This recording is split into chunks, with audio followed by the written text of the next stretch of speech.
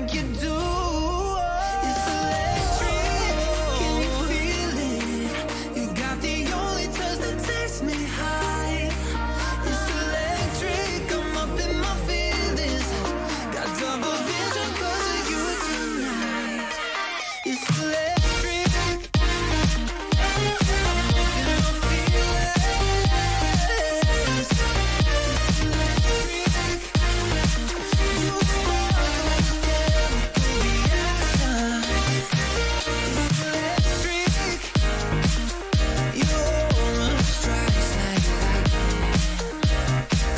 It's electric, no I ain't got a chance. I got no words, no words. It's electric, need you in the heart next to mine. It's electric.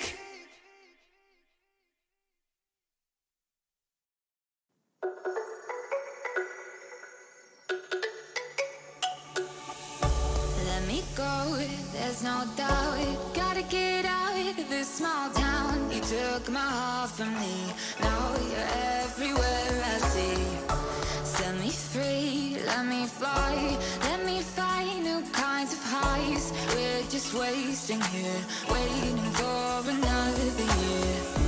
We both know the score. We've been here once before. So many words unspoken. You took my heart, it's already broken. You don't have to wait. I can take the pain. I will surrender. Let me go on a new adventure.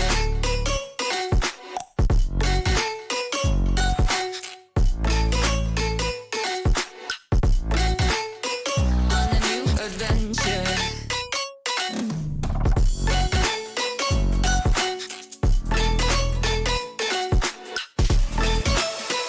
On a new adventure.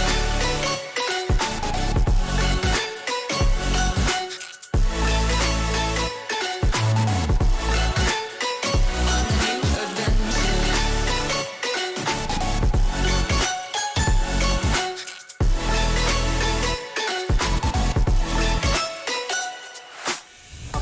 Let me go, it's my time. Watch me build another life. Find another space. Explore the world and find my place. Hope you find some peace of mind. Hope the night was worth your time. Threw my heart away. We won't see another day. We both know the score. We've been here once before. So many words unspoken. You took my heart, it's already broken. You don't have to wait. I can take the pain. I will surrender. Let me go. It's a new adventure.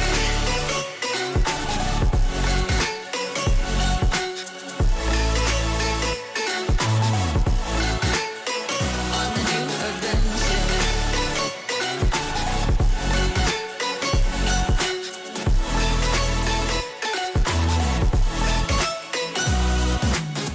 You find me dancing on my own. Nowhere to be, nowhere to go. In the rhythm, I don't think of you. Don't call me up when you're feeling blue. You find me dancing on my own. Nowhere to be, nowhere to go. In the rhythm, I don't think of you. Let me go. It's a new adventure.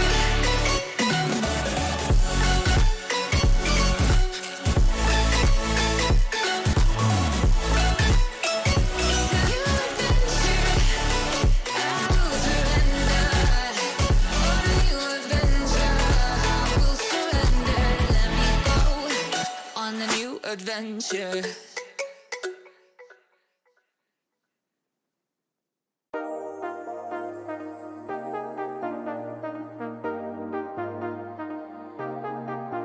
I got you and your vibes in my mind. I can't get them out, no matter how hard I try. I need you and your heart next to mine. Yeah, I'm all about keeping it you and I. When you're here, you spark chemical reaction.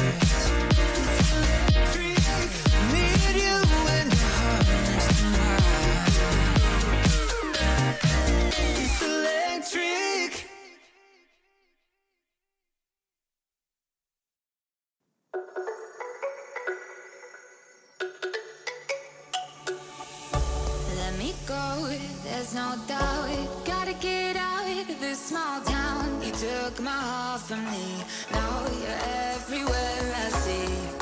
Set me free, let me fly, let me find new kinds of highs. We're just wasting here, waiting for another year. We both know the score, we've been here once before. So many words unspoken, you took my heart, it's already broken. You don't have to wait, I can take the pain. I will surrender, let me go on a new adventure.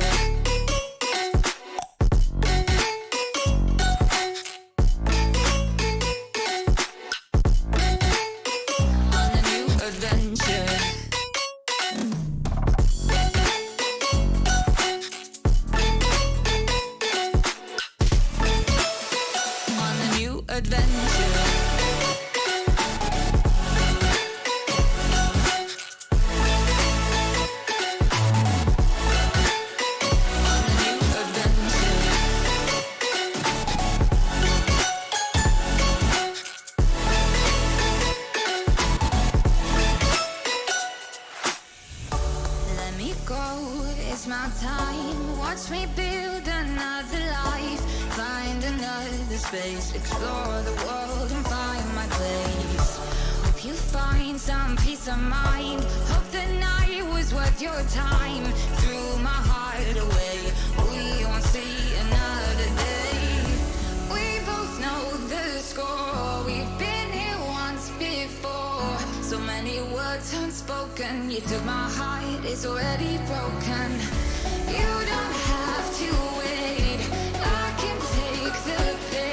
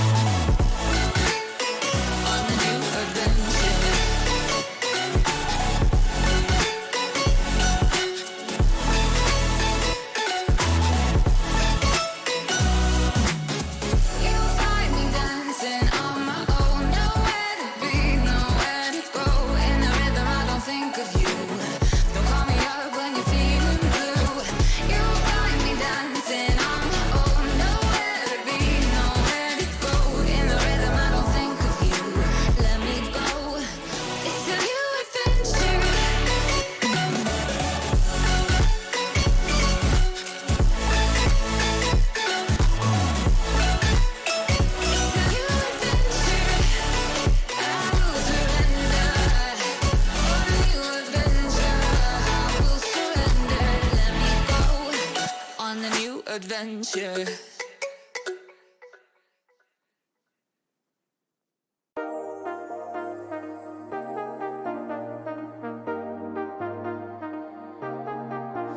I got you and your vibes in my mind, I can't get them out, no matter how hard I try. I need you and your heart next to mine, yeah, I'm all about keeping it you and I. When you're here, you spark chemical reactions. Your aura strikes like lightning. Got no words, I'm just drowning in attraction. Only one way to describe it. It's electric, can you feel it? You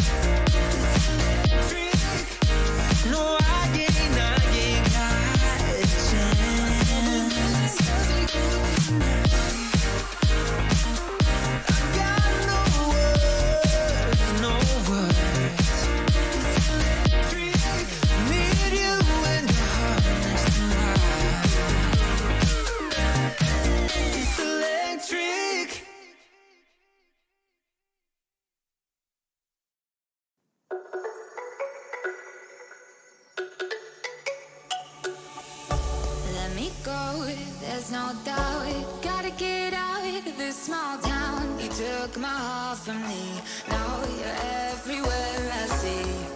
Set me free, let me fly, let me find new kinds of highs. We're just wasting here, waiting for another year. We both know the score, we've been here once before. So many words unspoken, you took my heart, it's already broken. You don't have to wait, I can take the pain. I will surrender, let me go on a new adventure.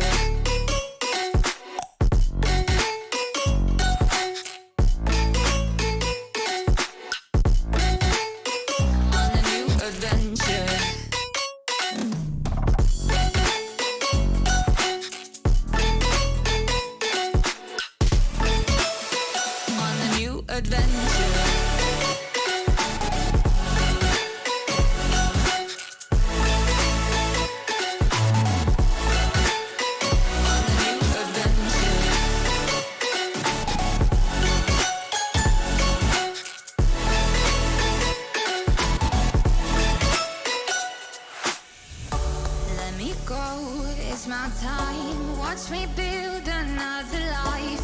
Find another space, explore the world and find my place.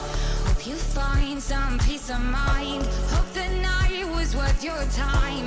Threw my heart away, we won't see another day. We both know the score, we've been here once before. So many words unspoken, you took my heart, it's already broken. You don't have to wait, I can take the pain. I will surrender, let me go. It's a new adventure.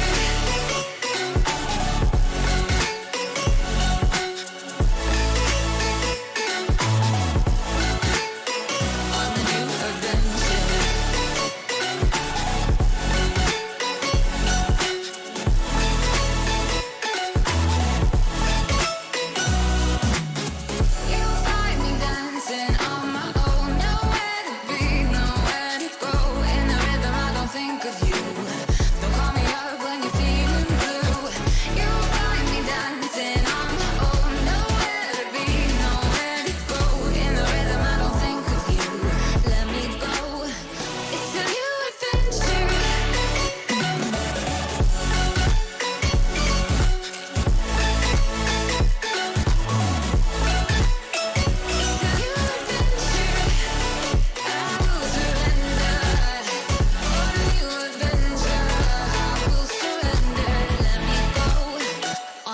Adventure.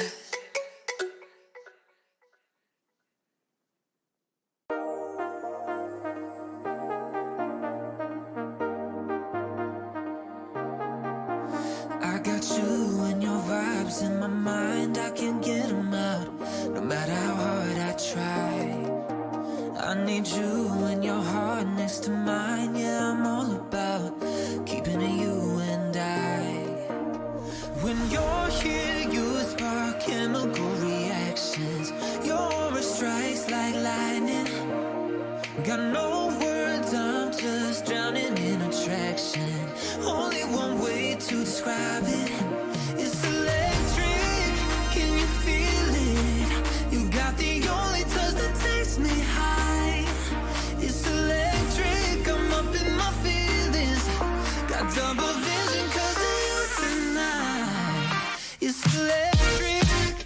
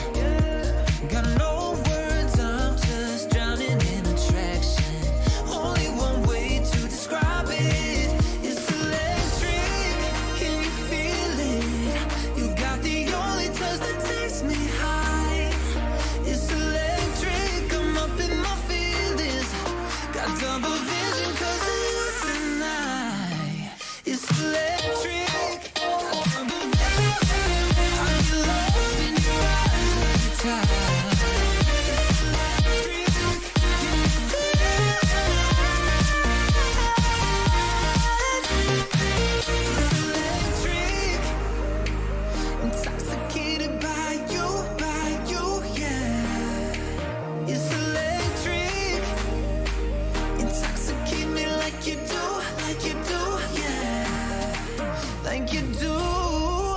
It's electric, can you feel it? You got the only touch that takes me high.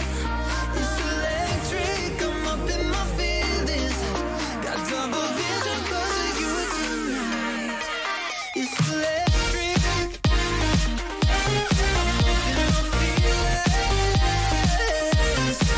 It's electric, you are the chemical reaction. It's electric, your aura strikes like lightning. It's electric, no I ain't got a chance.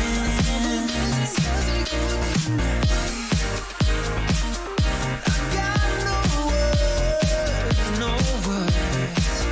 It's electric, need you in the heart next to mine.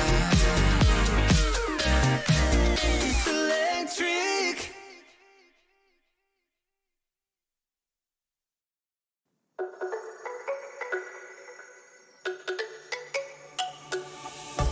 Let me go, there's no doubt. Gotta get out of this small town. You took my heart from me, now you're everywhere I see. Set me free, let me fly. Let me find new kinds of highs. We're just wasting here, waiting for another year. We both know the score. We've been here once before. So many words unspoken. You took my heart, it's already broken. You don't have to wait. I can take the pain. I will surrender. Let me go on a new adventure.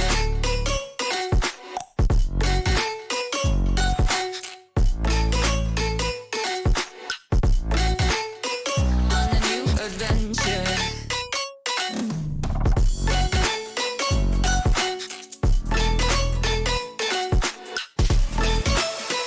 On a new adventure.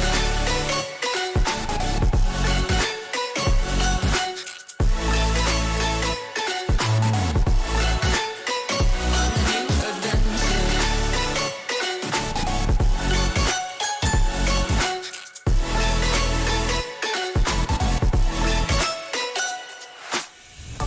Let me go, it's my time. Watch me build another life. Find another space. Explore the world and find my place. Hope you find some peace of mind. Hope the night was worth your time. Threw my heart away. We won't see another day. We both know the score. We've been here once before. So many words unspoken. You took my heart, it's already broken. You don't have to wait. I can take the pain. I will surrender. Let me go. It's a new adventure.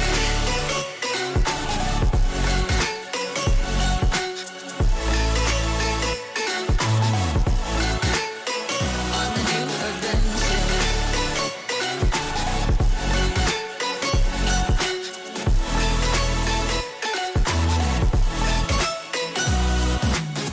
You'll find me dancing on my own. Nowhere to be, nowhere to go. In the rhythm, I don't think of you. Don't call me up when you're feeling blue. You'll find me dancing on my own. Nowhere to be, nowhere to go. In the rhythm, I don't think of you. Let me go. It's a new adventure.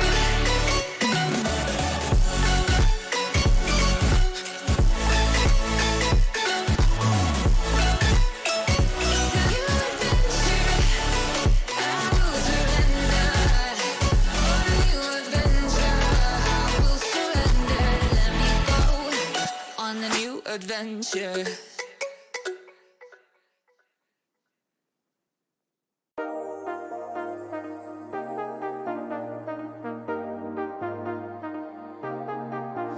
I got you and your vibes in my mind. I can't get them out, no matter how hard I try. I need you and your heart next to mine. Yeah, I'm all about keeping it you and I. When you're here, you spark chemical reactions. Got no words, I'm just drowning in attraction. Only one way to describe it. It's electric, can you feel it? You got the only touch that takes me high. It's electric, I'm up in my feelings. Got double vision 'cause of you tonight. It's electric.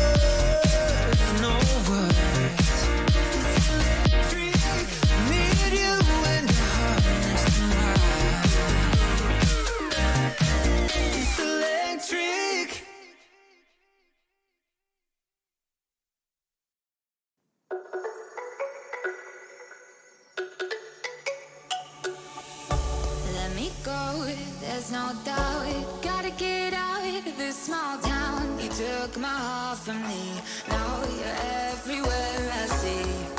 Set me free, let me fly, let me find new kinds of highs. We're just wasting here, waiting for another year. We both know the score, we've been here once before. So many words unspoken, you took my heart, it's already broken. You don't have to wait, I can take the pain. I will surrender, let me go on a new adventure.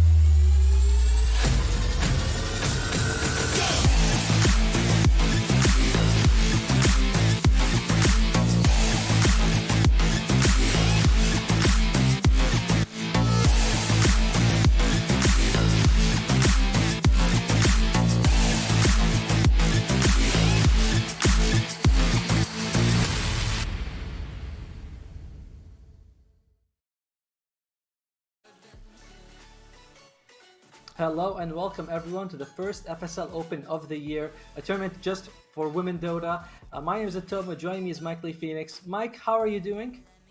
Oh, I'm splendid, Ottomo. This is I think my first time casting a female league, so I'm very, very excited to see how the Dota pans out. I've been on the rodeo a few times and it's been great every time.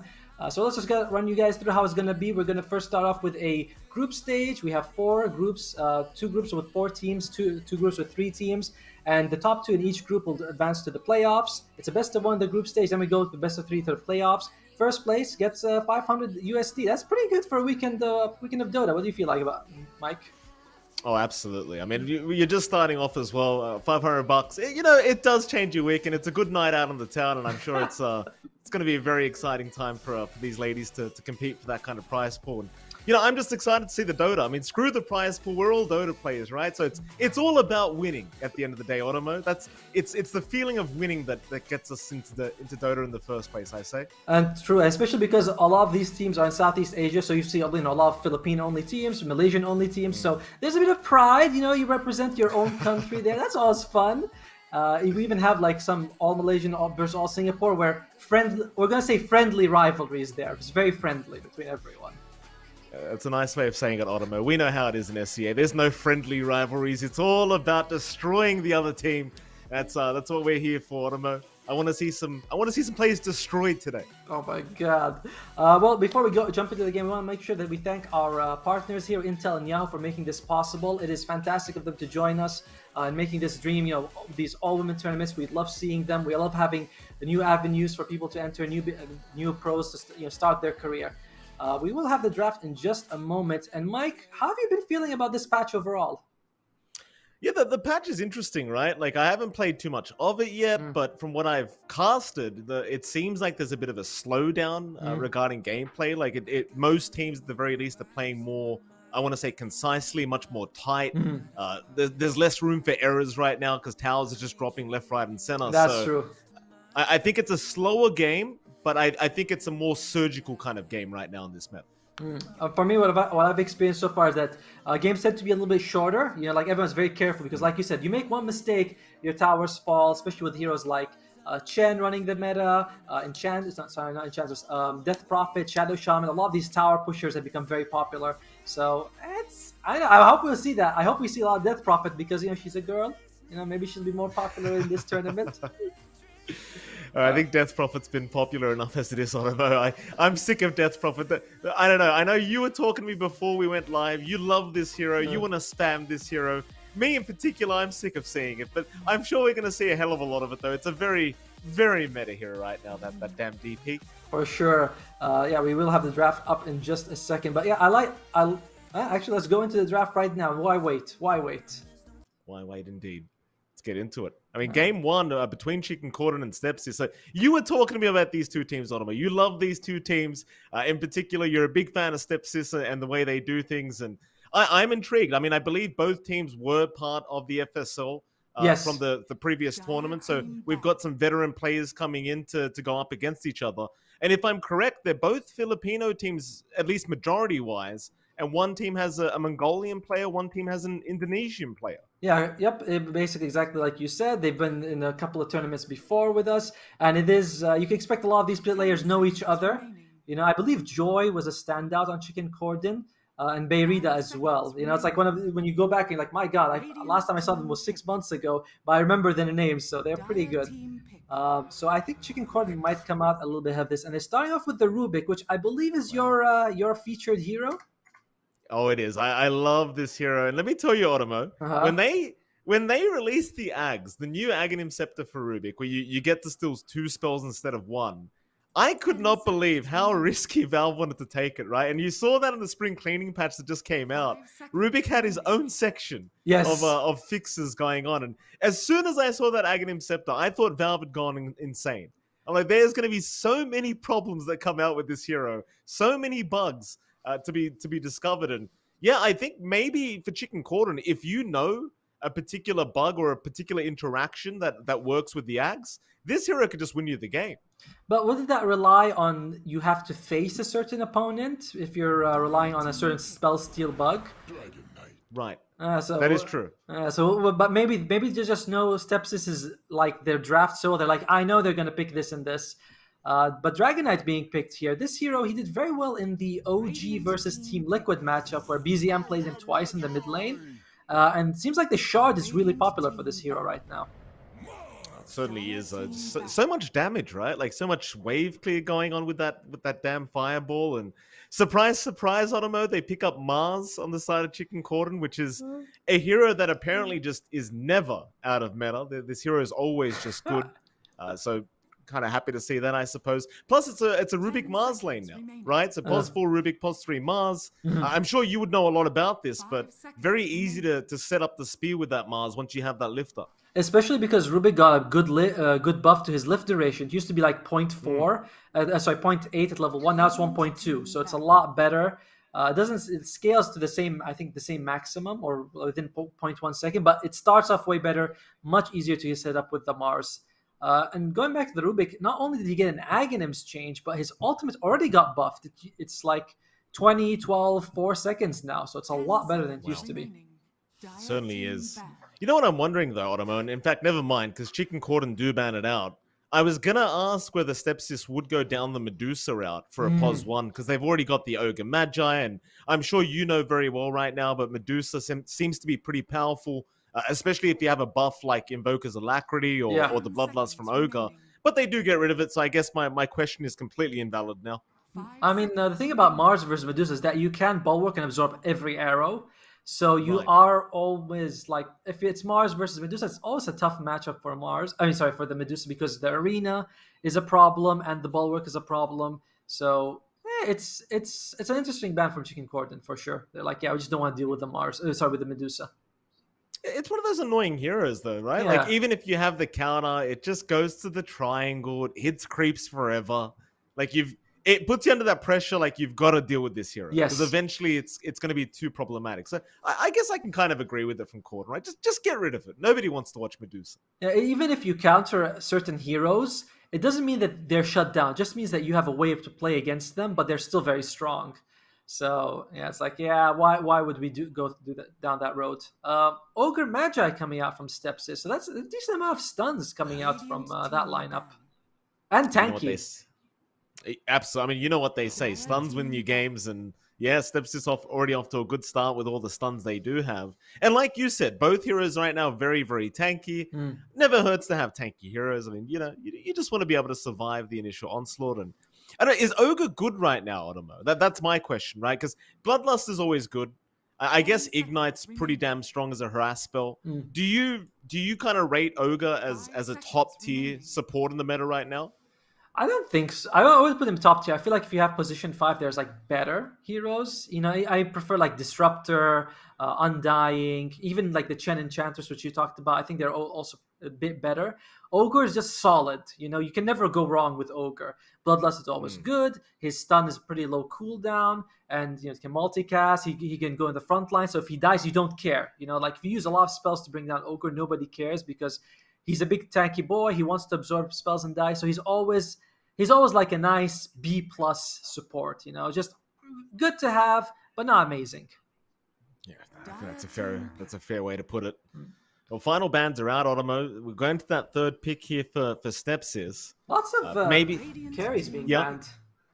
Yeah, very true. As they go into the Wraith King straight off the bat. Ouch. This is very hard to bring down, Like, I saw Ogre Magi and Drain. I was like, okay, that's tanky. Now you get Wraith King. It's like there's a lot to chew through to bring down just these 3 guys by themselves. Yeah, that is certainly true. I mean, you've got so many spells to throw out to try and kill all these people, and I find it fair enough for StepSis to go right into the Wraith King here.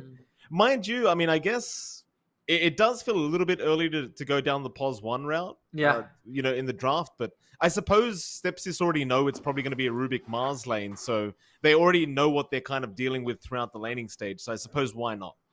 I think the Invoker for Chicken Cordon would be really good because, one, you have nice combo with Mars if you get the Cataclysm in the arena.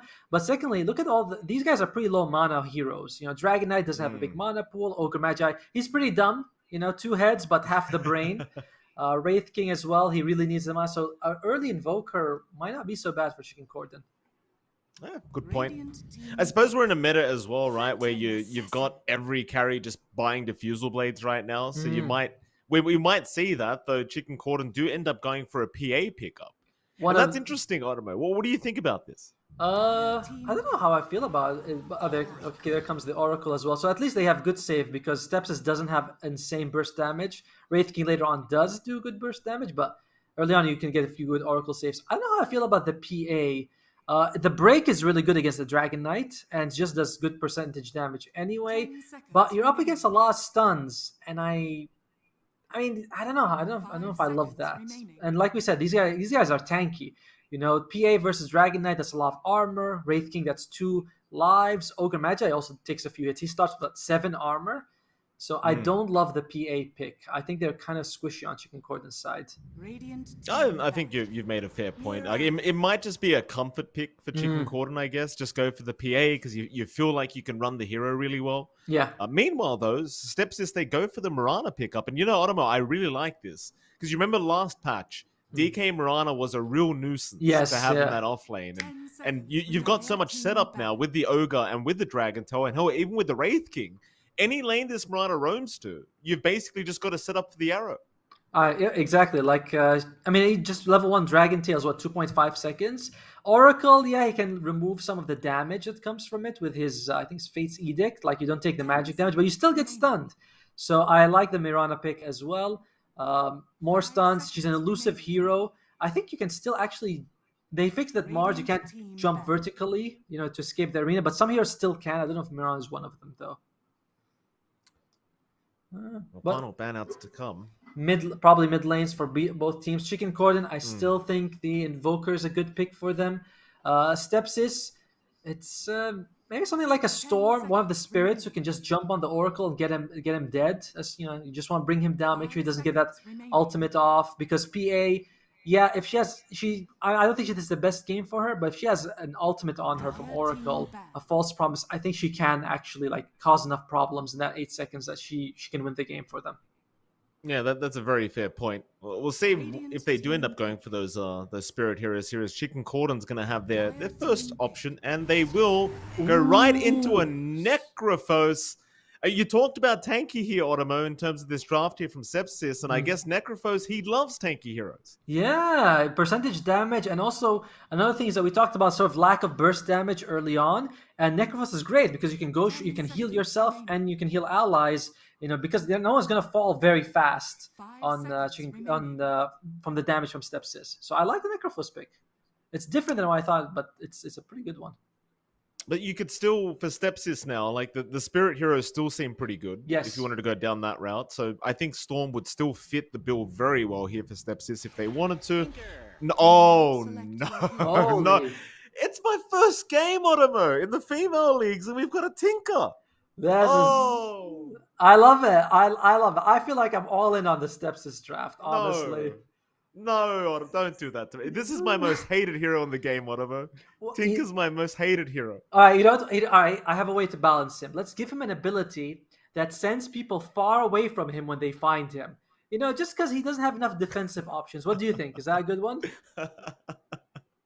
No more defensibility for this damn hero. I'm so sick of this Tinker hero. Though we'll see how StepSis wants to run. I mean, it does seem like a good game for her, right? Like you have so much spell damage now against the Necro. Lasers annoying for the PA. Yeah, if I'm completely unbiased about this hero, it does seem like it fits the bill. And Chicken Cordon, they don't, apart from the Mars, you don't have really great catch at all for this Tinker. It seems like a very free game. True. It's like, how are you going to get vision of him? Maybe if Rubik can get an arrow, you can get some vision of the trees. Mars and PA can jump him, but that's like a big, first I have to steal the Miran's arrow, then I have to arrow in a place where I think the Tinker is, then my allies have to be around. So it's like there's so many ifs and maybes that have to happen. StepSis, I feel like this Tinker is a free game for him. I don't think there's any way they can handle him. Time will tell, but I'm all in on StepSis. I'm betting my house on StepSis. Straight into the bet in the house. I appreciate that, Otomo. StepSis apparently being favored with this draft going into this best of one series here against Chicken Cordon. And Otomo, because you did say you like StepSis draft better, I'm going to go the other way. I like the well, I've got to, Ottoman, because I hate Tinker, so I've got to back myself up here and go for the chicken cordon gills. You're doing me dirty, Mike. We both think it's the same. It's fine. I mean, there is a lot of good on the chicken cordon side. I do think their scaling is pretty impressive. You have the Mars, the PA, and the Necrophos. The save is really good from both. Even Rubik with the shot is a great save. I love the lift on the allies. They're pretty hard to bring down. I just don't know how they're going to deal with the Tinker. Just feels like Tinker is just unbeatable this game. We'll find. Maybe the player just doesn't know how to play Tinker, and that solves the problem by itself. That remind me a lot of my pub games, Ottomo, with these damn Tinker players. Just many Tinker players out there trying to be something they're not. But I'm sure we're gonna have a fantastic time here with our Tinker. Hopefully. Oh no! If it's the opponent Tinker, they're very talented though. 100 games into Dota, and they're already that divine 16 win streak on Tinker. Just very talented generation. Oh, absolutely. So we are still going to carry on with this pause. It looks like, this pause. It does seem like we've got a bit of a brownout for the Mars. So hopefully things get well for Joy very, very soon here with the electricity, I assume. Hopefully. We'll hope. Until then, it's just me and you chatting, seeing how it goes. Not much kill potential early on from the chicken cordon supports. Rubik is okay. Oracle is also pretty solid in the lane, but not that incredible rotation that you can get from something like a Spirit Breaker or an Earth Spirit. Very true. It's one of those things. I mean, I personally love Oracle as a POS 5, but I do agree with you. Like, you don't really have that aggressive kind of rotation potential. You just sit in lane. You make sure everyone stays alive. Just sit back and relax. And I guess on the other side of things, up until you've got say Blink on this DK from Divine, you don't really have catch for this Oracle either. So that's true. Yeah. So unless you get the Blink up, this Oracle's going to have free reign in these team fights, I assume. And even though I've been on the StepSis train, I still am. There's a lot to be said about the fact that Tinker does need time to come online. He's not. I would call now he's a bit more tempo than he used to be before he had to get Boost of Travel and Blink Dagger to help. But now it's just Blink Dagger. But he still needs some time to sort of really be online, help the team. Not like a Queen of Pain or a Puck who just with the ultimate level 6, that's all you need to really have an impact. So there is a certain delay to when their lineup comes active. Wraith King farms, a Tinker requires Blink Dagger, Dragon Knight requires Blink Dagger, so they can't just go from minute 1. They definitely need some time to get their what do they call it? Chicks in a row, right? Yeah. That was very good. Thank you for that pun, Oliver. Yeah, chicks in a row, I'd say is. Yeah, well, we'll see if Zafridi gets a chance on this Tinker to get to that point where he can actually just start joining in and getting very aggressive here in this game number 1. So, yeah, it should be a very, very fun game to watch at the very least when we do get it unpaused. I didn't catch. Go on. I was gonna say it'll be awesome when we start. Until then, you're just gonna have to wait. Actually, though, and you know what? In fact, why should we sit here and talk and waste everyone's time, Mike? We got nothing useful to say. So what we're going to do is instead we're going to take a little bit of a break, a couple of minutes, just make sure everything's fine and dandy. And once both teams are ready, we'll be back to you guys with the game. No pauses, hopefully. Sounds good to me.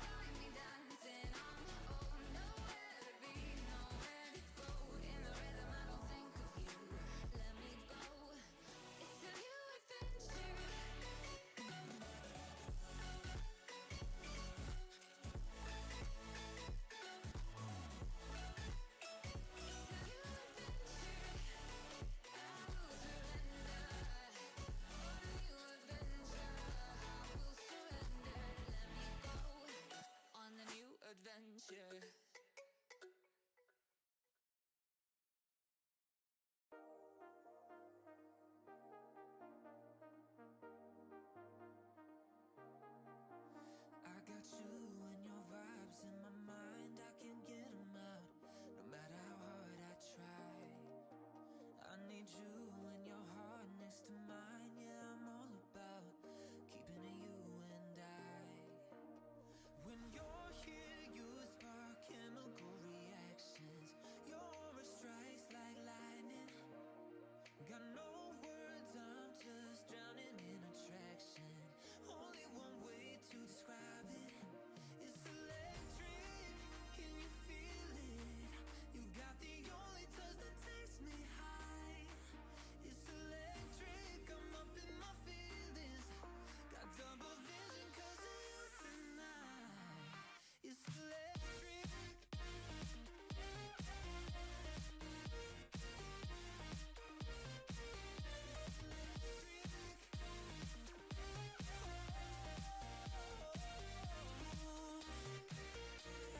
Lost in your eyes every time. There's no turning back.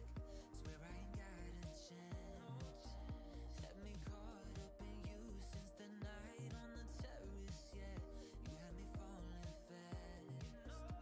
When you're here, you spark chemical reactions.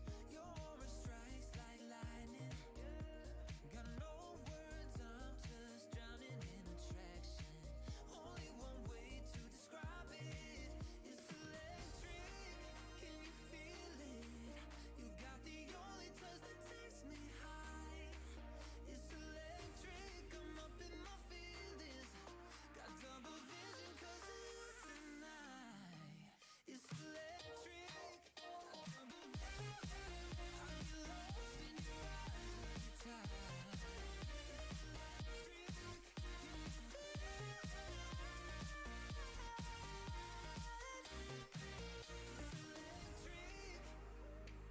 Intoxicated by you, yeah. It's electric. Intoxicate me like you do, yeah. Like you do. It's electric. Can you feel it? You got the only touch that takes me high. It's electric. I'm up in my feelings. Got double vision 'cause of you tonight. It's electric. I'm up in my feelings. It's electric. You spark those chemical reactions. It's electric. Your aura strikes like lightning. It's electric. No, I ain't got a chance.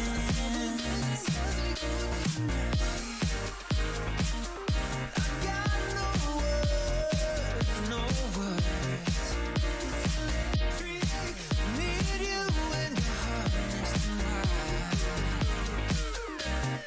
It's electric.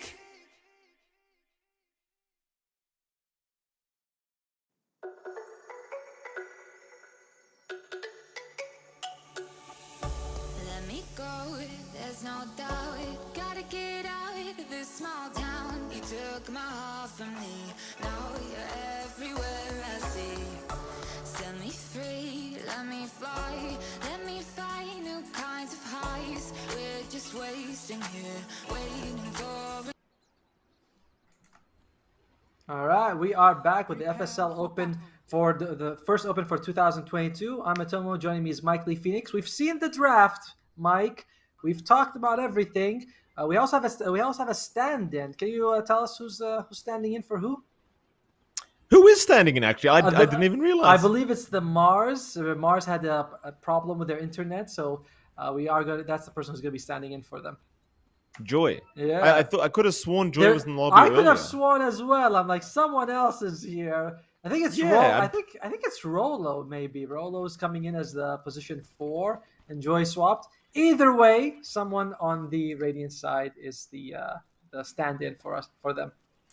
Yeah, that's cool. Whatever, whoever wants to stand in, I'm happy with it. Doesn't matter. I'm just here for some good Dota, and I can't wait to see these lanes break out. Onima, but it does seem like both teams are kind of setting up for a first blood attempt here at these bounty runes. Problem is, nobody from the other side really showing up. Yeah, ships that sail through the night, you know, they pass by each other. No one, they don't even realize that they're right there. So unfortunately for them, the Radiant Ward for the mid lane was planted about 2 seconds before the Dire Ward. So they might have seen that ward being planted. They might be able to get a nice D ward off. Yeah, J&A is going to show up down at the top side of the boundary runes and actually gets away with it. So it looks like they weren't quite expecting the Mirana to just sneak in and take it, and it is going to be a 3-for-1 trade on the bounty runes. So a bit of an advantage here towards the Dire end. StepSis starting out strong with this. I mean, we already talked about them. They do need a little bit more to get going with because they have the Tinker and the Wraith King, and this is just what this helps them out a lot. You know, basically 2 bounty runes more than the enemy side. Yeah. And let's start off. I was going to say, let's start off with the mid lane. Like, you talk to me about this Tinker versus Necrophos matchup. I don't get to see this very often, Otomo, but who do you think should have the advantage going into this mid? I mean, Necrophos doesn't really care too much about being blinded, so he should be able to farm pretty well. But at the same time, he won't be able to harass the Tinker too much either, because, you know, Heartstopper, he's going to be out of range a lot of times. So I think it's just going to be a farm for both, and I think Necrophos might come out a little bit better, though.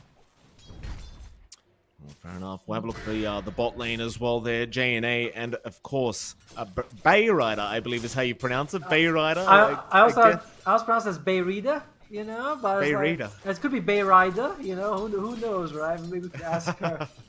But yeah. So Bay Rider and the PA against the Vine and J&A. DK Mirana lane. We talked about this, Otomo. It tends to be pretty powerful if you can land that Dragon Tail. Yeah, exactly. Like 2.5 second stun's more than enough to get a good arrow off. Especially on the Oracle, I don't think you want to ever go for the PA. I don't think that's worth it. But yeah, if you can get on the Oracle, you might be able to set up for an easy kill, especially level 2 around that time. But the Elegance reaching level 3 here. What's it going to take? Another point Heartstopper? I think you don't get much bonus regen from leveling up Heartstopper compared to like an extra 1 regen a second. Does end up going for it though, interestingly enough. So it seems like he does want the Heartstopper maxed out. And I suppose while we have a chance, Otomo, we should go to that last lane we haven't discussed yet. At top lane, you've got Joy and Rolo there against ZZ Chicken and Anako, or Akeno, excuse me. And you saw that spear being missed, unfortunately, there from Joy, but this lane as well. Do you think the Rubik Mars has the advantage, or does it go the other way? I kind of like the Wraith King and the Ogre more, because I don't think they have enough burst damage on their inside to bring down the Ogre. Like you saw just now, right? They did the combo, he went down to like half HP on the Ogre. So, but Rubik, you catch him, he's dead. It's gonna be a bit hard to catch him with the Mars protecting, but if you can get, I prefer the StepSis. You know, I prefer the Ogre and the Wraith King more for sure. Okay, fair enough. I mean, it's certainly not going to be easy to take either of these heroes down at the top lane, so it makes enough sense. Even if you land that spear, it's not really going to matter too much. Well, they are actually getting at it right now. Joy copping a fair bit of damage here on this Mars, but it's going to be okay. Looks like Akeno doesn't really want to get too involved here, so it just leaves him be. Yeah, Akeno is actually farming pretty well as well. 10-3 to the 8-0 from Mars, so that's going to give him a bit of an EXP advantage getting all those denies in. And I feel like the Ogre, we kind of talked about, we said he's kind of like a B-level support. But in the laning stage, he's one of the best to have. You know, like there's really no... Look at him, he just walks to 2 heroes, he doesn't care. He's manning up. Chicken. Yeah, he'll be fine. He'll back off for now, but he's creating plenty of space here for this Wraith King, so Akeno having a very good time right now on this Wraith King, just completely free farming. No issues whatsoever. Though I suppose I could say the exact same thing about the PA across the map. Yes. It doesn't seem like Divine and J&A have had too much impact. In fact, they just miss an arrow onto that PA. Creep getting in the way, and well, they just aren't able to slow her down. J&A has 7 CS, almost as much as Divine. And that's one of the nice benefits about playing Mirana. You can just throw an arrow into like this giant satyr right in front of you, get 70 gold, get some nice experience. And we might see her do that actually. Where's she going? Might be just going to secure the River Ruin instead though. Looking like he wants the Water Rune there and should be able to... No, he won't make it in time. Elegance. Oh, he's got leap. He's got leap. Out. He lands a very nice arrow. Now the rockets to fly out. It's going to be plenty of damage. No Ghost Shroud available right now for Elegance, but it won't matter. He does just Death Pulse and walks his way out. Still a very nice steal coming out from this Mirana. Yeah, I had to use 2 leap charges, but well worth it to deny Necrophos. Zfrita did almost die on Tinker. Actually, that's risky. Is that going to kill her? Oh, it will. The Freedy going down. Elegance able to pick up the kill on the Necro, and that was basically a solo pick-off here for Elegance. I mean, we said that, you know, Tinker, we think it's a free game, but you have to be pretty good at the Tinker. Meanwhile, Joy? Top lane now. Yeah, Joy's in big trouble. Body blocks coming out from Chicken, though he does fail in the end as Akano gonna move in. They are unable to get the job done. So Joy barely surviving, and they do have a salve available, so he'll be able to remain in this top lane. Yeah, unfortunately for them, like, they couldn't get the kill, but still getting that salve out, still 110 gold. You know, you're still forcing a little bit of commitment from the other side, so it's something, you know, something to be happy about. But oh, there's a stun lands from the Dragon Knight, but no follow up from Mirana. Absolutely not. Been a bit uncoordinated, I'd say, between Divine and JNA so far. I haven't seen a big Dragon Tail arrow, though. Top lane again, Joy actually going to go back in onto Akano right now, but they are unable to finish the job, so instead they'll try onto Chicken, but she's happy to man up here against Joy, and now with the arrow, JNA, a very nice rotation. They might even find a second as Rolo. He's going to try to run, but Akano's got the stun out, and you should have a secondary kill to come out. So nice, very fire. JNA still chasing it down. Unable to finish the job, but a very nice rotation regardless here from JNA. Yeah, I mean, that was the big kill that they wanted. They were able to get it for themselves. Oh no. Oh boy. Yeah. Elegance, she's got that level 7 up now, and with the Reaper Scythe, it's just so easy. I mean, we said, you know, I said I prefer the Necro. You know, I think Necro does a little bit better than Tinker. He should be okay, but I did not think he'd get 2 solo kills. And one of them is a scythe kill, so that's 3 bonus HP regen, one mana. It's not a big deal, to be honest. It's just a little bit of regen, but it adds up. It's a devastating lane right now. Oh boy, and JNA is actually going to rotate to try and help out here against Elegance, but Elegance, I feel like she's gotten too far ahead at this point. Like 34 and 6 in CS and 2 kills onto this Tinker. You talked about how hard it is for a Tinker to get to a point where she can actually help the team. And with these 2 deaths, it's just going to be that much more difficult. Yeah, it's going to take her, you know, it adds a couple of minutes at least where she's not going to be contributing to the team. And of course, Elegance, it's not like just the Tinker's being shut down. Elegance is now more than 1,000 gold ahead. So she's going to be able to contribute a lot to the team. What's she actually building? Let's look at that for a second. It just has a couple of null talismans and something. What's in the courier? Flying out. What's that? She's going for power treads? That's interesting. Certainly is. Not something you see every day, but I guess just wanting to be that kind of tanky core, and I mean, why the hell not? Even getting a keen optic now as well, so just extra kind of range here for the Necro. A very, very nice time indeed. How these other lanes going though? Oh, there you go. Divine. Yeah, arrow, it's going to connect onto the Oracle, and there should be no way to save as Bay Rider is going to drop, and well, the PA, all she can do is get back to farming. Yeah, this is, I mean, we were talking about this combo. Finally, it happens. You know, if it happens once or twice, that's really all you need to do to get the lane going for you. So, Divine, putting up ahead in terms of net worth. He really needs to, I mean, sorry, she really needs to, because the rest of the team, Wraith King is not going to help you much, and Tinker's been shut down, so it's going to be a lot on Divine to get the ball rolling for her side. I bet. A lot of pressure here on Divine to make sure you get that blink timing. What's happening here though? Lane. JNA getting a bit cheeky. Yeah, lands the arrow and denies the rune. I'll be honest. I think JNA has been playing the best so far on the StepSis. Like, she rotated top, got the Mars kill, helped them get this kill in the bottom lane as well. The Oracle. Like, she's been putting up a really impressive performance so far. Boy, got to be very cautious here as Akano moving in to try and get some damage off, but now the turnaround. Rolo's around on that Rubik. They might be able to secure Chicken here as he's going to keep trying to fight back. Joy still manning up. We'll be able to get it as Akano not going to be able to help out. They tried their best, but they will lose this Ogre eventually. It seems like this Radiant team is still just having a very, very good time. No arrow? No arrows in the throat. Lane. Oh, Reaper side. Elegance there again, and this Necro, Otomo, it's going to be a real problem. That's the second Reaper kill, is the third kill overall for her, and top lane, oh, they do bring down the Mars though. You know, Zephrida, she is being active, so that's going to be helpful. They trade offlane for offlane. I guess it benefits the Necro a little bit more just because she gets that extra regen, but at least you're getting something out of the Tinker now. That you are. It's very, very important for this Tinker to get going. Only 400 gold away from the 500 gold away from the Blink Dagger, so not too bad. You've got nothing else, right? Like Right. no boots, no nulls, nothing. We're like, yeah, it's not that bad. She's rushing Blink Dagger and she still won't have it until like 11, 12 minutes. But hey, Oh, top lane. Akano. I mean, you've got Reincarnate available. Oh, JNA, that's a very nice arrow. Saving the day. Not even expending the Reincarnate and now the turnaround.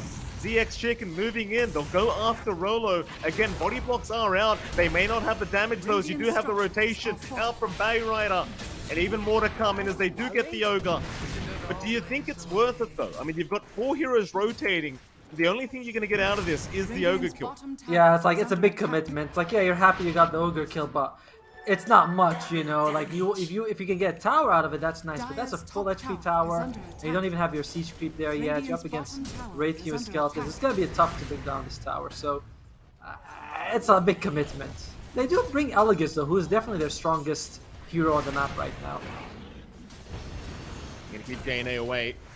She'll throw some arrows out to try and scout out that tree line, but ultimately with the siege creep up, this top tier 1 tower is not going to last. The thing is, the exact same things happen down at bot lane.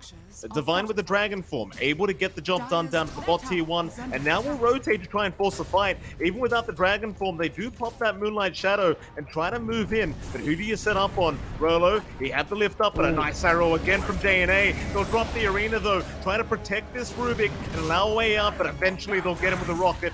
That's one down, but can they get the Necrophos? That's the big target, and it looks like Elegance is going to be completely surrounded, but now the Reaper's Scythe got the DK down. Elegance still running, still healing up. Akano trying her best to keep up with this hero, but oh, the arrow, not going to land either. JNA not able to land it as Joy with the false promise now. Going to be able to run out, so they may even find more. Akano trying to arm the toggle up. It's not looking good for her though, as she needs to retreat. As now ZX Chicken will be chased down. And I love the kiting in and out from this Radiant side. I mean, Otomo, they just do it perfectly. That was so good by Chicken Corden. It's insane. Like, yeah, they lost the Rubik early, but who cares? They were able to get so much in return. StepSis, they ignored the Oracle. They want to go for the Necrophos. Necrophos gets an ulti, heals like crazy. Then they go for the Mars, and Oracle was still alive because no one targeted. Like, Chicken Corden played it so well. You know, I don't want to put too much blame on StepSis for ignoring the Oracle, but everyone else was juggling the aggro so well. And remember we were talking about that power treads from Necrophos. He's also going for Lotus Orb as well. So much survivability on this hero. That should help. It's very, very tough to take down Elegance right now, that's for sure. And again, just buying so much time here for the Necro to keep going. As now a smoke is up. JNA and Divine, they feel like they need to get something done. No blink up yet, but they're going to run right into Joy. That'll be a nice setup for JNA, but she never throws out the arrow. Maybe just not confident in the ability to take down this Mars, and now Joy will happily chase her down. So Divine, he's been caught out. You've got the lockdown as well with the root into the spear, and they should have plenty of damage now that Elegance has shown up. That'll be the 5th kill for this Necrophos, and well, StepSis, they are still going to find themselves struggling. Yeah, I mean, it was weird that they wanted to kill the Mars with just Mira. Like, Mira doesn't even have any points of Starstorm, so she's not really doing much damage besides the arrow. And they're like, yeah, we can't kill the Mars, but we already threw the stun, and I think that they could have thrown the arrow anyway just to help Divine run away. You know, it's like, if we're gonna leave, we might as well just throw the arrows to survive. Smoke come out from the Radiant side, though. Yeah, counter smoke here, Rolo. Gonna have his smoke broken, though, by Chicken as JNA. Be fine, even with that Fortune's End. So they do want to defend this bottom tier 1 tower the best they can. And it looks like just with forcing the Tinker back down to this bot lane, that's going to be enough. The side of Chicken Corden to just happily back out. No need to rush. Despite how the way the game is going, it's only 1k advantage for Chicken Corden. And like they're okay on the dark side. And I do think the dark side takes a little bit longer to get online. So they're behind, yes, but this might be expected. Zfrida though, oh dear God. Yeah, Joyce hasn't got an arena up, but she could still land a spear, and she does very nicely. There's still plenty of heroes, but with the Reaper's Scythe from Elegance, there's just no chance of survival. Oh boy, and you've experienced this before, Otomo, in a pub game when you're against a Necrophos doing this well. There's no stopping it.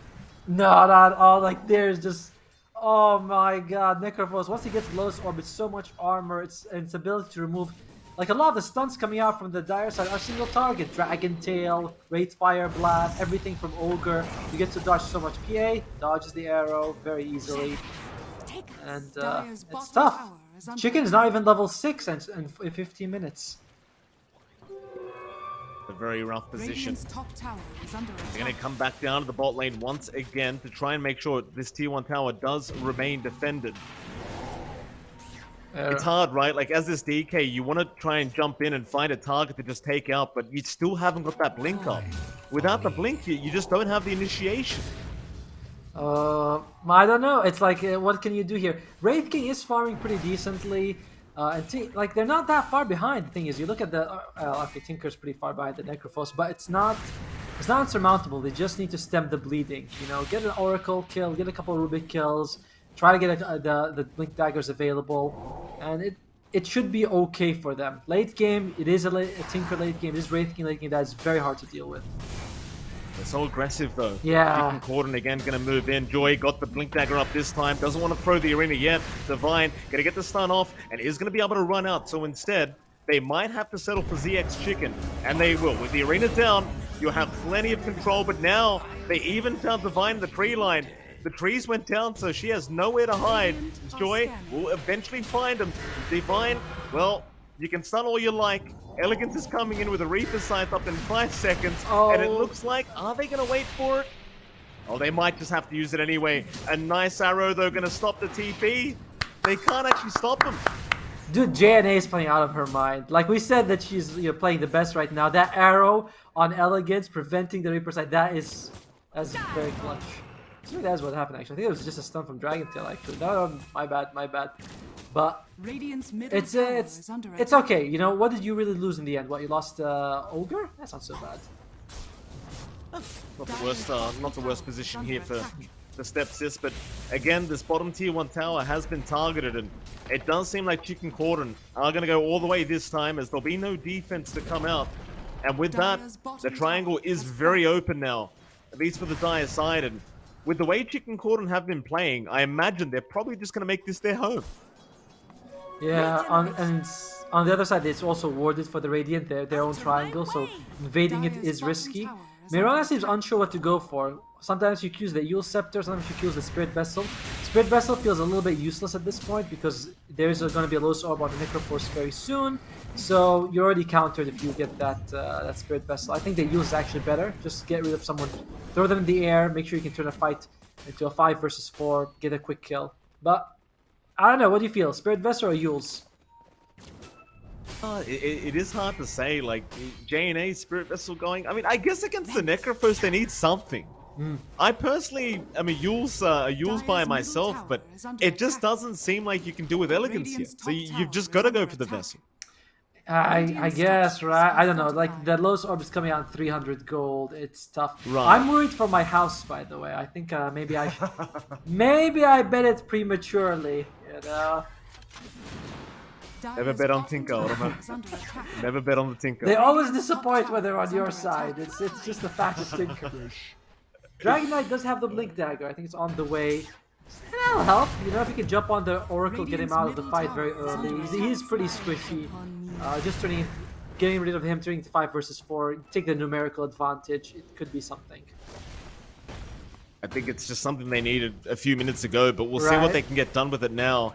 I mean, you've got to go for a smoke with this, surely. You can't really just sit back now. You've got to go for that big surprise reveal and get some kind of a massive pick-off. Hell, even if maybe they jump Elegance, with a long arrow duration, you might have enough time to take her out, but I suppose they might want to go for an easier target. They might have spotted this. They look at how deep the Radiant Ward is. They smoked near it, so I think they have been spotted. You can see how Corden Blue, they're sort of grouping up. They're like, yeah, we think there's a smoke coming. And they're just going to hold hands, make sure nobody gets caught. Right past the bounty. In fact, never mind. Divine will take it for herself. Still looking for a target, but everyone's grouped up here from Chicken Corden, so they're not giving the opening away. That should mean the smoke amounts to nothing. In fact, Chicken Corden might be the ones to move in mid lane because they've seen Akano. The arrow is not going to connect. JNA though, Reaper Scythe immediately out. They are just not going to play any games with JNA. Right into the kill, and now you can just go right back into that dive triangle if you really wanted to. The only good part about that was that it wasn't a Reaper kill. Rolo didn't get the Fate Bolt out in time. But yeah, it's another kill coming out for Chicken Corden side. 11-4. Only 2,000 gold advantage, but it feels more with the pressure that they're putting on. Oh, X-Chicken. Oh, Joy. Yeah, she's in. They've got Chicken. Rolo will be there with the follow-up, and of course, when Elegant shows up, there's no chance. There'll be another to go to the way of Bay Rider. And I don't think they quite have enough damage to take down that tier 2 mid tower yet, but they are certainly controlling the area very aggressively. There's 4 sentry wards in the dire triangle. 4, Mike. Jeez. Like, what is this? They're blocking one of the ancients, and they have one of the cliff. Oh my god, that's insane amount of sentry wards. They really want this triangle for themselves. But they do. That tier 2 mid tower, even though I said it wasn't going to be that easy to take down, with the PA showing up, it does become a lot easier. As the glyph will be forced out, but that's before the siege creep. Maybe a bit of a mishap there, because now you could certainly go for the tier 2 mid tower. Still, they are going to show up for the defense. Divine will jump in onto Joy. There'll be an arrow to follow up. Maybe they've got the damage with the Lotus Orb. He'll tank up, and now the false promise to come out. There's no killing him. A massive arena out from the Mars as Akano just trying to back out. But that the reincarnation life down, and now they're in big, big trouble as they'll move in. StepSis, they'll move their way out. And they'll have a chance. This team fight is practically over for StepSis, and it seems like Chicken Corden should get the tier 2 mid, no problem. Joy might be wanting to jump even more, though. She's kind of angling for it. And Blink, misses the spear. But Divine still gets hit, so she won't be able to get out of this. Arrow comes out, but it's not going to happen. Oh no, they do get the Mars kill. Yeah, they've got Reaper's Scythe back up as well, Automo, so you could lock down this Tinker if you really want. But it seems like they'll let him be. Go back for the tier 2 mid, and it might just be time for Roshan. I mean, you're about 100 gold off the Desolator here for the PA, so maybe just farm that up and just go straight Roche. Ah, man, it is looking pretty tough here for StepSis, but no, they don't care. You know, they just want that free. You know, you have a DD Ruin. That's better than the Deso, kinda. Certainly is. It does wear off now, though. At least without the Desolator, it's taking a bit longer, so StepSis do have a chance to try and intervene if they get a whiff of this. You have plenty of scouting potential with that arrow. Last time I saw the arrow, I think she was using it on a creep, so it doesn't seem like they're going to be able to get it in time. And it's just going to be a free Aegis here for the Radiant sign. And the PA gets it as well. Arrow does come out at the very last second, but it's too late. Oh, and a nice arena. Joy catching 2 supports out, and look at that. An immediate crit out for the PA, cleaving them down. That's a great initiation from Joy. That was completely blind, I think. Yeah, I mean, yeah, I think they saw the arrow come out at the last second, so they're like, all right, they're around us because they're throwing arrows into the Roshan pits. They just jumped into it. I told you, Joy last season was a standout, and she's proving it in this game as well. What a performance. Certainly is a joy to watch, Automo, I'll tell you that. Come on, you can't. No, Mike, no. No, you can't do that. I must be becoming a dad very soon, Automo. Must be very, very soon with these terrible lines I've been coming up with. God. That's alright, it's Top alright. lane. It's alright. It's okay, you know? Like, you look at Chicken Corden and they're just pure elegance, the way they're playing. Oh, stop it, Automo. That was terrible. You started That it. was terrible. You started it. You can't do that. Is under attack. Oh, I almost missed it too. My God. Smoke out. So Like StepSis. 15% chance for StepSis. Do you agree with this? Do you think they have a 15% chance? I'd say it might even be lower than that, quite frankly, Automo, with the way this game's gone. Like, they just, it's just a 6k net worth lead here. In fact, hold that thought, because we do have a jump in. I think we got to see more of that, Automo. Yes. I think we've got to see more successful smokes. You're right. I mean, like that's like a nice 500 gold. It's a bit of experience. Like they need to get these going. And but when team fights happen, for some reason they always seem to go on the Mars. Like we saw that twice happen. The top lane, the Mars was able to get false promise. Mid lane again, the Mars got false promise before she died. So they must not like Joy. You know, they're like, we don't like Joy. She gossips about us. She makes fun of us in pubs or something. And like, yeah, we're gonna go for her every time. 3D. Show up mid. Will TP away down a bot side though. Could be another big initiation here for Joy if she does make it. Nice arrow. Nice arrow though, JNA. Stopping the defense coming in, but Joy's cutting them off. On the Mars, she's moving in from the other side. They've got Chicken on that Ogre locked down. It won't be the biggest kill, but it'll be something. As Joy's actually running off, she's looking for more. They won't find it, but they'll get the Reaper's sight. No playing around. They're sending this Ogre straight to the graveyard. There's even Divine now. Ooh, nice. Almost getting taken down, but the damage is not quite high enough. By the way, Elegance has, what, 18 HP regen and 6 mana. That's pretty decent, you know, at this point of the game. 18 HP regen with the Ghost Shroud. It basically makes her unkillable at this point. Oh, and an Aeon Disc! There you go, that's fun. Good luck now, huh? There's literally just no way to kill him. My problem with Aeon Disc is that if you are using it, like if you Reaper Sight and then it procs, you do no damage. You can't kill people with it. So that is the only issue. I have that happen a lot whenever I play Necrophos and get the Aeon Disc. But I imagine Elegance, you know, it's just much better than me for sure. So I don't think that's going to be a problem for her. But it is something that might cost them in 1 or 2 engagements. Oh, certainly so. I mean, I think Aeon Disc, if you ask me, Otomo, I think that item should just be deleted. I just think it's just an annoying item to have to deal with. You know, once it's always the item picked up when a team's got a lead. Yeah. You know, and it just makes it impossible. But I mean, that's fine. I don't think that Dota should always be, like, there should be ways that you can end the game. Like, if you're ahead, you should have an advantage, and Aeon Disc is a good one. By the way, what is Tinker's items? He's got Blink Dagger and Aether Lens, and that's it. It's wrong. It is wrong. Well, I mean, we talked about it. You get a slow start on Tinker, you're not going to catch up that easily. They jump in. Akano almost finding the PA, but she has the Aegis as well as the False Promise. So it's not going to be that easy. She will get healed up, and she might just survive, and now Joy's in. There's the arena down. Joy's setting up onto Zafridi, and they'll make the jump right in. The PA taking her down already. No buyback available for the Tinker, as they even found the reincarnation life, and somehow Joy is still alive throughout all this initiation. Going back in, finding another. There's your Reaper's Sight. Akano, she'll try and man up here against the Necrophos, but it's not going to be enough. In fact, Divine now getting caught out as well on the DK, and that might just be another. I mean, it is looking so... I mean, it's basically, as honestly, it's kind of looking over. I will be casting from the streets in the next game, I'm sure. But Chicken Cordon, you know, last season they played really well. StepSis has always been sort of middle tier in these tournaments, and unfortunately for them, they just kind of drew a bad lot within their first game. I like their draft more. Honestly, I still think like the StepSis draft a little bit more than Chicken Cordon, but they played so well. You know, Chicken Cordon, they played phenomenally, especially against that mid lane.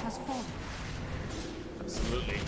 Chicken Cordon doing a splendid job here as they'll go for that second lane at Barracks, and keep in mind, every lane is open right now. There's no outer towers left here for the Dyers, so StepSis, they've got to find a way to defend if they wish to continue this game. It is a best of one after all, so you don't really have a second chance after this. They do move in. Akano does get a stun into an arrow setup, but that is going to be onto the Necrophos, and that's not an easy target. Meanwhile, Reincarnation still down. She might drop here. She'll try to armor toggle out, but Akano still trapped up in the arena is going to go down. I believe that's a dieback. No dieback. Yeah, it was. Oh, well, they got the arrow on Beirida, but they just got no damage. The Tinker is so far behind. No damage items. Wanted to rush the Aghanims and still needs 2 components. She's gonna push out the top lane at least, but it doesn't actually matter because everything's exposed. Yeah, Divine's down again. She does have buyback on the DK, and she will commit it straight away. But who can you actually kill right now?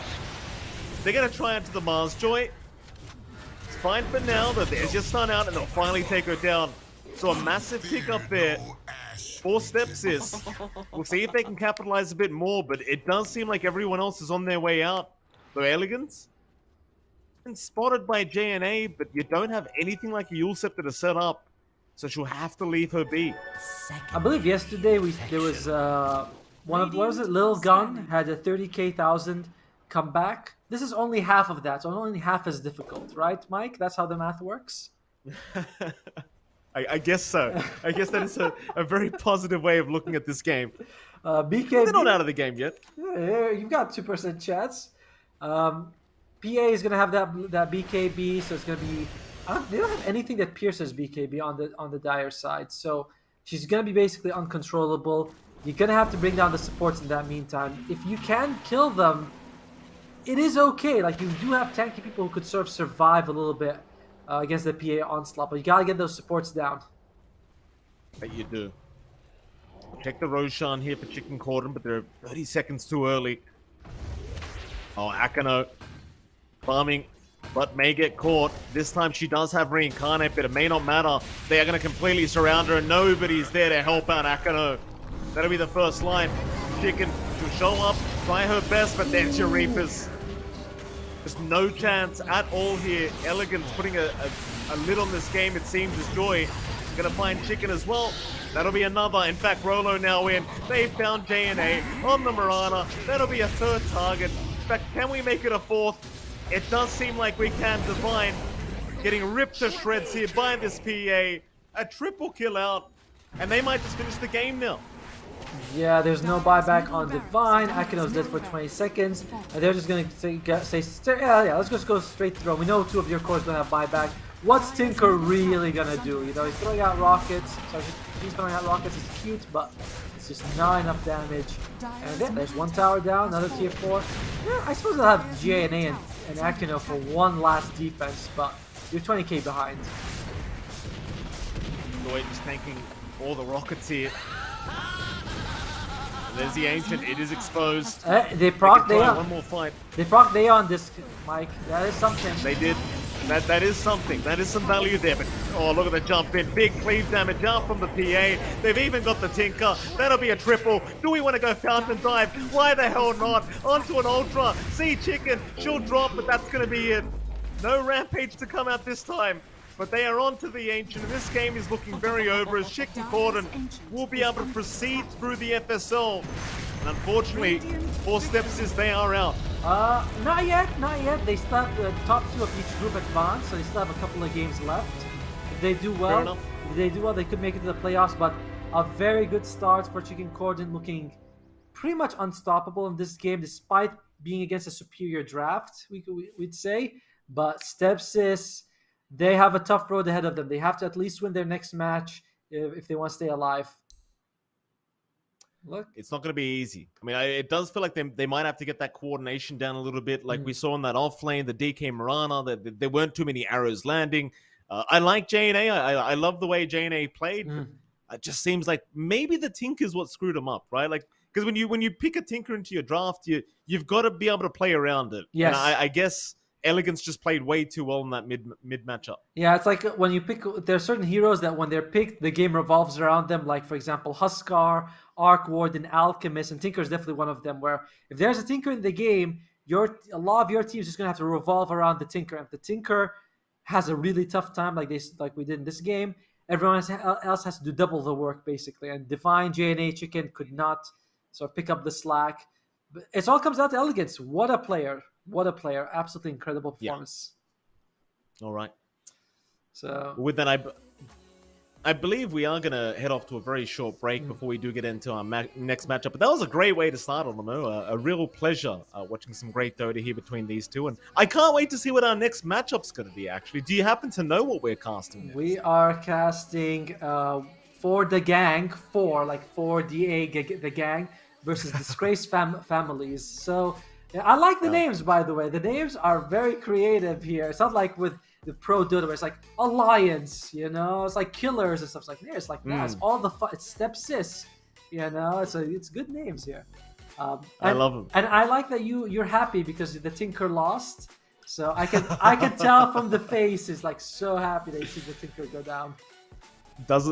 Doesn't matter what team, what player, or what tournament, Otomo. If Tinker's losing, I'm always very, very happy. And with that, we should head off to a very short break. But right after that break, we'll be back with our second series of the day. We'll see you then.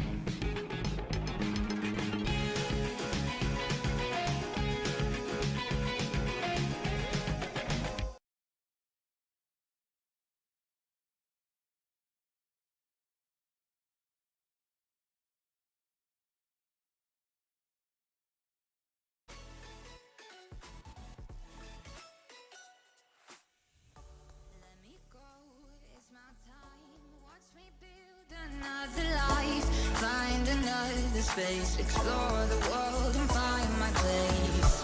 Hope you find some peace of mind. Hope the night was worth your time.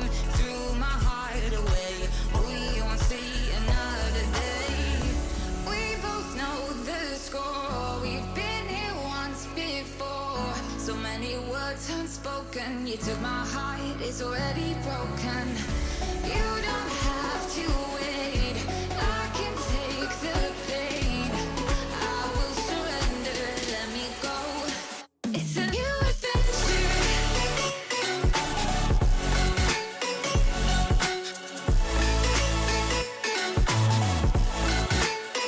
On a new adventure.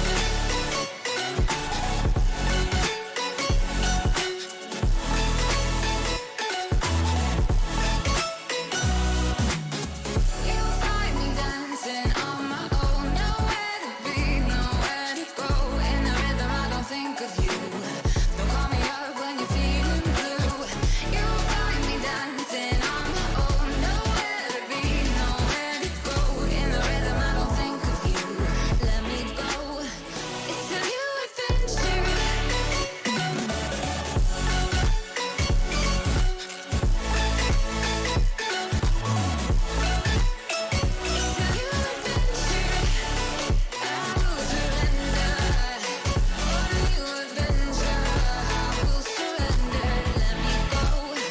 On a new adventure.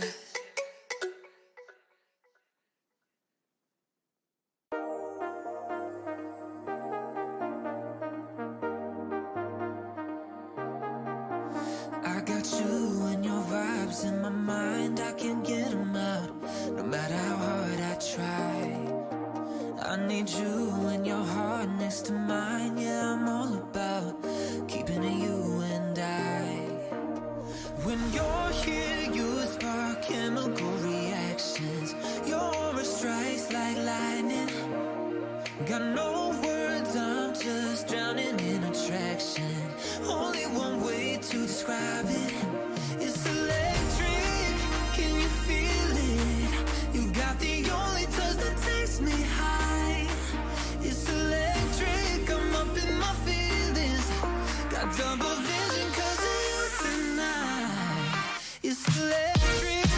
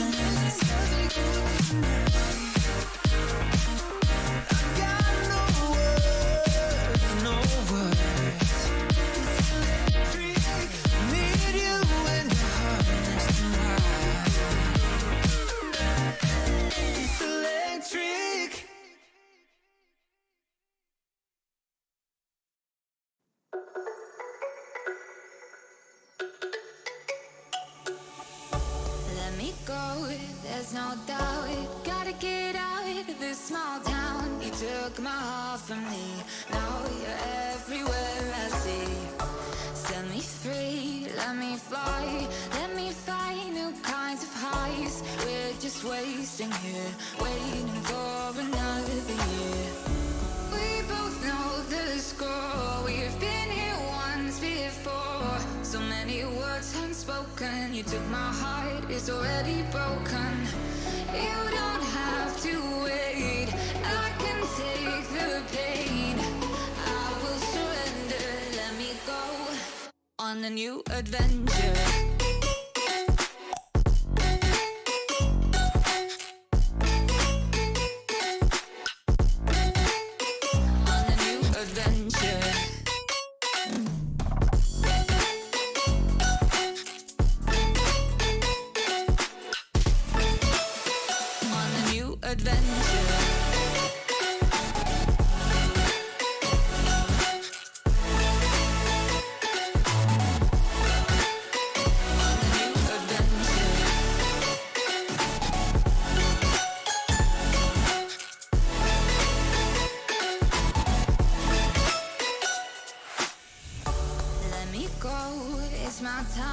Watch me build another life, find another space, explore the world and find my place.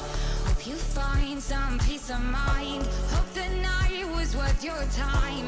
Threw my heart away, we won't see another day. We both know the score, we've been here once before. So many words unspoken, you took my heart, it's already broken. You don't have to wait, I can take the pain. I will surrender, let me go. It's a new adventure.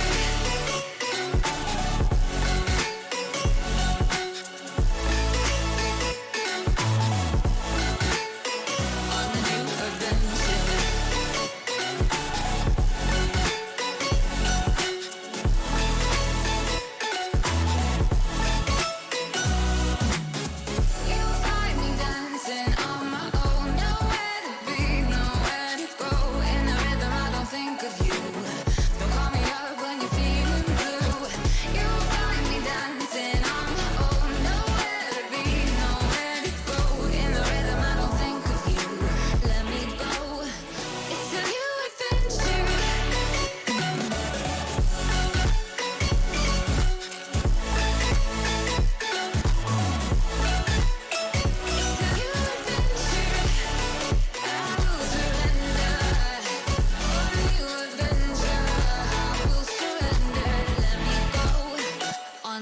Adventure.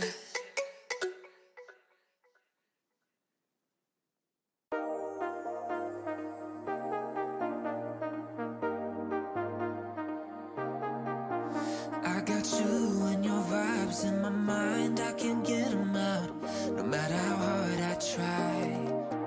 I need you and your heart next to mine, yeah, I'm all about keeping it you and I. When you're here, you spark chemical reactions. Your aura strikes like lightning. Got no words, I'm just drowning in.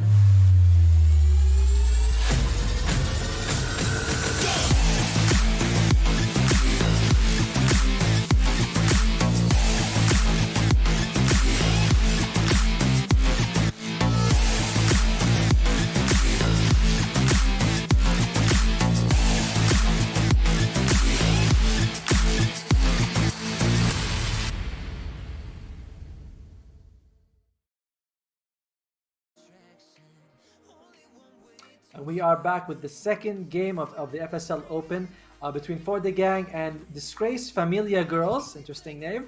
My name is Atomo. Joining me is Mike Lee Phoenix. How are you feeling, Mr. Mike?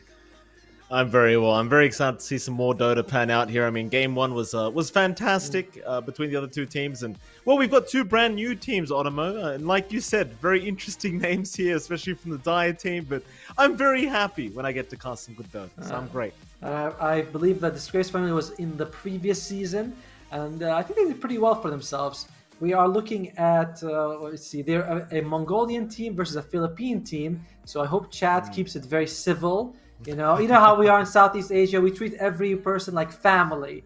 In that, like stepmoms, which we don't really like them very much. But yeah, that's how it goes.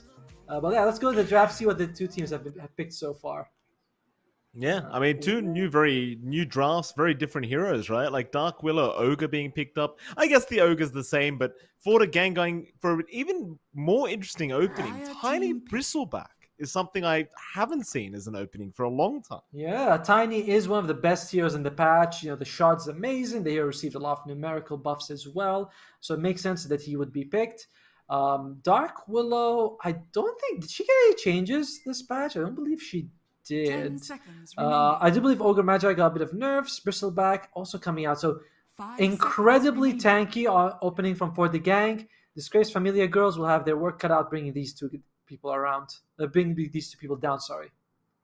Yeah, it certainly is going to be not too easy. But I wonder, like, you chose your carry, I think, in the Tiny, and the pos 3 Bristleback straight away. Unless it's going to be like a big switch up and maybe support Tiny or mid Tiny comes out, it feels like a very greedy opening, right? Like you're revealing quite a lot here to Disgrace Familia girls, if anything, in my opinion. I agree with you. The thing is, even though you took the Tiny and the Bristleback, you're not going to be punished by any support pick because there's no like Hoodwink with a break that's going to come out. And okay, all right, I like the Tidehunter, but yeah, the two supports don't counter these two cores at all. So that's going to be an issue for them to deal with. But Tidehunter comes out. Love the team fight. Still doesn't solve your damage problem, but not every hero needs to do damage. But the next two picks from Disgrace Familia girls do have to be able to bring these two guys down. Remaining. Yeah. Well, there's a Tide to be picked up here from Disgrace Familia girls. So I'm always a big fan of the Tide, Otomo. I love the team fight it offers. I love the tankability from this hero. And of course, right now from For the Gang, I guess build into a Silver Edge later on the Tiny, assuming it's a carry. But right now, no real good ways to deal with it. And I think it does do decently into the Tiny, right? Yeah, the thing is, you're up against like Tidehunter as Tiny. You can get a nice Ink Swell. It's not nice. Oh my god, the Grim Circle. I was going to say Magic Stick, and you basically counter the hero during the lane. So I feel like Tiny's going to have a lot of free farm, and that'll give him an early shard and just scales so well. And there goes the Hoodwink. We talked about break. Now we have our own on For the Gang.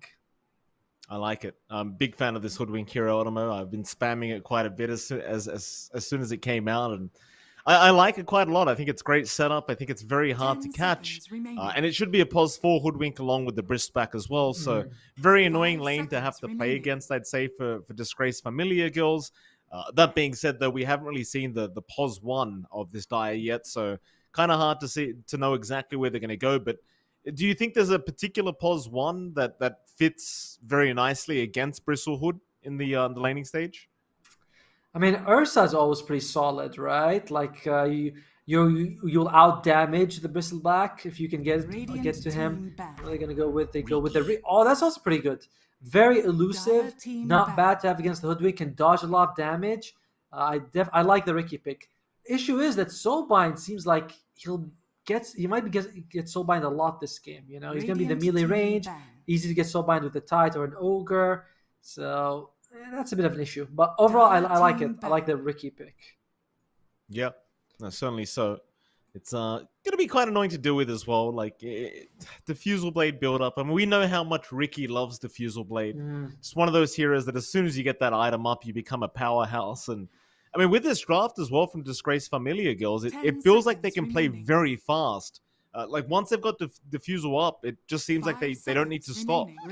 And I know we talked about how tanky the Bristle and the Tiny are, but with Tidehunter, you blink, you get Ravage, you can't catch Grim and Hoodwink, and Ricky is so mobile that he should also be able to jump on one of them. Like you can bring down these supports and then deal. Oh, there we go, and then deal with the other two cores. Vengeful Spirit comes out.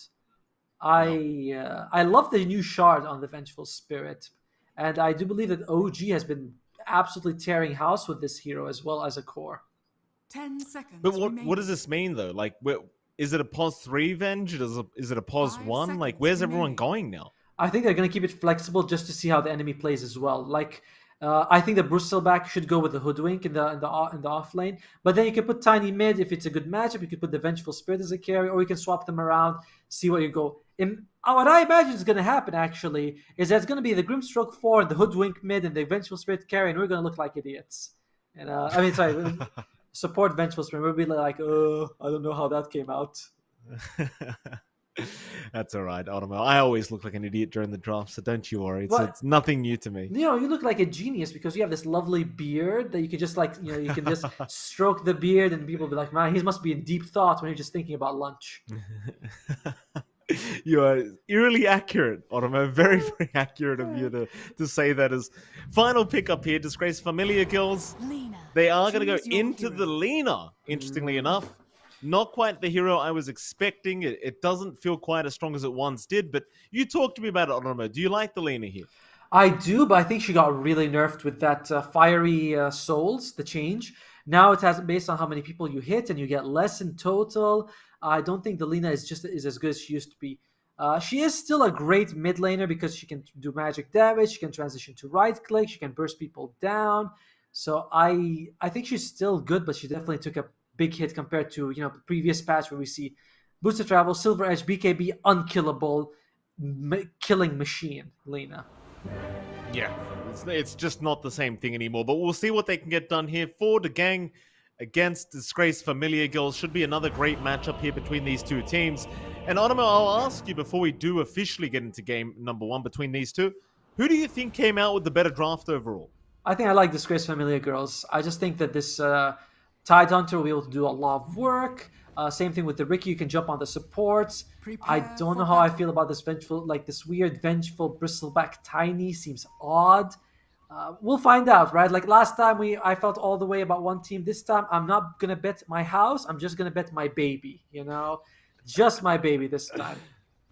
Well, to be fair, you don't have a house left on him. That's true.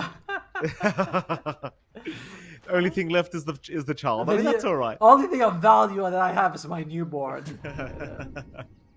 But yeah, I do think I prefer the Dire Draft just a little bit more. I like the team fight. I think they have a good combo as well. With the lead now scaling. I don't know how I feel about Grimstroke when I don't see combos, but Venge double magic missile with shard seems like pretty amazing with the Soulbind. Yeah, I agree with that, right? Like 4 magic missiles just bouncing around in a team fight does seem completely busted. And speaking of that, Venge, 4 mangoes already on giving up, so it seems like she's intending on a very active laning stage. Yeah, right? That's very odd. Like she just wants to spam those magic missiles just to get those last hits that she needs. Assuming, I do feel like she's gonna be that mid Venge, right? It has to be the mid Venge. No, wait, no, it's mid Hoodwink because she's queuing up the bottle. Yeah, it's good. It's okay, mid Hoodwink, baby. See, I told you it's gonna be something weird like that. Bit of a page out of the old Thompson book, I say. I like it. I mean, again, I'm a big Hoodwink fan here, Otomo, so I'm looking forward to seeing what Lulu can get done here on this hero. Mid Hoodwink, to me, from my experience, and keep in mind, I'm not a very good player, but from my experience, mid Hoodwink, for me, is pretty bad. But I don't know. Against this Lina, I guess we'll wait and see. Yeah, one of the reasons the mid Hoodwink may not be as good as a side lane Hoodwink is because you get no real benefit from Scurry, because there's no trees around. Where are you going to jump? Unless you plant your own in the middle of like in the middle of the river, just so you can get some advantage. But yeah, it's gonna be tough. Lexi on the Lina, that's a standard mid lane Lina. She's played it probably 100 times. Lulu on the Hoodwink, tough. We'll see how it goes. Of course, we should have a look on the side lanes as well. Maybe bot lane. You've got giving up there on the Venge. Support Venge again with Reza on that Tiny, and they're going to be against Miss Anvor. I have no idea how to pronounce that. Anvorgiza and NND. Don't worry. After this, they might send you a tweet like, "How could you not know?" Or, it's a silent A. Like, oh, I had no idea.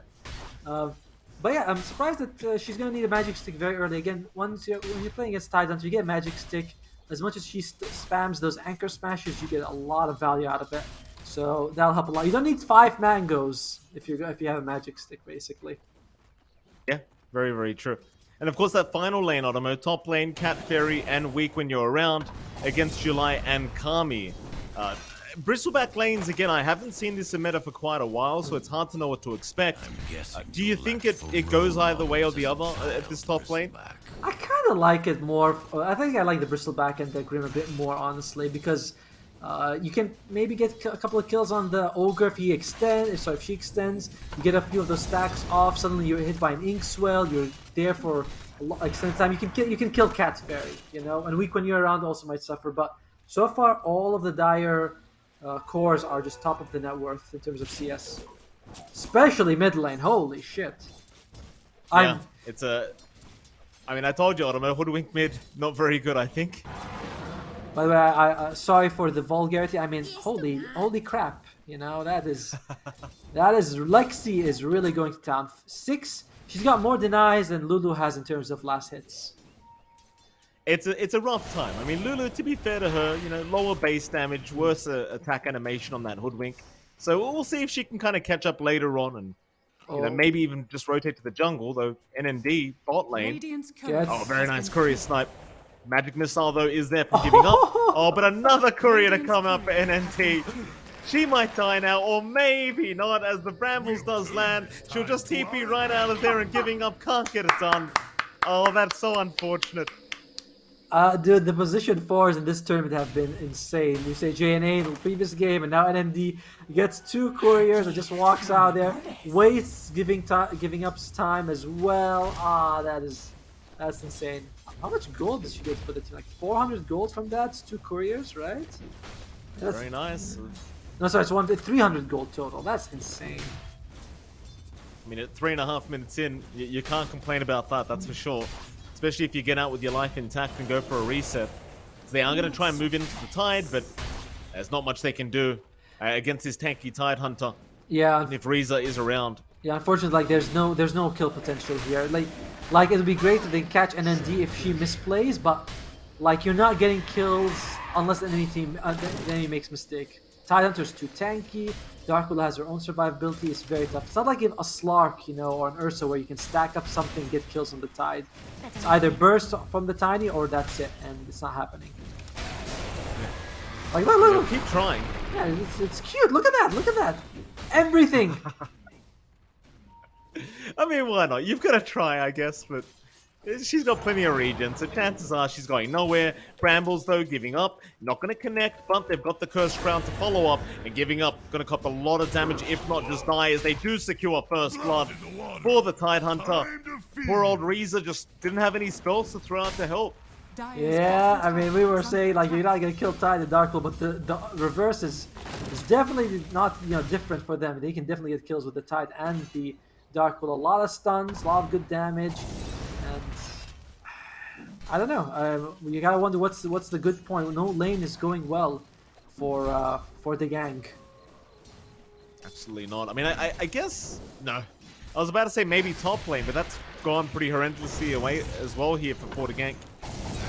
It just seems like Weak when you're around is just dominating here on this Ricky in terms of CS as well. The bot lane, we've got a bit of a jump going on again. Onto giving up. They'll just aim down the Venge, and it should be another kill to come as the South cancellation is there. She'll try to run, but it's just not going to be enough. NND gets the final click off, and I suppose on the brighter side, I don't know, you got Reza out of there, but she's not having a great time either. Alright, let's see. What the good points might be that they can be pretty active on the Radiant side later on. You know, Hoodwink, she does a lot of burst damage. She wants to move around. Grimstroke, very good to have in fights. Vengeful Spirit as well. Like, you do have an active group if you stay behind the Bristleback. Problem is, everyone's falling behind. So even if you stick around, like you go 4-on-4, the enemy team's just so much tankier in the head. Oh, Cat Fairy though. A bit of trouble here. Get the sharpshooter going, but Cat Fairy is still a very, very tanky target. Kami trying her best, but it's not going to be enough. And Lexi, she'll be there to make sure they can't pursue any further. And that's a very worrying sign. Yes. Like when you can't kill the Ogre with the sharpshooter, that's a concern. And I think she kind of used she didn't wind up the sharpshooter for long. It was like 1.5 seconds. So, but she was forced to. Like, she has to shoot it because otherwise you're not going to land the hit anyway. But Cat Fairy just walking out of that looking really good. Absolutely. Cadbury will rotate top lane. Kami's going to be very cautious though. She'll go in with the silence and the ink swell, and the stun will land. They've got the Ricky control, but the stroke of fate, it doesn't connect. When you're around, still perfectly fine. Is going to stick charge up and try to back off though. July moving in, might be able to set up for a kill, but in the end we'll have to let her go. Good attempt. Yeah, certainly was. It would have been. That's the thing, though. We kind of mentioned this, that Ricky is pretty elusive. Like we said, he can jump on the supports and kill them. So it might not be worth it to go for her. You might be better off just killing Catfairy 2 or 3 times. Because a kill when you're 3k behind at 7 minutes, like any kill is good. You know, any kill, just kill anything. Just kill anything. Just win. Just win the game. Like you know, it's like just win. Why aren't they winning? Well, at least now they can try to dominate this top lane a little bit more. When you're around, I mean, you're at that stage against the Bristleback where you can't really contest as easily, I'd say. Yeah, I don't know, Mike. I think that for the gang needs to press the "Let's Win" button. You know, they're not pressing it hard enough. There are decent stacks coming out for them, so there will be a bit of recovery. You can give it to the Bristleback so he can make space, or the Tiny so he can actually sort of get on board. That's a decent ruin for your life, I think. Giving up, yeah, she'll go down, but yeah, like you said, I mean, you took the double damage away from Lexi, and considering how good of a laning stage Lexi's had, you'd probably rather not allow her to have that double damage, though top lane. Again, July was being jumped there. They won't chase too much further, it's still a very tanky Bristleback. Things still going very well, however, for this Dire team, as there's just no slowing them down. Yeah, at this point you have to be like, alright, let's get the Vengeful Spirit top lane, let's work together, because Tiny's already jungling. Like, Tiny does not need anyone to hold her hand anymore, but the top lane Bristleback's trying to make space, he's got the Grimstroke, so you don't, you want to make sure they have as much backup as possible. If they can get a kill or two, start turning these things around. Because again, Tidehunter's he's unkillable. You know, he got the hood, got the bracer, got a magic wand. It's unkillable to go for the Tidehunter. It certainly is. Who can they go for though? Like, who do you aim down? They're going to try for the Ricky again, but the silence is already off, so she's going to be able to bounce back towards the backside. Still, Lulu has shown up. They'll get when you're around town, and now maybe even Catfairy to drop. So a 4-hero rotation being committed, but they do get 2 for their trouble. Very worth it. Like a good injection of the XP and gold. And I was about to say, Mike, right before that happened, that they should go and kill the Ricky. It's just, you know, they read my mind that they were able to go for it. So, really well played. You know, just the perfect rotation. Keep the Venge top, and let Bristleback play like Tidehunter. You know, just back him up. He'll be unkillable, and hope for the best with that. Yeah, speaking of that Tide, we're having an amazing game right now. Top of the net worth board, still unkillable. 5,000 net worth almost, like 4 point. That is insane. Very close to the Blink Dagger as well. Once he gets that big Ravage off, you are in so much trouble. Tower is under attack. We go again. Power Rune not going to be at the top side, so Lulu does bottle up the haste. Still, they are looking to move in. Usher's there, NND. Land the brambles, but the Ravage is going to be connected onto 2 targets, and that should be at least Lulu gone, as they do commit the Laguna. They'll even find giving up. Bristleback was thinking of joining in that fight, but realized, yeah, it's not gonna be a good thing if I show up. Instead, stay, stop, and farm. Wise decision, but again, you are gonna be giving up probably this mid tower right now. They can't defend it. Certainly cannot. Soulbind is available though. You do have the Grimstroke Soulbind. You do have decent combos. The double stun from Venge. I think double Acorn shot as well. So you have things if you can get a good Soulbind off. So hard though with that tier 1 mid tower dropping now. The map opens up so much for the disgraced Familia girls, and well, you see this Freezer going to be spotted out, just bullied away from her own jungle. This is where things become very problematic now, especially when you've got a Ricky with a Diffusal Blade. This is what we kind of talked about, Onimo, during the draft, is you just don't need to slow down anymore.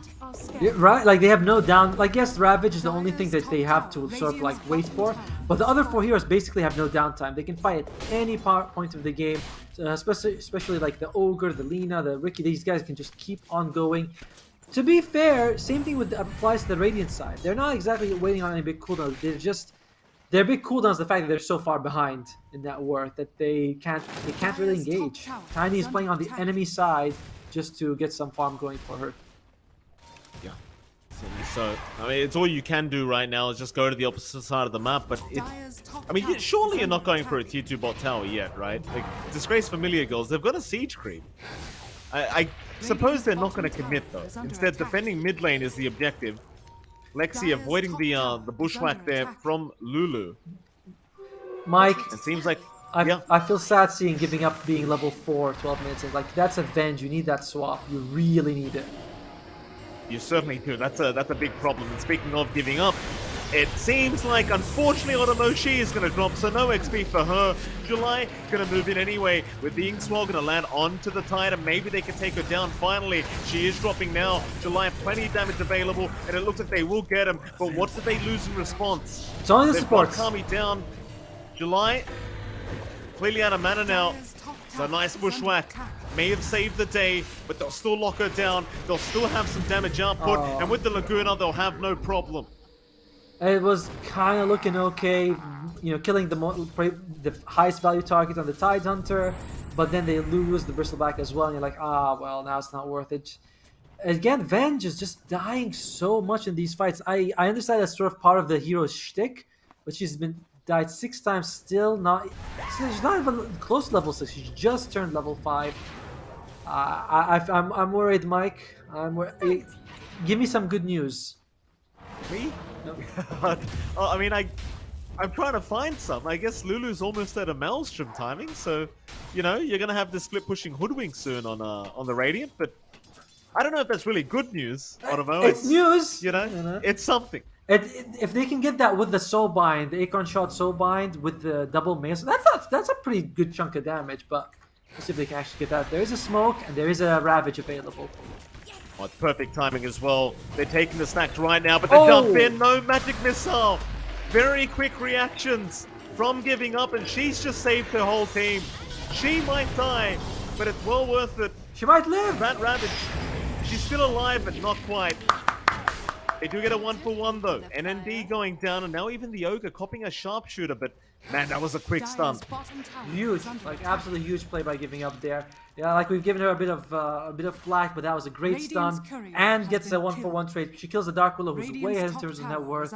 So waste the smoke. They have to smoke again. Now they're looking for the Tiny. If they get this, it's still a problem, but they know. Cat Fairy breaks the smoke. They know. And they immediately pop the Ravage, no playing around. They know how important it is to take down this Pos 1 Tiny. And Risa, she is actually quite tanky here, but not tanky enough. Lexi gets it done, and it seems like they'll just keep pushing through this bot lane now. And they maintain the lead. 5k net worth lead. 5k net worth lead here for Disgrace Familia girls. There is no break on the Dire side. You do have the Bristleback. If they can. And the Ravage is down, so this might be a really good time for them to take a fight. You know, they're like, oh yeah, there's no Ravage. Maybe even bring the Tiny along for a good fight. It's an opening. This might be the best time for them to smoke. We'll see if the Radiant decide to go for it or not. They do have vision. Like, look at this. This is a ward. They know exactly where Disgrace Familia goes, and there goes their ward. All right. 5-man smoke though. They do smoke. They do smoke. They might find the Ricky, but that's awkward. There's a sentry ward. They at least have a bit of vision for now. Giving up has also popped the dust.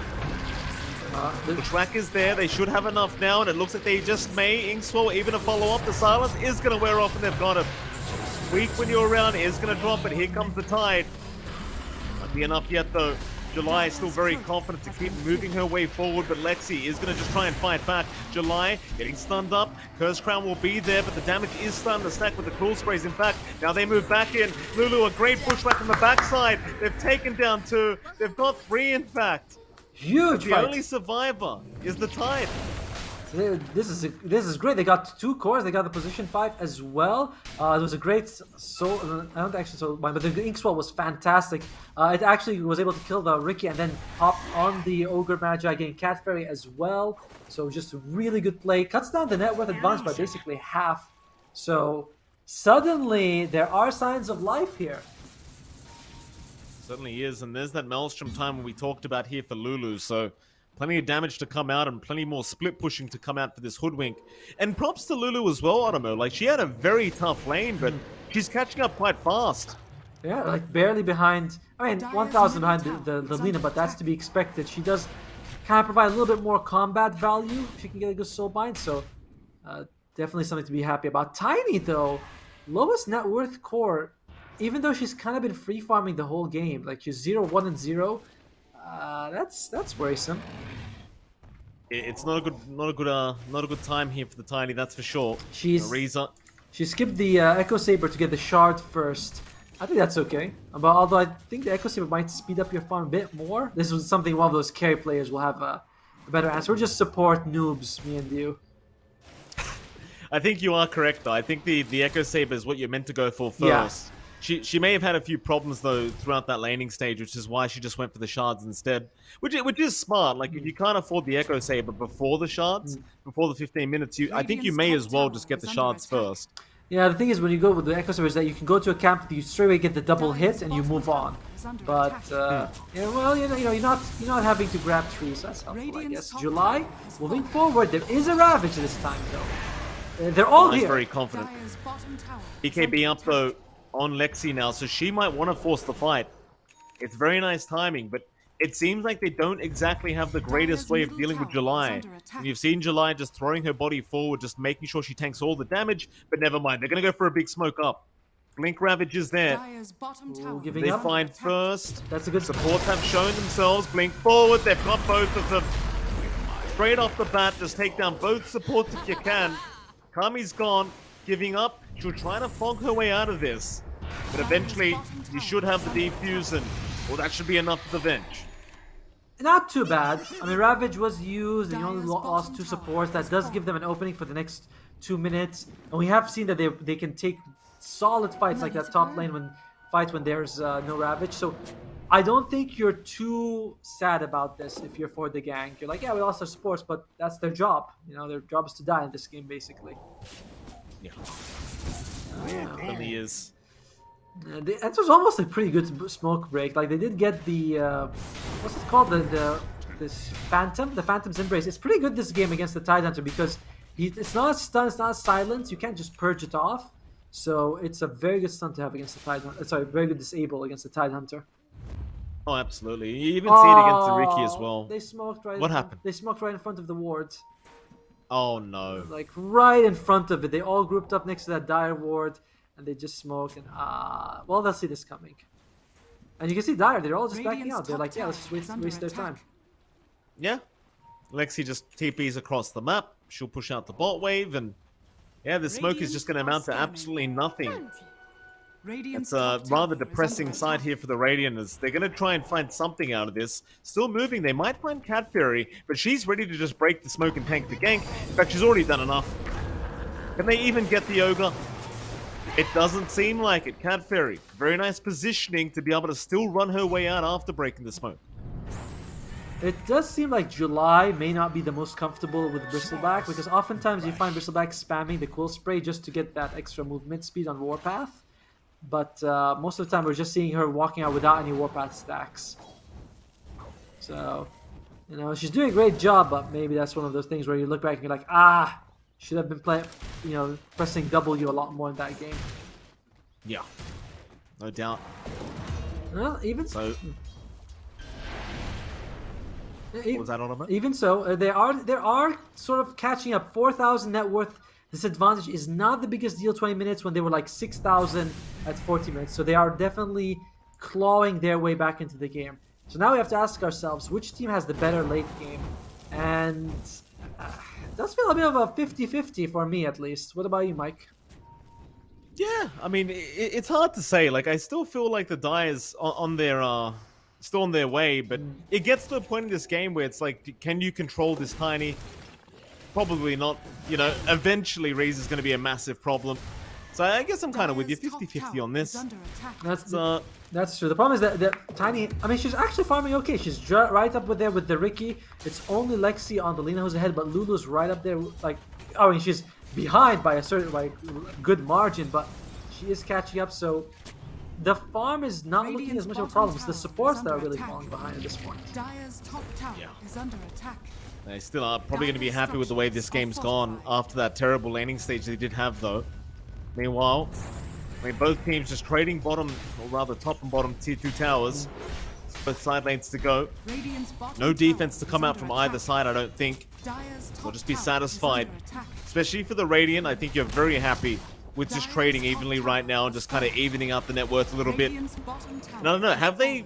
are they missing their timings here, Otomo? Like this, it feels like Disgrace Familia girls. They had a great start, but they've slowed down a little bit, and I'm starting to get a little bit concerned about them. I mean, if we believe that both teams have an equal sort of late game, which I do, like Tiny is good late game, but the hero feels like they peak a bit and they don't really get much stronger. You get the Silver Edge, BKB, Echo Saber, then you kind of more items doesn't help you as much. So Radiant's I don't bottom think that tower is under attack. late game is a big worry for Disgrace Familia girls. Growing your net worth lead is going to be enough.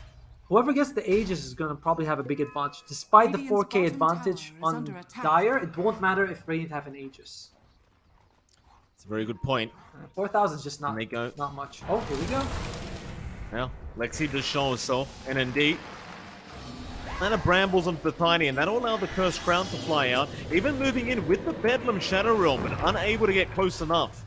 But then when your round is in onto the Grimstroke, the Kami's fine, she's gone too far. Nice Manta dodge, and now the Ravage has saved the day. The Ricky will be able to get out, at least for now, but it's still a Radiant favored fight, it seems like, as Reason will jump in. Lexi just holding her ground, trying to fight back. In fact, now the turnaround. They've got the Ricky back in, and they'll take the Tiny down. She does eventually drop, and it's been an absolute mess of a team fight in the mid lane. Who is it actually favoring? It does seem like the Radiant. Eventually, they do make this one work. Yeah, they basically get 4 kills. They do have to use a buyback on their position 5, so no one really cares about that. And they do lose the Tiny as well, but they get so much out of it. And maybe you're right, Mike. Maybe that timing you were talking about, it is coming back to bite them in the rear. And look at that, the experience advantage is the big deal. I feel like they forced it too much. You know, they're really wanting to get that kill. Weak when you're around, jumps in right next to the tower, full vision, takes like 80% of her life, and then she can't fight anymore. Dire's So middle tower is under a attack. little too eager, you know. That was a misplay right there. And it was. Lexi's going to be very careful here at this power rune. Show up. Oh, there's your root. Lulu will set up No for the BKB? Bushwhack. Do you have the follow-up? There's no BKB yet. Lexi still in trouble. But no, she's going to be all right. They don't commit. In fact, now the turnaround is there from Disgrace Familia girls. They move in. Lulu, she's the much bigger target. July, not knowing what to do here, does try to help out. Lulu still dropping though and does go down. That's a big pick-off. They want more. They want the bristle, and they might just have July. She'll keep running, but eventually they'll have the Bramble Maze back up. That'll be enough to lock her down. Oh my god, that's a lot of damage. Never mind, the Quill's stacking up a bit too much. Can they actually deal with it? They keep hitting the back. July, just not gonna die.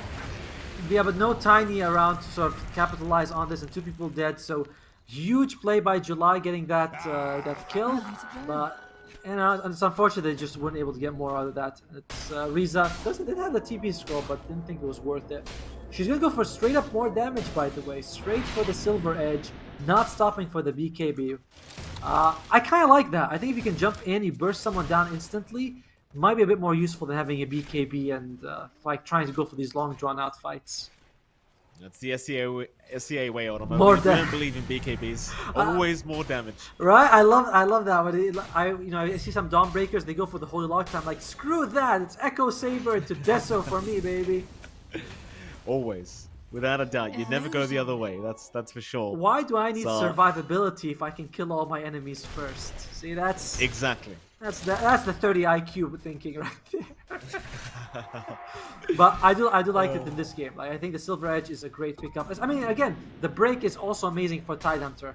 We have seen Tidehunter sort of struggle a little. She gets broken, gets burst down, and her HP is it's not. What is it? It's not too much. 1,900. You can kill that in the break. Absolutely. Definitely not a big deal anymore. Like, just gone for the mech build up in the Greaves, and I guess that just doesn't make you quite as tanky as mid lane.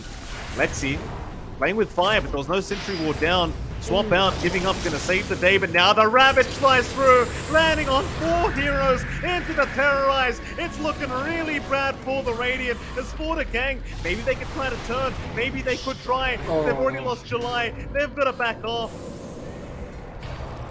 Reza with the Inkswell trying to move back in, but that was not a great idea, as now they'll move back in on the Tiny. So the break is there onto the Tide. Reza still trying to fight, goes back onto the Ricky and does actually get weak when you're around, but it won't matter. They'll be happy with the Reza trade, and that should mean the mid-tier 2 tower to drop. And it's very clear that Lexi is the carry on the team. She's level 20, and Ricky's only level 15. So they're very aware that, like, oh yeah, Ricky, you're more of a disruptive presence than you are an actual damage dealer. So it's going to be very tough. Until they can deal with this Lina some way or another, they're going to die. Because she's just staying behind, doing all this damage. Going to be level 20 soon. And she has the BKB. She's got BKB, she's got Silver Edge. It has to be the Lina. How do you bring her down? Good question. At the very least, you're going to need some detection, that's for sure. And Vengeful Spirit doesn't have the shard yet. So, by the way, every time the Dire is able to get these big fights, look at the ward next to the tier 2 in the mid lane. Like, they just plant this beautiful ward that spots out the next smoke, and that's really been hurting them. Like, the supports on Disgrace Familia doing an amazing job with these wards. They have Roshan now going down from the Disgrace Familia Girls. As well, there's no defense here from Porter Gang. They have to leave them be. Aegis gonna go the way of Lexi. They'll put their trust in the Lina. And I think at this point, you're looking for another fight here if you're Disgrace Familia Girls. The question is, where do they go? Need to be a bit careful though. 40 seconds without the tie-down to Ravage. That has been a big turning point. Just now, that was a 4-man Ravage. Without it, things could have gone a bit different. Oh, they see it. They know.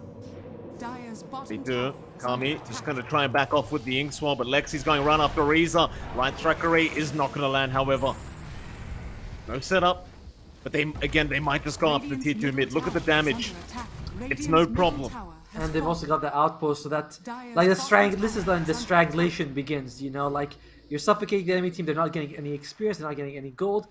It's still not terrible. 6k advantage is not the biggest deal, but it's gonna grow, you know, with this Aegis on the Lina. We talked about how killing her is the win condition, but now you just can't. So I don't think that this is going to end the game for them, but they're probably going to grow their advantage quite a bit before they consider high ground. At which point, Radiant won't have a chance to defend. They'll just be too far behind. Radiant's top tower is under attack. Let's see. T2 top tower now being forced down. I mean, if you're Porter Gang right now, you've got to find a way to delay this happening and find a way to defend. Problem is, the side lanes are pushed out, apart from the top, of course, and it doesn't seem like Disgrace Familia Girls care whatsoever. They're going all the way onto that high ground, and they're going to force the rotations back. Against the Ravage, it's going to be a very, very hard defense, as you just don't have the BKBs to try and combat it. It's the freest Tide game in the world right now.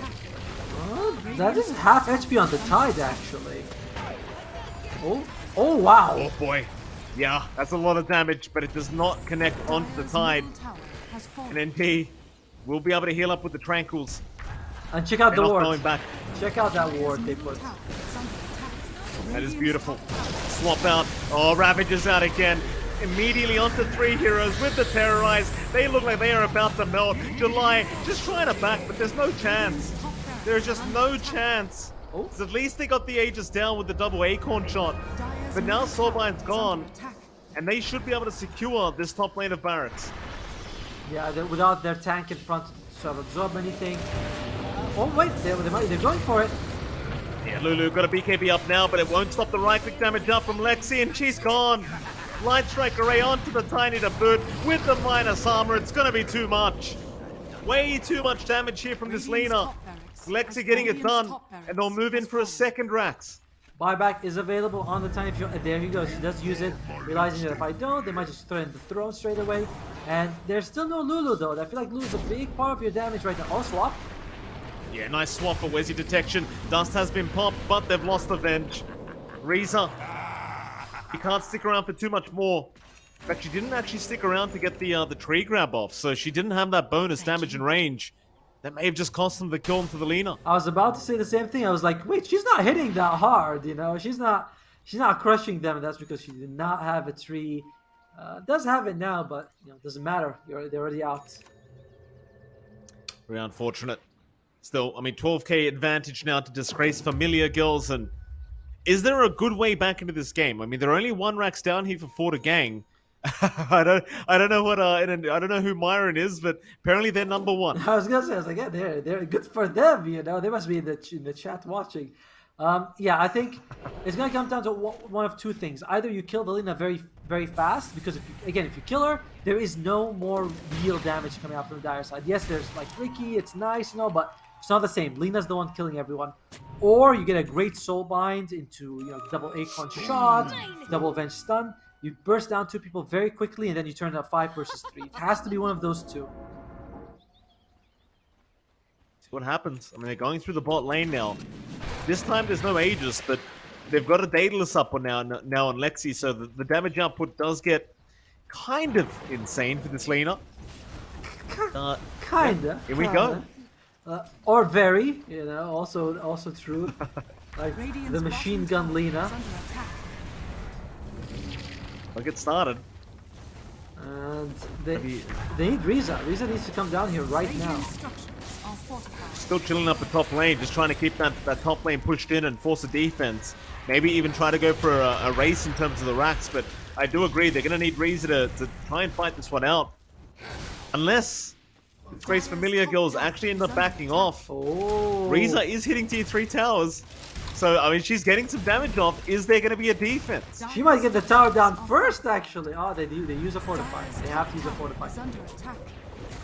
Flash onto the Lina, but Ravage is out again. Onto 3. They can just burst down support. Kami's gone already. They're trying to do with Lexi here with that sharpshooter, but it's nowhere near enough. And Riza, she'll join the team fight eventually after taking the top tier 3 tower. But what does it matter? They're still falling. It's a 4v5 scenario. A good route, but that's all that they've got. As they're trying to move on to the tide with the BKB. Oh! Riza, she's got 2 targets. Maybe they can get this Ricky down, and it looks like they can. As weak when you're around, she is eventually going to drop. So Riza with the rotation does eventually make the team fight work, as they even get a route onto the Dark Willow. NND, she might make it out. Oh, Riza on the way though. She smells it. He's like, someone's here. NND uses the tumbler toy. Yeah, tumbler toy. Still good. 34 minutes of the game, but NND. Oh, this is gonna be tough. Shadow Realm's there, but there's your route again. Lulu's got it trapped up, and ND gonna go for a 4-star play now. Riza with the toss in onto the Hoodwink, and eventually they'll get the kill. And that's a great defense now from Forta Gang. Really earned that kill, you have to admit. Like, they chased her all the way, and they do get that kill. Huge defense. I do think the Tide kind of forced it though. That Blink Ravage was solid, but you know, the Ricky spent a lot of time just walking to position, trying to get the damage off. So it was costly. Like, that Ravage kind of baited them into a fight that they didn't really need to take. Riza double damage rune now up on the Tiny. Ooh, who can she find? That's Cat Fairy. That's maybe a dead fairy. Oh, Lexi's around though. This might be too risky now. No, she'll pop the BKB. She'll accept the Ogre kill. Suddenly 7-4-4 is the scoreline of this Tiny, and when BKB's down, they might be able to capitalize. Yeah, that was the 8-second BKB as well, but I still think it's worth if you can get the kill. You are fighting 5 versus 4 if you take a fight, and Ravage is down. Like, they're still on 25 seconds. Seems like they're so reliant on these Ravages, and well, ever since the BKBs finally started coming out here for Forta Gang, these team fights have become a hell of a lot harder. Especially because Riza seems to join only after Ravage is being expended. Like, that top fight pushes all the way towards a tier 3, does not join until Ravage uses, and she's like, yeah, I'll come back in. And they do have a buyback on the Grimstroke. I feel like that's one thing Forta Gang has done really well. They've used their buybacks very efficiently in all of these team fights. That they have. So this game gets a lot more tense now, with only an 8k net worth advantage for this dire end. Disgrace Familia girls looking to not be such a disgrace here, as they almost had that one game going for them, but they might have to go through the bot lane again. And See if they can go back after that, Rax. That was alright, the disgrace thing. That was okay. I was like, alright. It's not bad. It's not bad. It's fine. You know, they're making their families proud of them. You know. Thank you, Ottoman. I appreciate that, sir. You know, Lexi? from one dad to hopefully, you know, it's like I'm with you there. You got me. Oh, Lexi's on the. Lexi's being chased, but July won't be able to go against the whole team. She'll back off. Keep in mind though, July does have the Ags up, and that AoE goo, it does start to stack up. It's very annoying to have to play against, and we might see it very soon because Roshan might get started here from Disgrace Familia Guilds. I want to point out that Grimstroke does have the shard as well as both Inkswell talents. So Inkswell not only provides a healer and dispel, it's also pretty low cooldown, only 10 seconds to get off. So pretty good throw on Bristleback. You know, you go in, pops after a couple of seconds, you get another one after that. It's pretty damn good to have on you. Reza, that's a very aggressive jump in from Reza. They'll put her to sleep.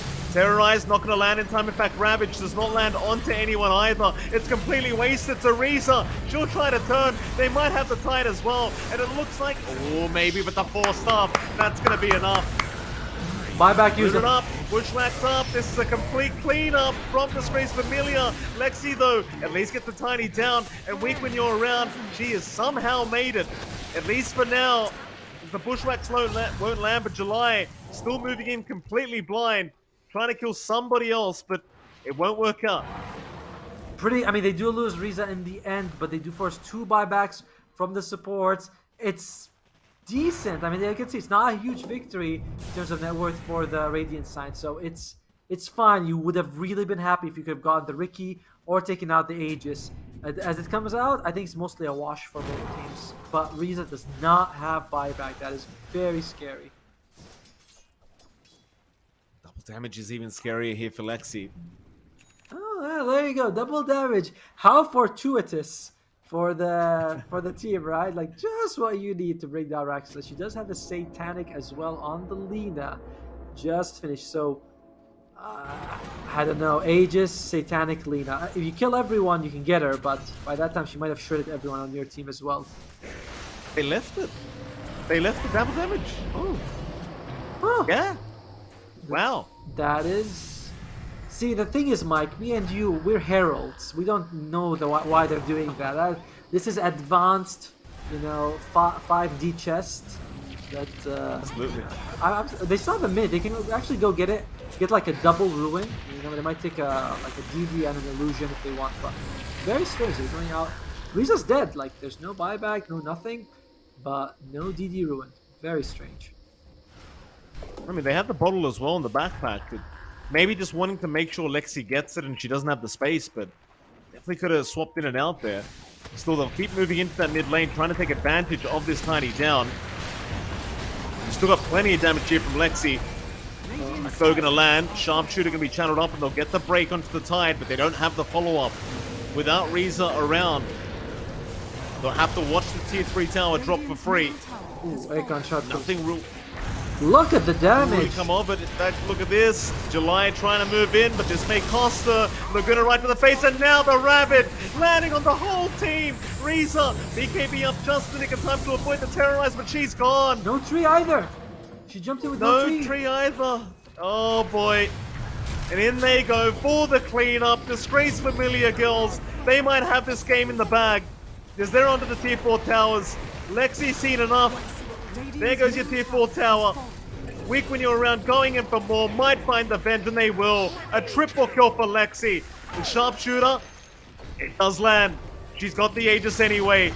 And this game's looking very over now as they do pop the first life. But the Ancient is completely exposed. And with this Lina, they're going to have so much damage. As long as you get those fiery souls going. She won't for now, though. Instead, they're still hitting that Ancient. They've got to be careful. They've only got about 25 seconds to this Bristleback's back up. But it seems like they are very confident to allow Lulu back into the fight. And that'll be this game going the way of Disgrace Familia girls. So, like you said, Otomo, proud family here for the Dire. Thank you, thank you. I mean, their lineup I mean, it was a lot closer than we thought it would go. Honestly, like I thought their draft was just better, and they played really well in the laning stage as well. They were lucky to have Lexi against Lulu. Like Lexi did an amazing job, but there was a lot of fight coming out from For the Gang. A bunch of really good, Lulu especially was able to get a lot of good fights going for them. Decent soul buys. July tanked for the team. It's just that last defense, Riza, which he didn't have a tree. She just jumped in. They died one by one, and Disgrace Familia girls, they take it. And good for them. It was very impressive show, particularly by Lexi. 21-8. That is insane. It certainly is a fantastic performance here from Lexi in particular, and I'm looking very forward to seeing how they go on here, Disgrace Familia girls. There was some rocky moments in this one game between the two, and obviously some very close comeback potential. But For the Gang unable to quite get the job done, and I do think For the Gang could make it to the playoffs. Like the way they played, it was really good. Like yes, they lost, but that doesn't mean that they played badly. If that makes sense. Like they just lost because a bit outdrafted. Yeah, no, certainly so. I mean, they've definitely got some great potential, and maybe just, maybe change the draft up next time you meet against Disgrace Familia girls if you get there, and you never know what's going to happen. Still with that, Otomo, I believe we are going to be heading off to a very short break, and of course, right after the break, we'll be back with another series for the FSL.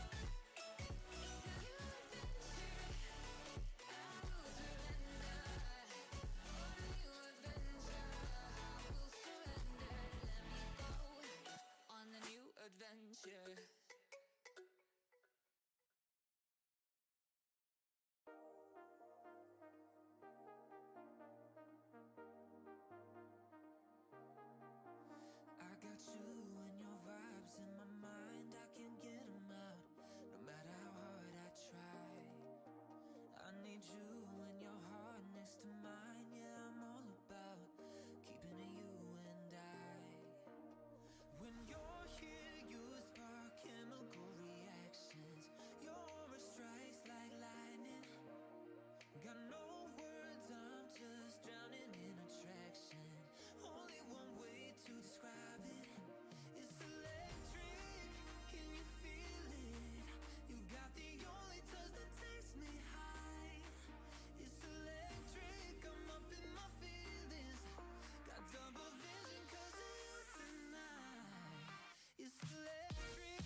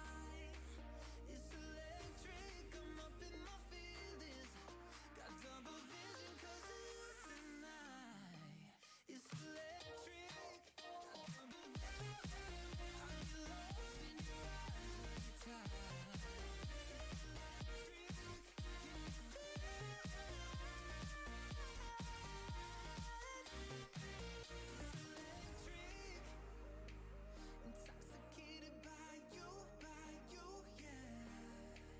It's electric. Intoxicate me like you do, yeah. Like you do. It's electric.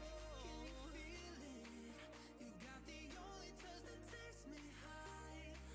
It's electric. I'm up in my feelings. Got double vision 'cause of you tonight. It's electric. I'm up in my feelings. It's electric. You spark those chemical reactions. It's electric. Your aura strikes like lightning. It's electric. No, I ain't got a chance.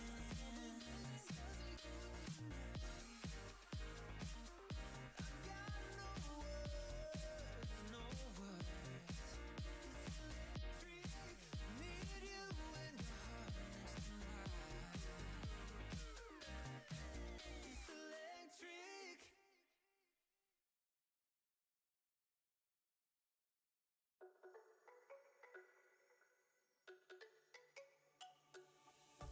Let me go, there's no doubt. Gotta get out of this small town. You took my heart from me, now you're everywhere I see. Set me free, let me fly. Let me find new kinds of highs. We're just wasting here, waiting for another year. We both know the score. We've been here once before. So many words unspoken. You took my heart, it's already broken. You don't have to wait. I can take the pain. I will surrender. Let me go on a new adventure.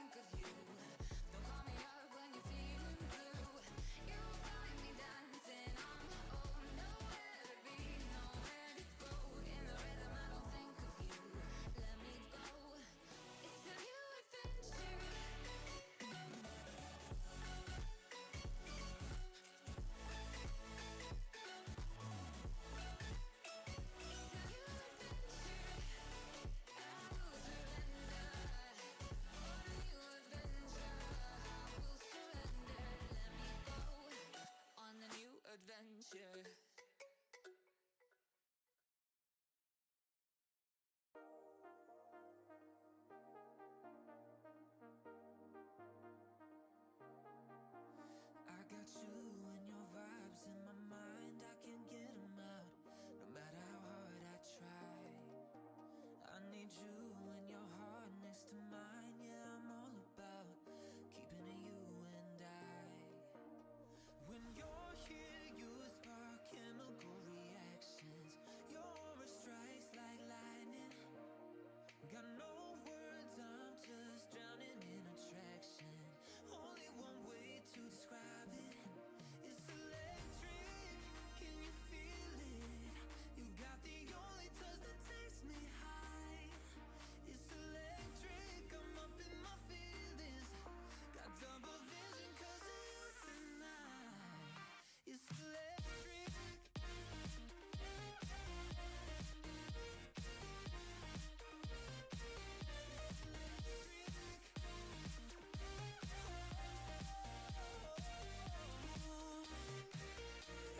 Lost in your eyes every time, there's no turning back. Swear I ain't got a chance. Had me caught up in you since the night on the terrace, yeah.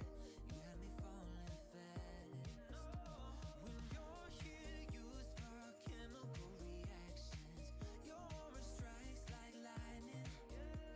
Got no words, I'm just drowning in attraction. Only one way to describe it. It's electric, can you feel it? You got the only touch that takes me.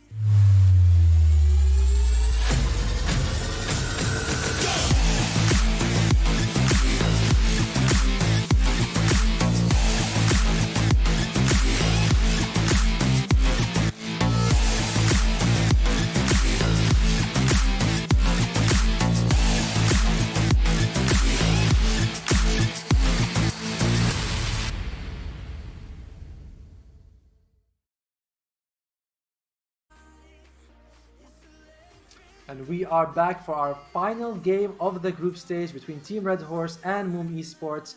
I'm Atomo, joining me is Mike Lee Phoenix. Mike, how did you enjoy that second game of the day? It was a lot of fun. A lot closer, obviously, between those two.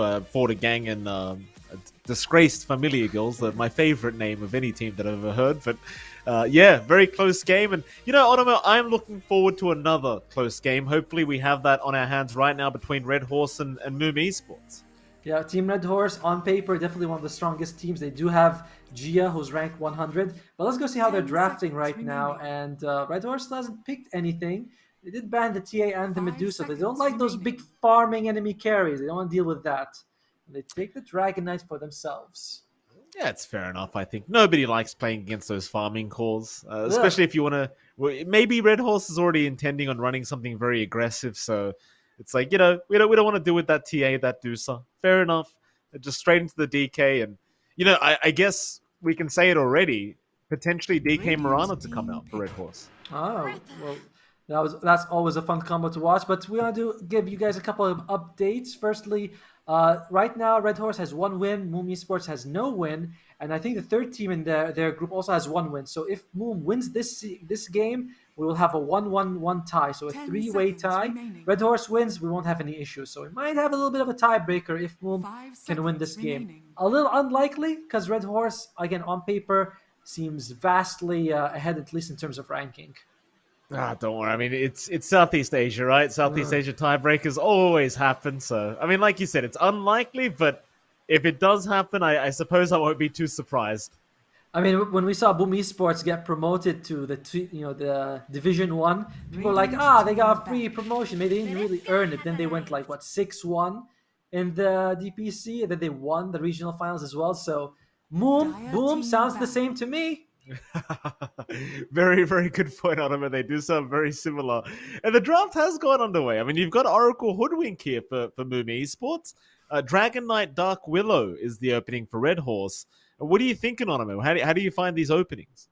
I like the Hoodwink pick against the Dragon Knight. Good burst damage, disables that annoying passive. Also good against the Dark Willow. We saw like late in the previous game, one sharpshooter basically almost killed the Dark Willow. So I like it. Not much burst damage from Red Horse, so Oracle should be able to get her spells off. Sometimes they say his, and then I'm like, oh, it's a girl player, but it's a male hero. It's a little confusing.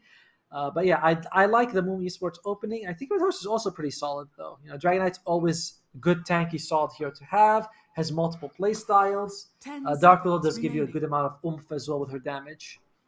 Yeah, I always find 5 the Dragon seconds Knight remaining. versus Hoodwink kind of interesting, right? Because Hoodwink naturally counters it out with the sharpshooter, but then Dragon Knight obviously also counters Hoodwink because you have Blink and the Dragon Tail stun, which is immediate if you're in the melee form. So it's always a bit of a back and forth when you've got these two heroes in the matchup, and it's hard to say who really has the advantage again because I think in a good game, Dragon Knight will just terrorize Hoodwink the whole game. For sure. The only thing is Hoodwink's advantage is that she can't stay very far behind, so it makes it a bit annoying for the Dragon Knight. Like he's like, I have to really dive in to get the Hoodwink.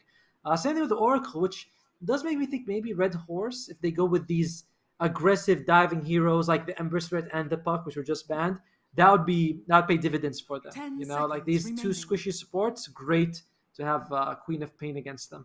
5 seconds Yeah, remaining. certainly so.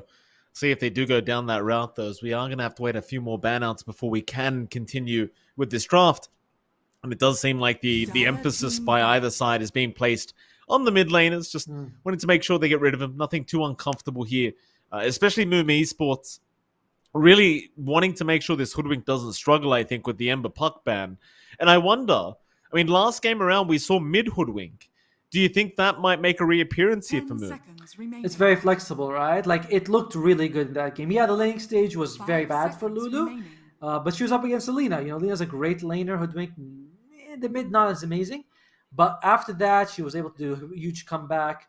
Once she got that Maelstrom, a couple of soul binds, really good. And hey, look, Queen of Pain got banned. We were just mentioning her.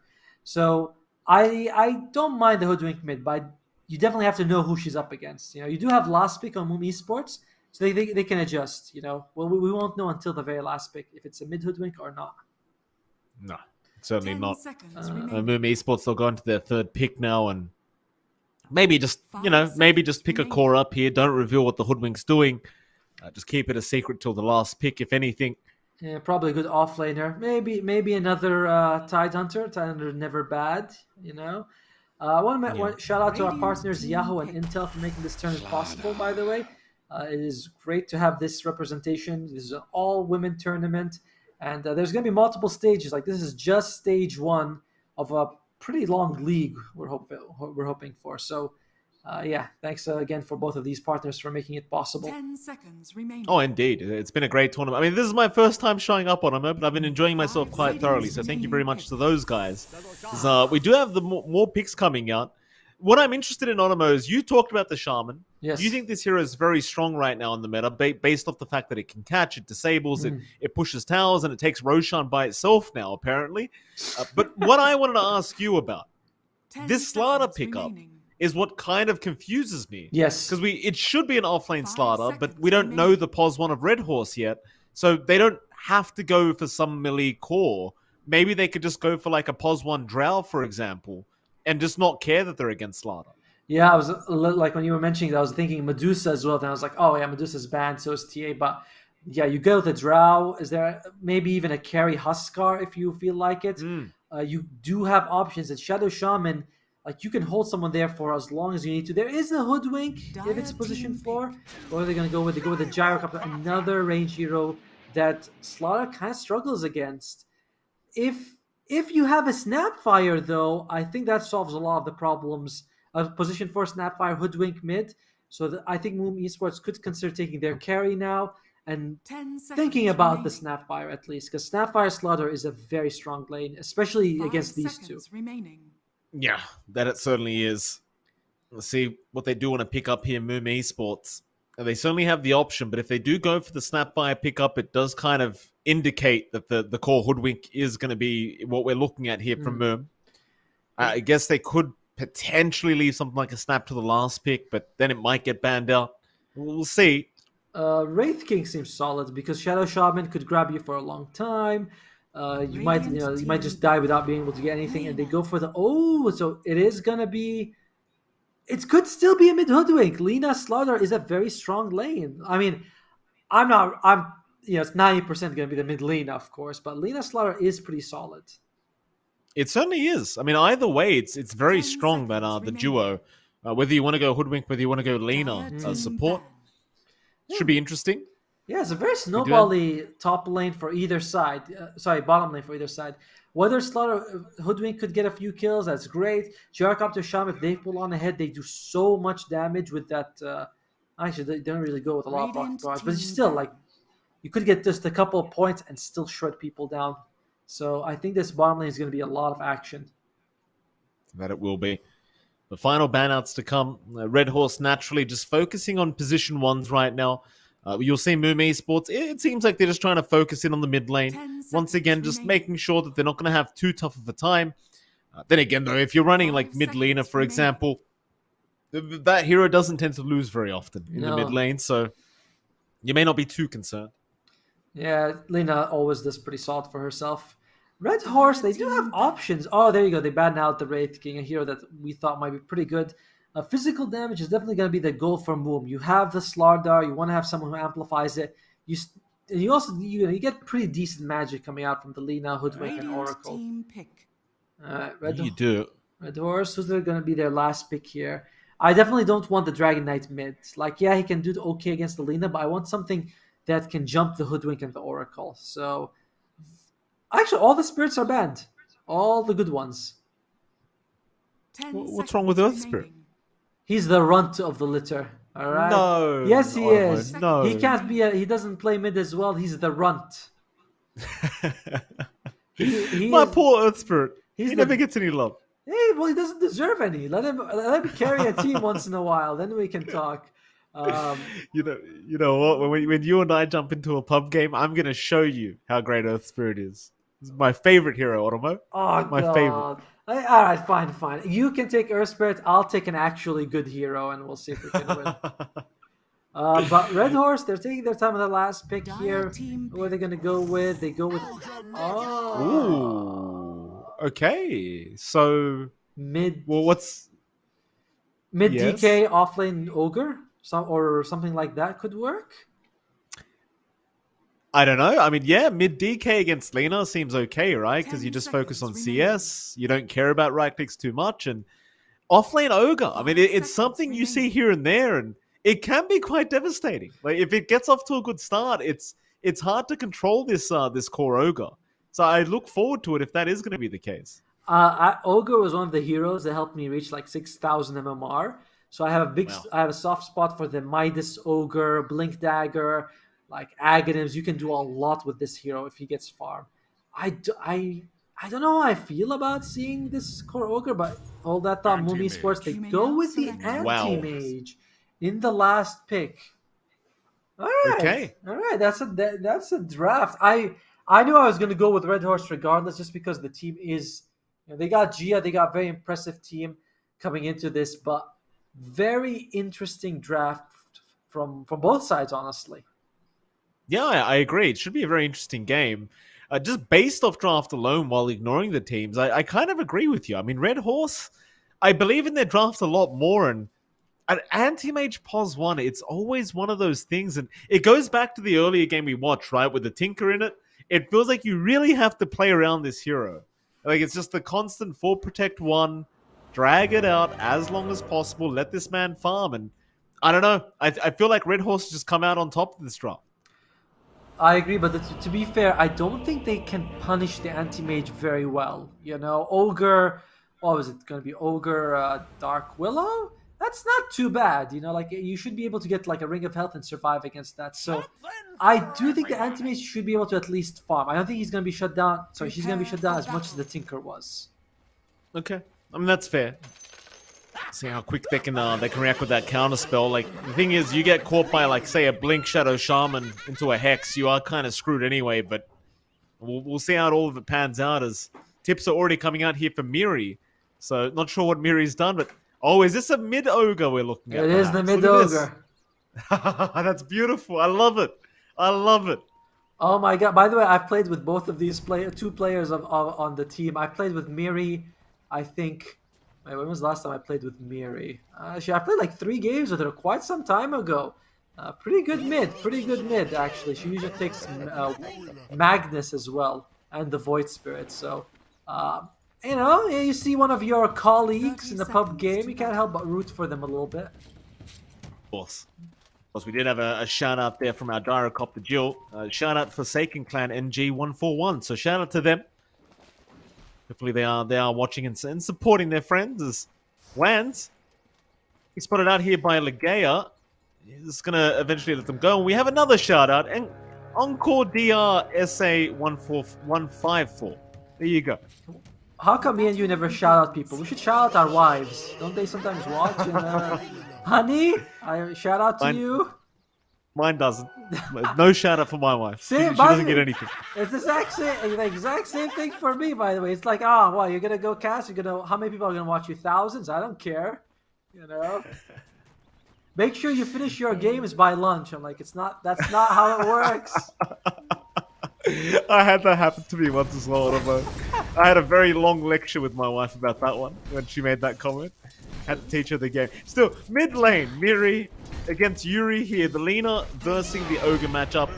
How do you feel this one goes? I mean, obviously the Lina should have an advantage, but do you have faith Miri can make this mid Ogre work? Yeah, I think you should be able to farm okay. Like, we've seen the Ogre. Look at the regen. 6 HP regen, almost 7 armor. She should be able to shrug off almost all the punishment coming out from the Lina. Not as well as a DK, but good enough. So I think Miri will be able to farm. And melee versus range, melee always has the advantage when it comes to CS at least. Right. Of course, bot lane as well. You've got Chick and Nicotina against Gil and Gia. Again, I'm probably mispronouncing some of these names. I do apologize, but this bot lane, I suppose, if you can land a nice bushwhack here, Cheek can kind of follow up. Though he can go the other way as well, right? Like if you hold her shackles like that into the Rocket Barrage, it's gonna hurt. What the hell is that red thing that she does? What's that? Like I've never seen that red. What is that? The tongue? Yeah, that's a tongue. I was like, is that a tongue? But is the tongue of the thing on top of her or something? It's the animation, but I'm not sure what was on top. I think it's the rune or something. Yeah, she's got a lizard on her head. That's why it looks like that. There we go again. Tongue's out. Gil gonna be going in, getting a lot of damage up, but doesn't actually use the Rocket Barrage on that Slardar. So doesn't really want to move too forward. In fact, we are gonna have a pause. So I think she may have been lagging there because it does seem like that may have been a good kill attempt to go for. Yeah, the Slaughter's not really suffering, by the way. Only 3 CS right now. And it's only 4 on the Jackal, but she's getting that 3 denies. And you can see Chariot a bit scared to sort of go in range of any damage. So that's worrisome. You are up against the Shadow Shaman as well as the Jackal. You have to trust the Hoodwink to be able to sort of cut the damage coming out from you. But Hoodwink, she actually has Bushwhack. So yeah, just a bit scared from Chariot right now. Yeah. But she's going to go for my favorite item this patch, which is Bracers. She's going to go for those 2 Bracer build. I love it. Mike, is Bracers the best item in Dota 2 right now? I think it might be. I don't know. I think it actually might be. It's every game, without a doubt, everyone's buying Bracers now. I guess, depending on what hero you play, Ottomo, like, remember those Null Talismans on Storm? That was pretty busted. That was pretty good. But then Ice Fraud had to ruin it for everyone, and he had to just change it. Yes, he did.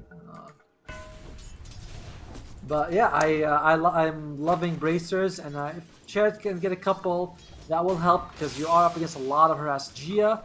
Also, with that insane 80 base damage, makes it very hard for her to get last hits. Look at that! Yeah. Just look at that deny. Like 80 damage. How do you deny against that? You don't. You don't really. You just gotta kind of sit there and watch your creeps die. And of course, we should talk about the last lane as well. I mean, top lane, AM matchup, obviously a bit of a struggle here for the baby as well. Legea doing a pretty damn good job. In fact, she might have a kill here. The baby trying to move forward, but she's walked into the root. Oh, she walked into the brambles. And Wands was not around to help on the Oracle, so first blood gonna be drawn here for Legea. Yeah, that was just a little too much confidence. And Gia gets a kill on the bottom lane as well. So, yep, it's starting. It certainly is. I mean, this draft from the Radiant, it's already very aggressive as it is. You give them a good start like this, and I think you're in a ton of trouble. And keep in mind, you are still trying to get this POS 1 AM going, so you're going to need to buy a lot of time here. from this dire team, and they can't afford to give kills away like that right now. To be fair, at least you do have like Alina, who's a great fighter, Slaughter as well, if you can get a meat dagger. So yeah, it's a little bit of a struggle right now, but it's okay. You do have good space makers, Hoodwink, great damage, Oracle, good here to have in a fight. So I'm not too worried about them. Like if they bleed a few more kills, then I'll start sweating. Yeah, fair enough. Hazoya, top lane, gonna be fine as they're gonna try and focus in on the Dark Willow, but she'll be just fine as well, keeping that clarity going. This top lane, I suppose the baby's still CSing just fine here on this this anti-mage. So, happy days. Still bot lane. Gia, all going down, but not quite yet. She'll get herself out as Jill will kind of hold the line, and they are not going to be able to secure that Shadow Shaman. Good try, though. At least forcing her back. She's, salving up. And also, Jill has no mana, so at least you're kind of like... You're not worried about any aggression coming out from the enemy side for a little bit, at least. And there's no mangoes either, so no mangoes on Jacob, no mangoes on Shadow Shaman, meaning there's not really much damage coming out. The baby, top lane, gonna get rooted up again. No blink available right now, but it seems like they may not have the follow-up. That baby will be served up here by the Oracle. That body block almost... that was like, get out of my way, man! Like, there you go, Nicotina. Gonna lose her life, though. Bot lane, though. Yeah, Nicotina going down, and top lane again, they're moving in onto this Willow. Legaia can be targeted. They should have the Mana Void if they need, but no, in fact, they didn't. Still level 4. Still Hazoya now going to turn back into the baby. Getting a lot of damage off, but not quite enough to get the job done. In fact, Wands still moving in with the Purifying Flames, but not enough. And the baby also gets a nice tango here, so should be okay. And bottom lane, yeah. Bye-bye, Sharon. No survival. Well, it's tough, but this is what I expect. We said this lane is very snowbally, and snowballing towards Red Horse. Shadow Shaman, Gyrocopter doesn't get much more damaging than that.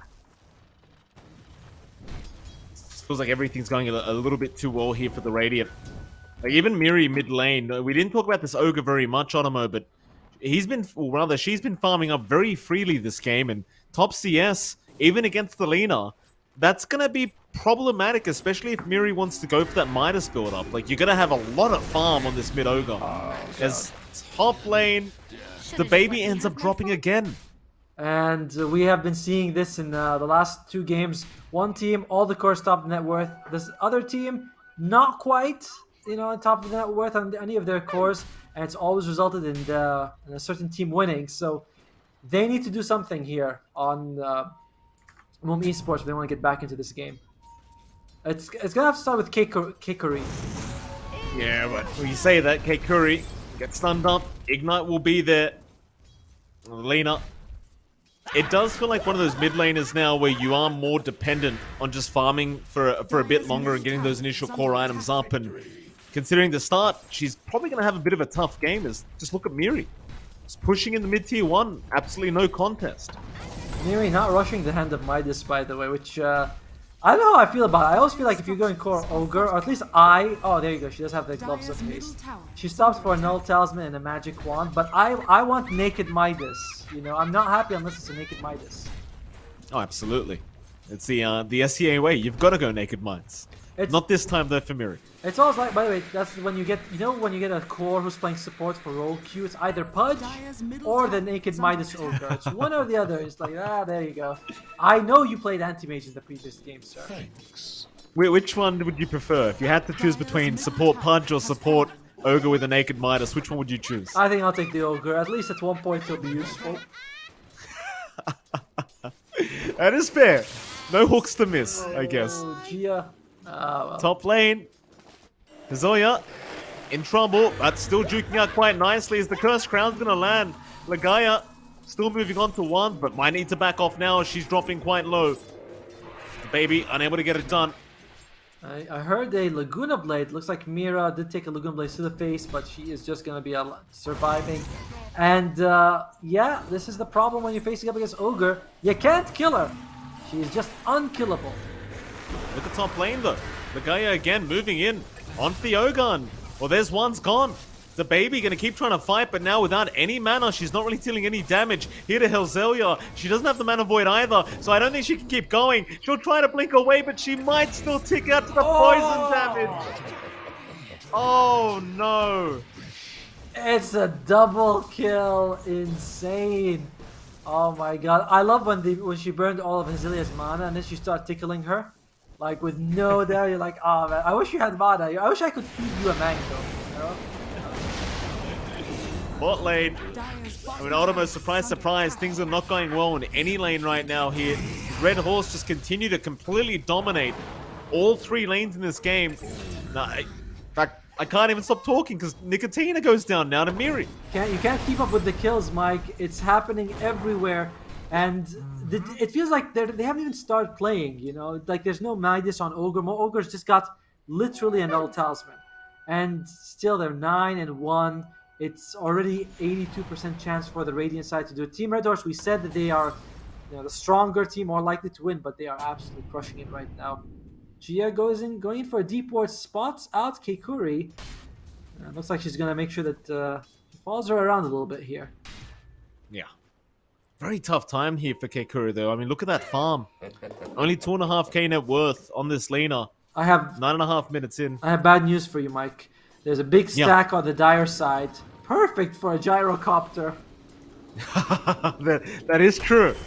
Sharad, oh, she's going to miss the crush.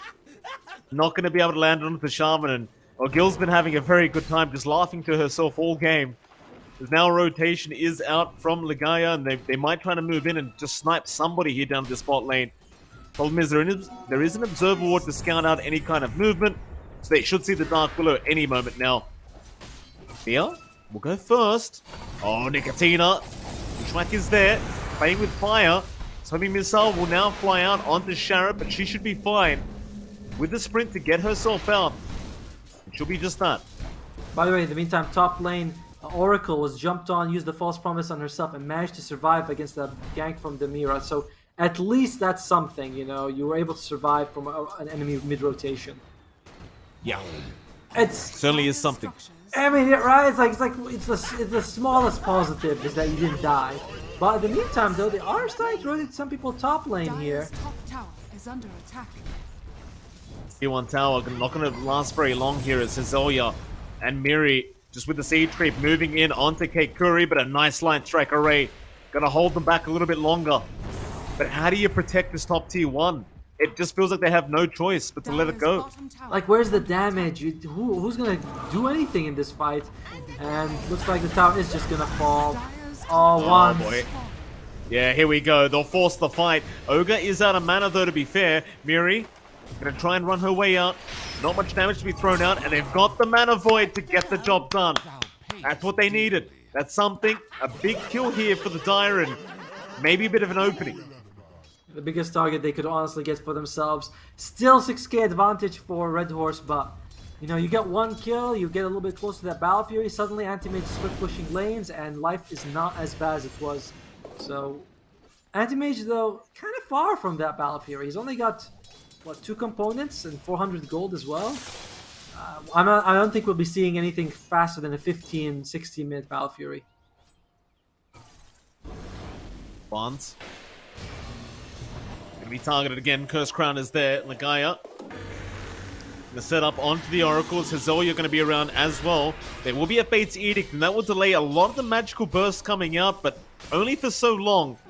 False Promise up in 1 second. Maybe she's got enough time once.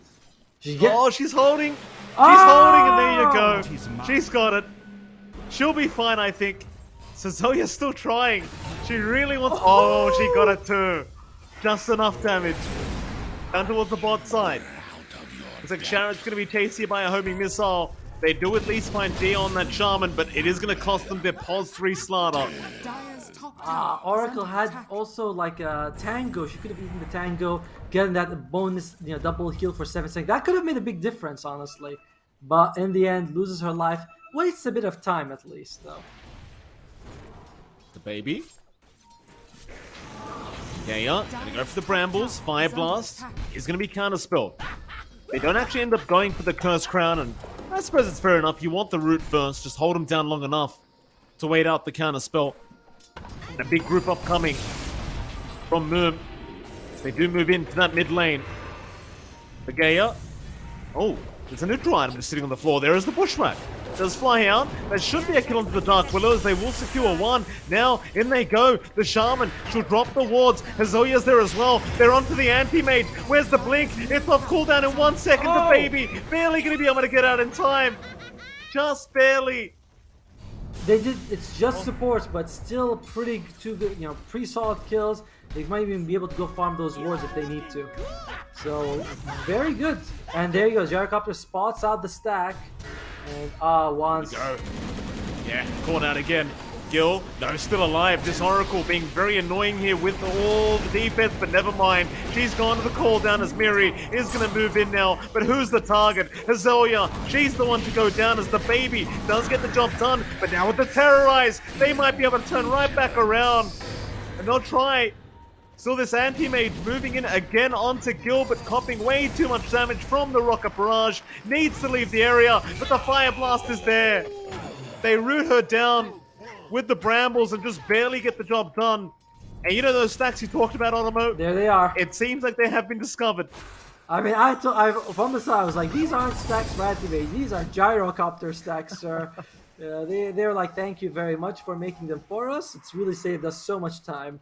And Anders doesn't even have the Battle Fury, I think, so she's not going to be able to farm it anyway. Still needs 600 gold for the Void Stone.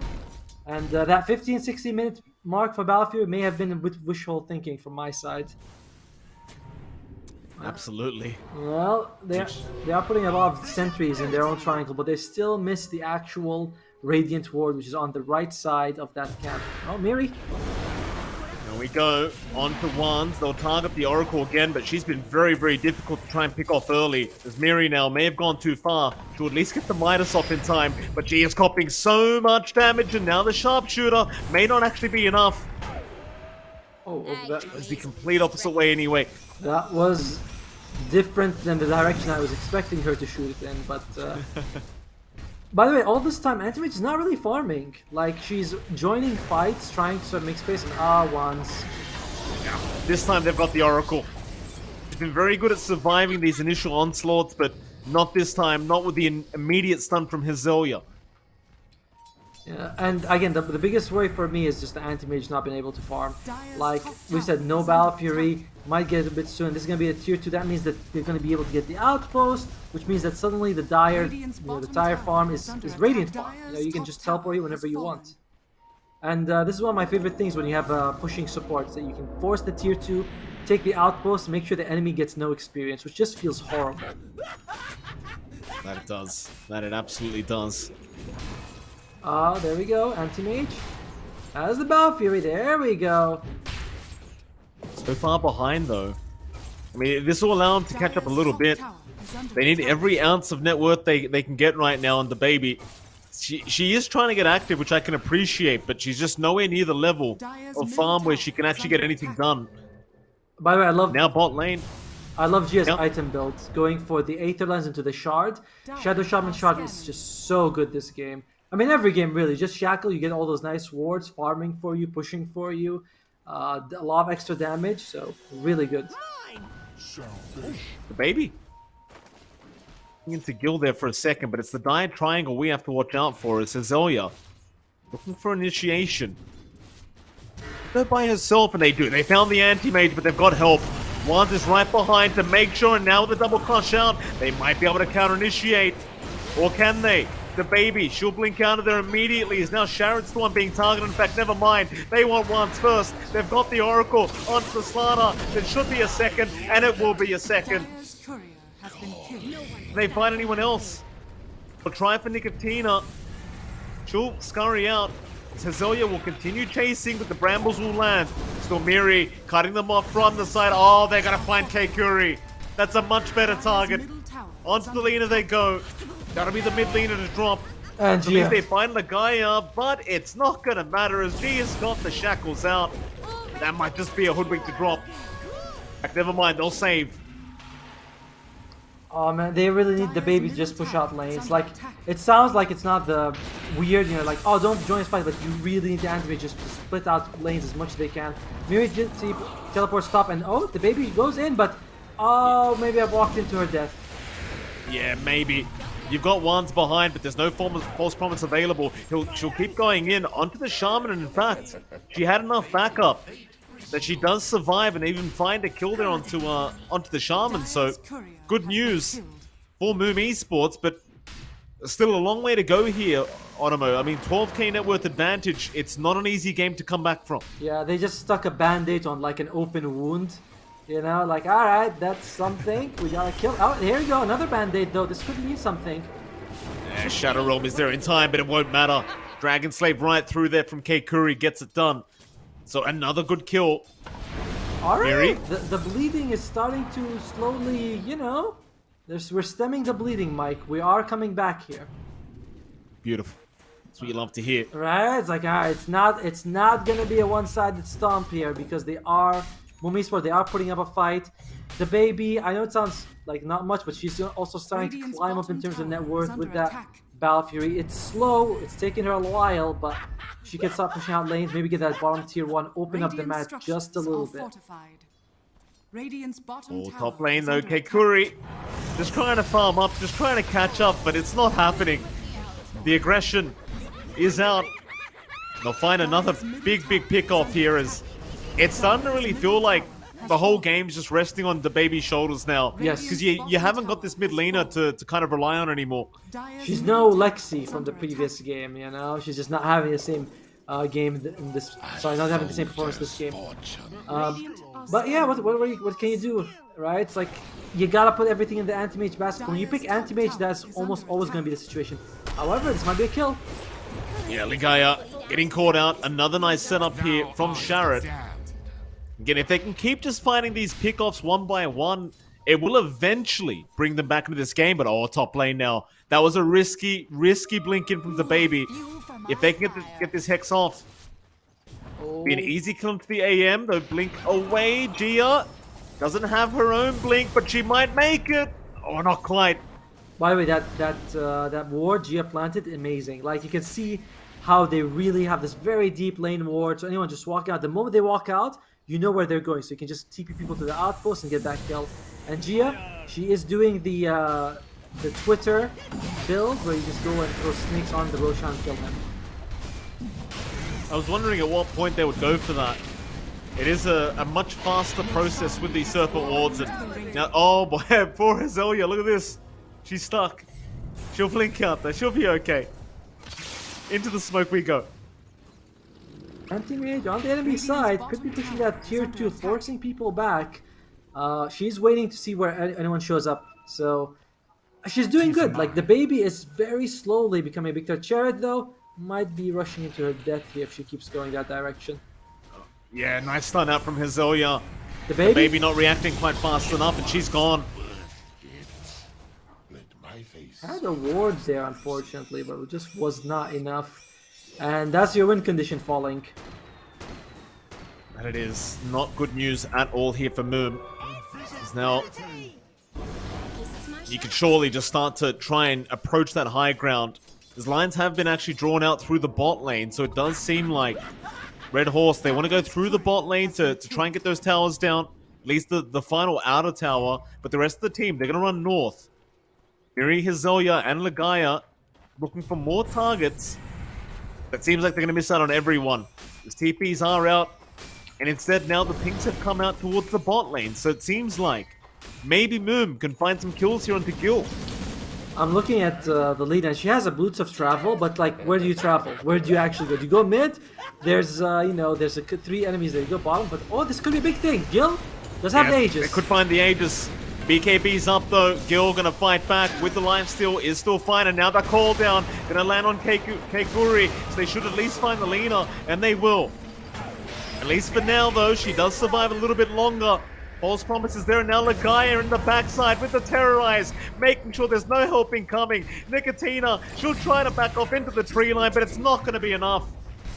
Into the tier 2 we go. They did burn the Aegis, that is something. So, I don't know, you could be happy about that. The baby, though, maybe not the time to neutral creeps there.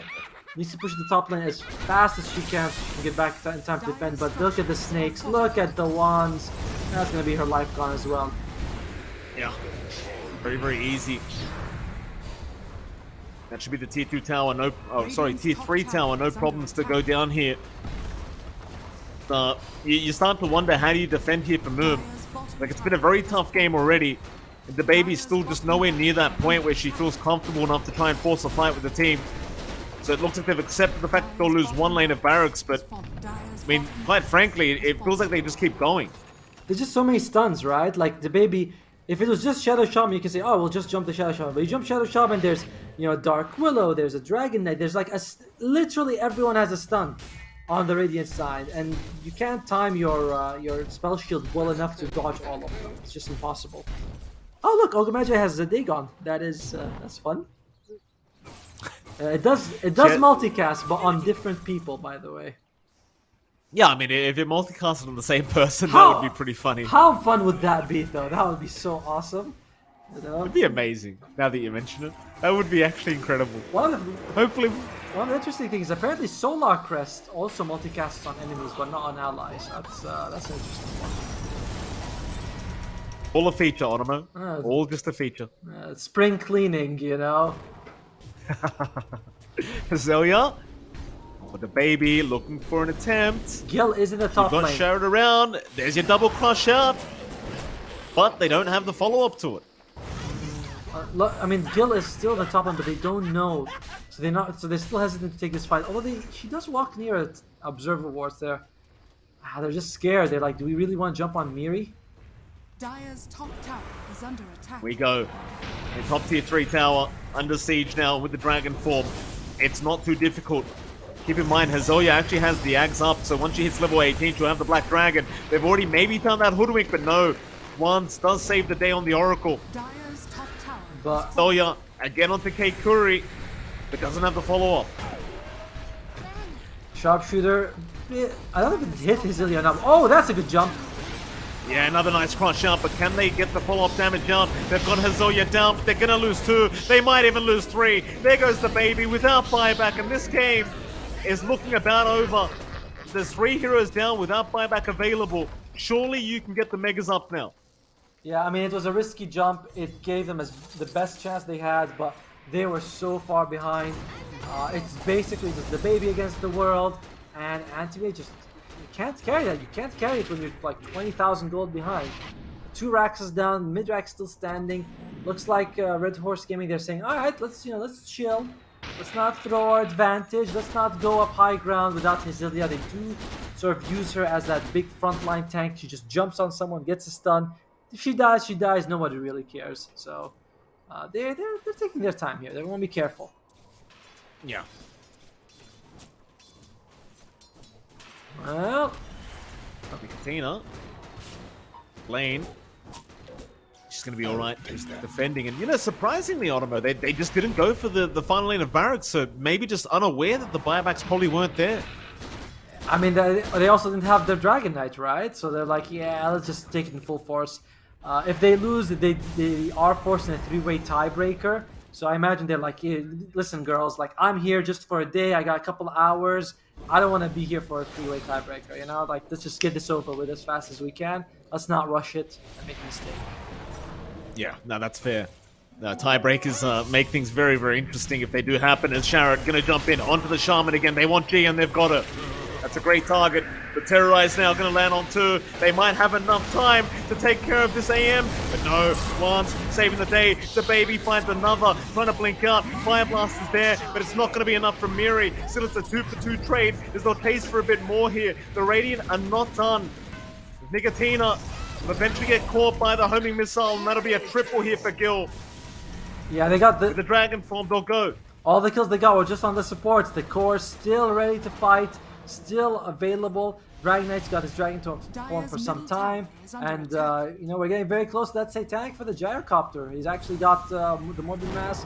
He's getting there. So you got 2 kills, and that's nice, but you didn't kill anyone who's actually sort of vital towards the push. they kill Miri though? Well, they could find her. She's just so tanky. She's just so tanky. And now everyone's awake for the Radiant side. Red Horse, everyone's teleporting in. Once this Gia gets close, she drops those Serpent Wards. It is bye-bye Raxus, and almost guaranteed. Yeah. Funnily enough, the baby is the only hero on the map right now with buyback available. So, you know, assuming the Dire just ends up kind of dropping too many bodies, that's pretty much it. It's the baby versus the world. Slaughter almost has to buy back in about 30 seconds. She will have it just from the natural gold, but yeah, no one else will be able to sort of contribute if they die. And there's the snakes. Are fortified. Snakes down. Serpent wards have been committed. Glyph was forced out, but they re-glyphed the creeps as well to protect that creep wave. Middle tower is Oh, under Gia, they see her. Or do they? Big wrap around, but there's your stun. Keikuri has been caught. Sharrett will try to help out. Keikuri, she'll get the BKB off in time, but Gil, there's too much damage. This Gyrocopter just taking them out. They just melted. All of them just melted. And now Gia. Oh, she'll find the last target. Last piece of the puzzle's gone. Do you just call it? I think, I mean, like realistically, yes. But this is Southeast Asia where they are pride on the line. This isn't disgraced family girls, you know. This is, well, I know this is MOOM. Oh, well, they call GGs. All right, they are disgraced family. In the end, it was tough. Obviously, this is Red Horse might be just the strongest team in the tournament overall. So they held on as long as they could, and they just cannot hold on any longer. It was a good attempt, but that does mean, at least for us, there is going to be no tiebreakers coming up. So Red Horse, again, proceeding. MOOM Esports, I believe, remain on a 0 score. So does that mean they're out, Otomo? They are officially out now? I believe actually all the brackets are basically done. I could go run through them just to tell all our viewers which teams advanced, which didn't. But yeah, Please. All right, so we have from Group A, we have Team Red Horse. We just saw and Run It Down. They both have, Red Horse has 3 wins, Run It Down has 2 wins, no one can catch up. Foxy Gaming, Disgrace Family Girls will also be advancing from Group B. Then we have Roar and we didn't see any games from Group C, but these two are advancing. And lastly, we have Chicken Cordon and Lugiyama will also be advancing from Group D. So we basically know what we can expect during the playoffs. We have our top 8. But yeah, in this game, Red Horse, I mean, it's... All you can really say is that it was a pretty one-sided affair. Red Horse was really never behind. They had the draft they wanted. They shut down the baby, who was really their only chance of a comeback. And it was just kind of a one-sided affair, as sad as it is to say. Not every game is a close one like Game 2. Red Horse, strongest team so far. Yeah, but I mean, speaking of close games, though, now we go into best of 3s, if I'm not incorrect in saying so. So I believe the closeness is about to come out, I'd say. I hope so. I can't wait to see. Yeah, absolutely. I mean, I can't wait to see what happens in a best of 3. I believe we are going to head off to a break, though, Otomo, and right after that break, we'll be back with a best of 3 series between 2 new teams. We'll see you then.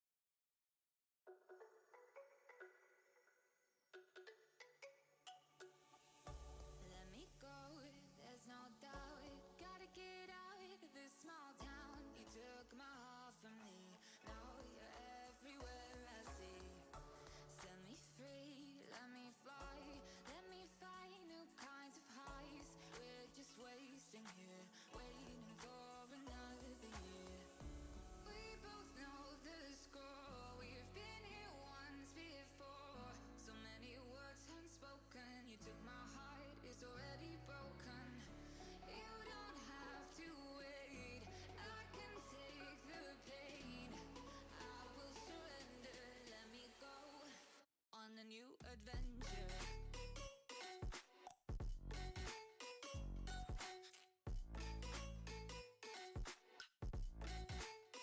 On a new adventure.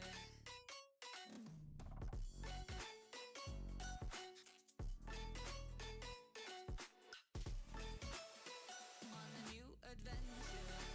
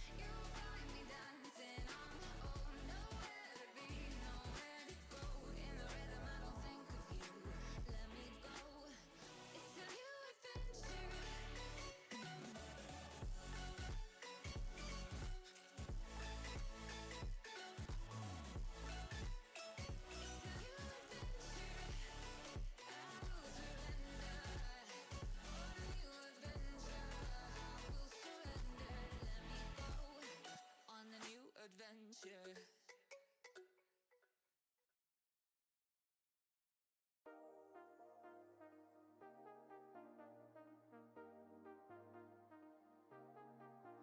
I got you and your vibes in my mind, I can't get them out, no matter how hard I try. I need you and your heart next to mine, yeah, I'm all about keeping it you and I. When you're here, you spark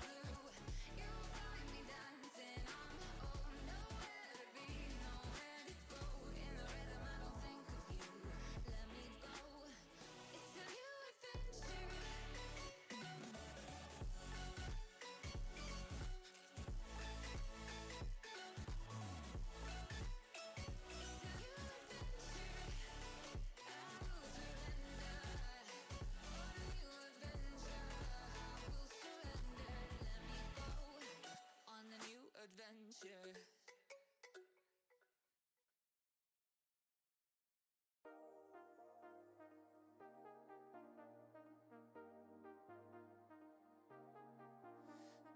you and your vibes in my mind, I can't get them out, no matter how hard I try. I need you and your heart next to mine, yeah, I'm all about keeping it you and I. When you're here, you spark chemical reactions, your aura strikes like lightning. Got no words, I'm just drowning in attraction. Only one way to describe it. It's electric. Can you feel it? You got the only touch that takes me high. It's electric. I'm up in my feelings. Got double vision 'cause of you tonight. It's electric.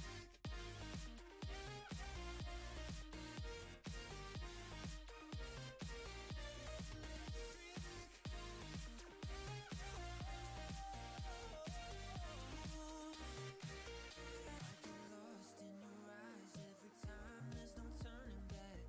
Swear I ain't got a chance.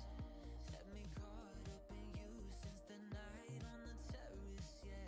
You had me falling fast. When you're here, you spark chemical reactions. Your aura strikes like lightning. Got no words, I'm just drowning in attraction. Only one way to describe it. It's electric. Can you feel it? You got the only touch that takes me high. It's electric. I'm up in my feelings. Got double vision 'cause of you tonight.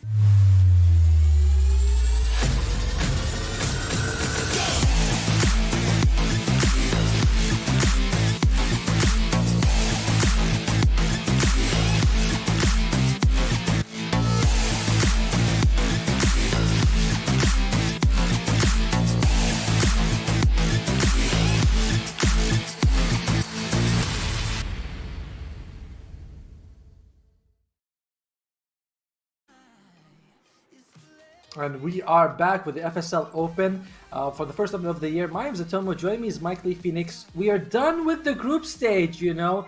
The strong have remained. The weak have, taken a break. We'll see them hopefully next season. But the strong have remained. That's the important part. And now we're off to the playoffs. How are you feeling, Mike? How was the break for you?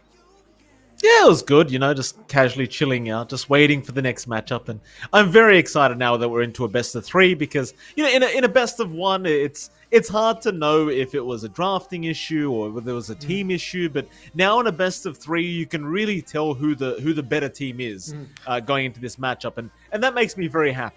Especially right now because now we're in the money zone. You know, you win this match, you're in the top four, you're guaranteed some money. You know, $125, and of course on the road to the $500 in the first place. So, yeah, you're in the money zone. That's where you really start enjoying the game, when you have something in the pocket. Yeah, absolutely right. You've got something to play for now for either side, and you know, stakes on the line. I believe draft has also gone underway, so I'm pretty excited to see what's going on. Foxy Gaming against Surprised Face in this best of three matchup. And would you believe it? Mars is the first pickup for Foxy Gaming, but we have two brand new heroes here, Ottomo. Snap by Night Stalker. And Medusa as well as our first Medusa of the game. But hold the phone, Mike. Mars, when was the last time we've seen this hero? I mean, plenty of times actually. This hero just never, ever disappears, this Mars hero. So very excited to see it popping up. And the last person we saw it was Joy playing it, I believe. And that was truly a joy to watch. Mars has been called the Pudge of the competitive scene, you know? It's like, no matter what happens, someone's going to be like, you know what, guys, this is a pretty good Mars game, you know? It's not bad. But yeah, the hero does have it all, really. Has a great ultimate to hold people in, has a stun, lanes pretty well, strength hero who tanks up, can redirect a lot of ranged damage, so you can never really go wrong with Mars. So, well, that makes sense. By the way, both teams relatively evenly matched. We are looking at the high divine, low immortal level of gameplay. Foxy Gaming has always done well in this 10 tournament. seconds remaining. And Surprise Face also coming in with a pretty good high-ranked 5 team. So I seconds think remaining. we might have 3 close games on our hand, Mike.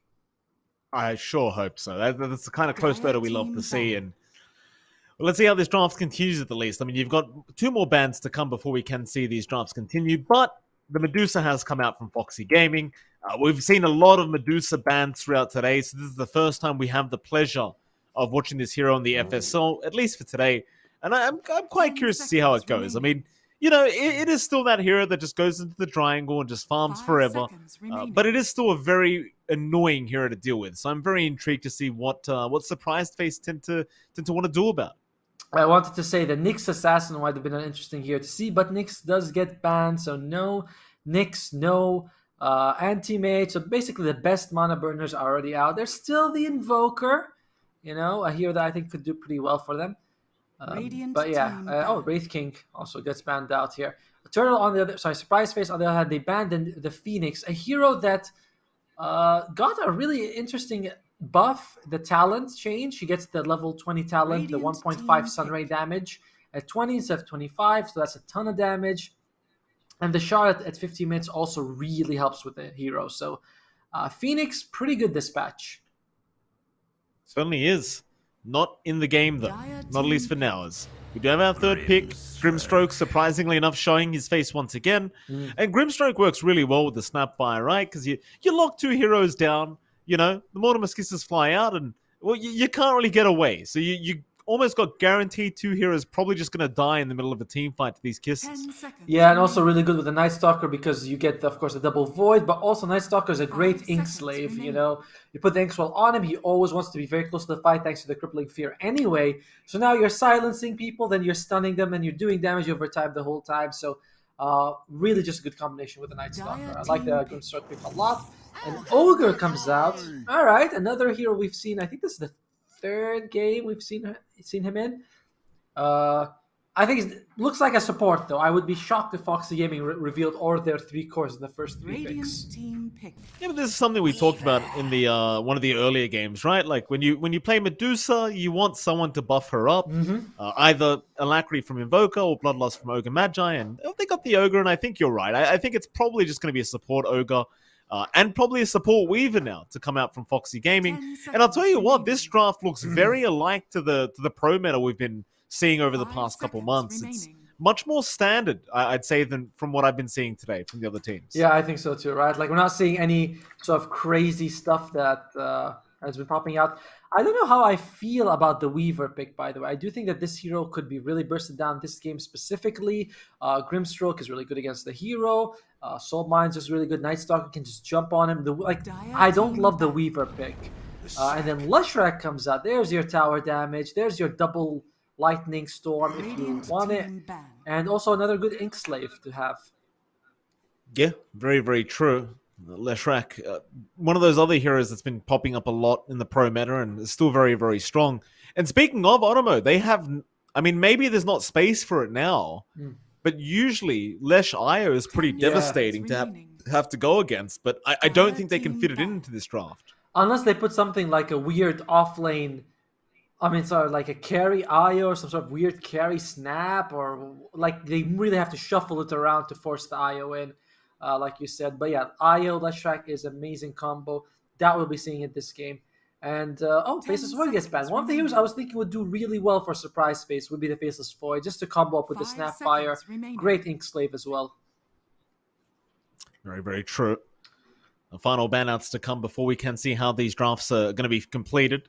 Because Foxy Gaming, they are, still lacking that mid lane, unless we are going to see another mid ogre. I imagine they are still yet to pick some kind of mid hero up.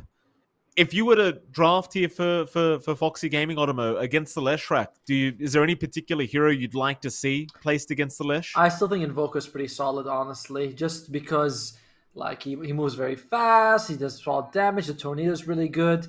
You have a combination with, like we said, we can buff Medusa, you have a good combo, Kata with the Mars Arena.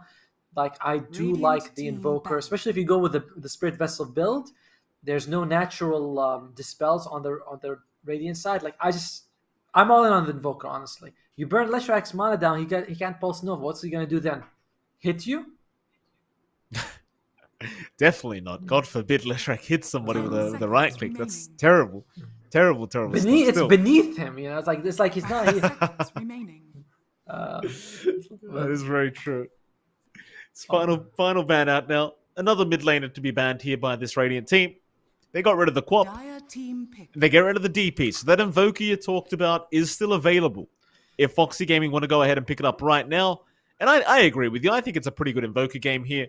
And could you imagine Bloodlust and Alacrity on this Medusa? That's the thing I was thinking about the most. Also, you can put a Solar Crest on the Ogre Magi. Like the buffs, the Medusa will really become the raid boss. But we'll see what they go That'd be for. amazing. There still are the spirits if you want to go for something different. But I feel like whatever you have to get will have to be very mobile that can get away from a Night Stalker or gets a BKB. And I think Invoker fits a bit better than that. Still 50 seconds of reserve time here for Foxy Gaming to think about this one.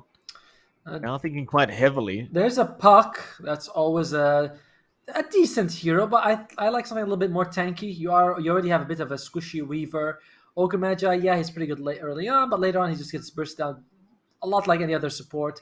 So Mars will need someone to go in. Invoker does also feel like that sort of middle range hero where he can take a couple of hits, turn on BKB, Spirit Vessel someone. I'm really feeling the Invoker. Oh, Necrophos maybe? What did they go with? They go with... Oh, wow.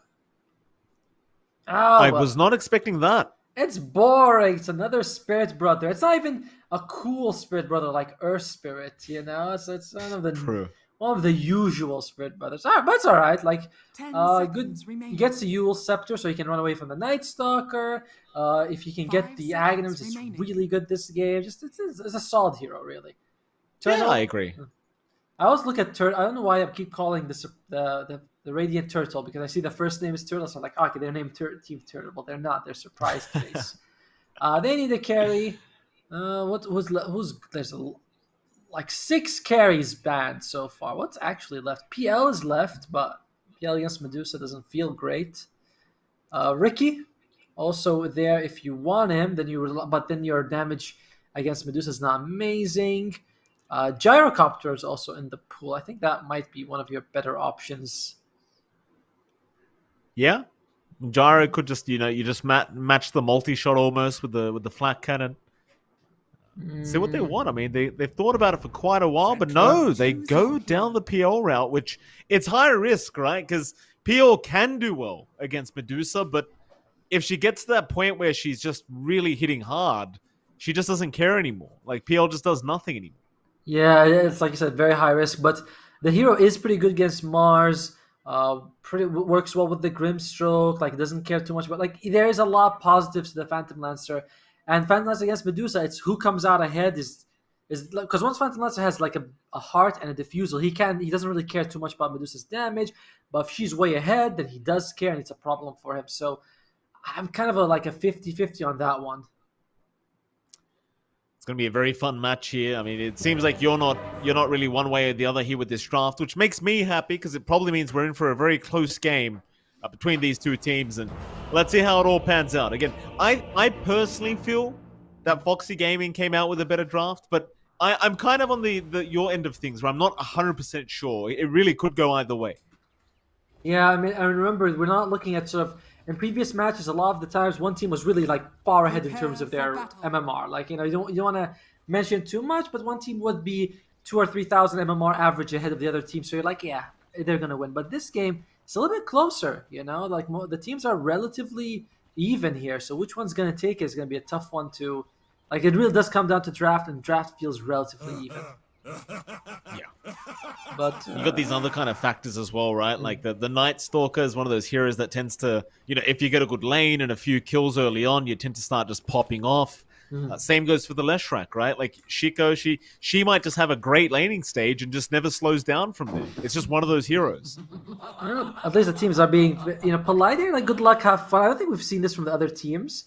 So that's not a nice bit of sportsmanship. I believe I've played with some members of Surprise Faced, so they're pretty good. It's like I said, when you see someone in a pro scene that you've played with, you're like, yeah, that person.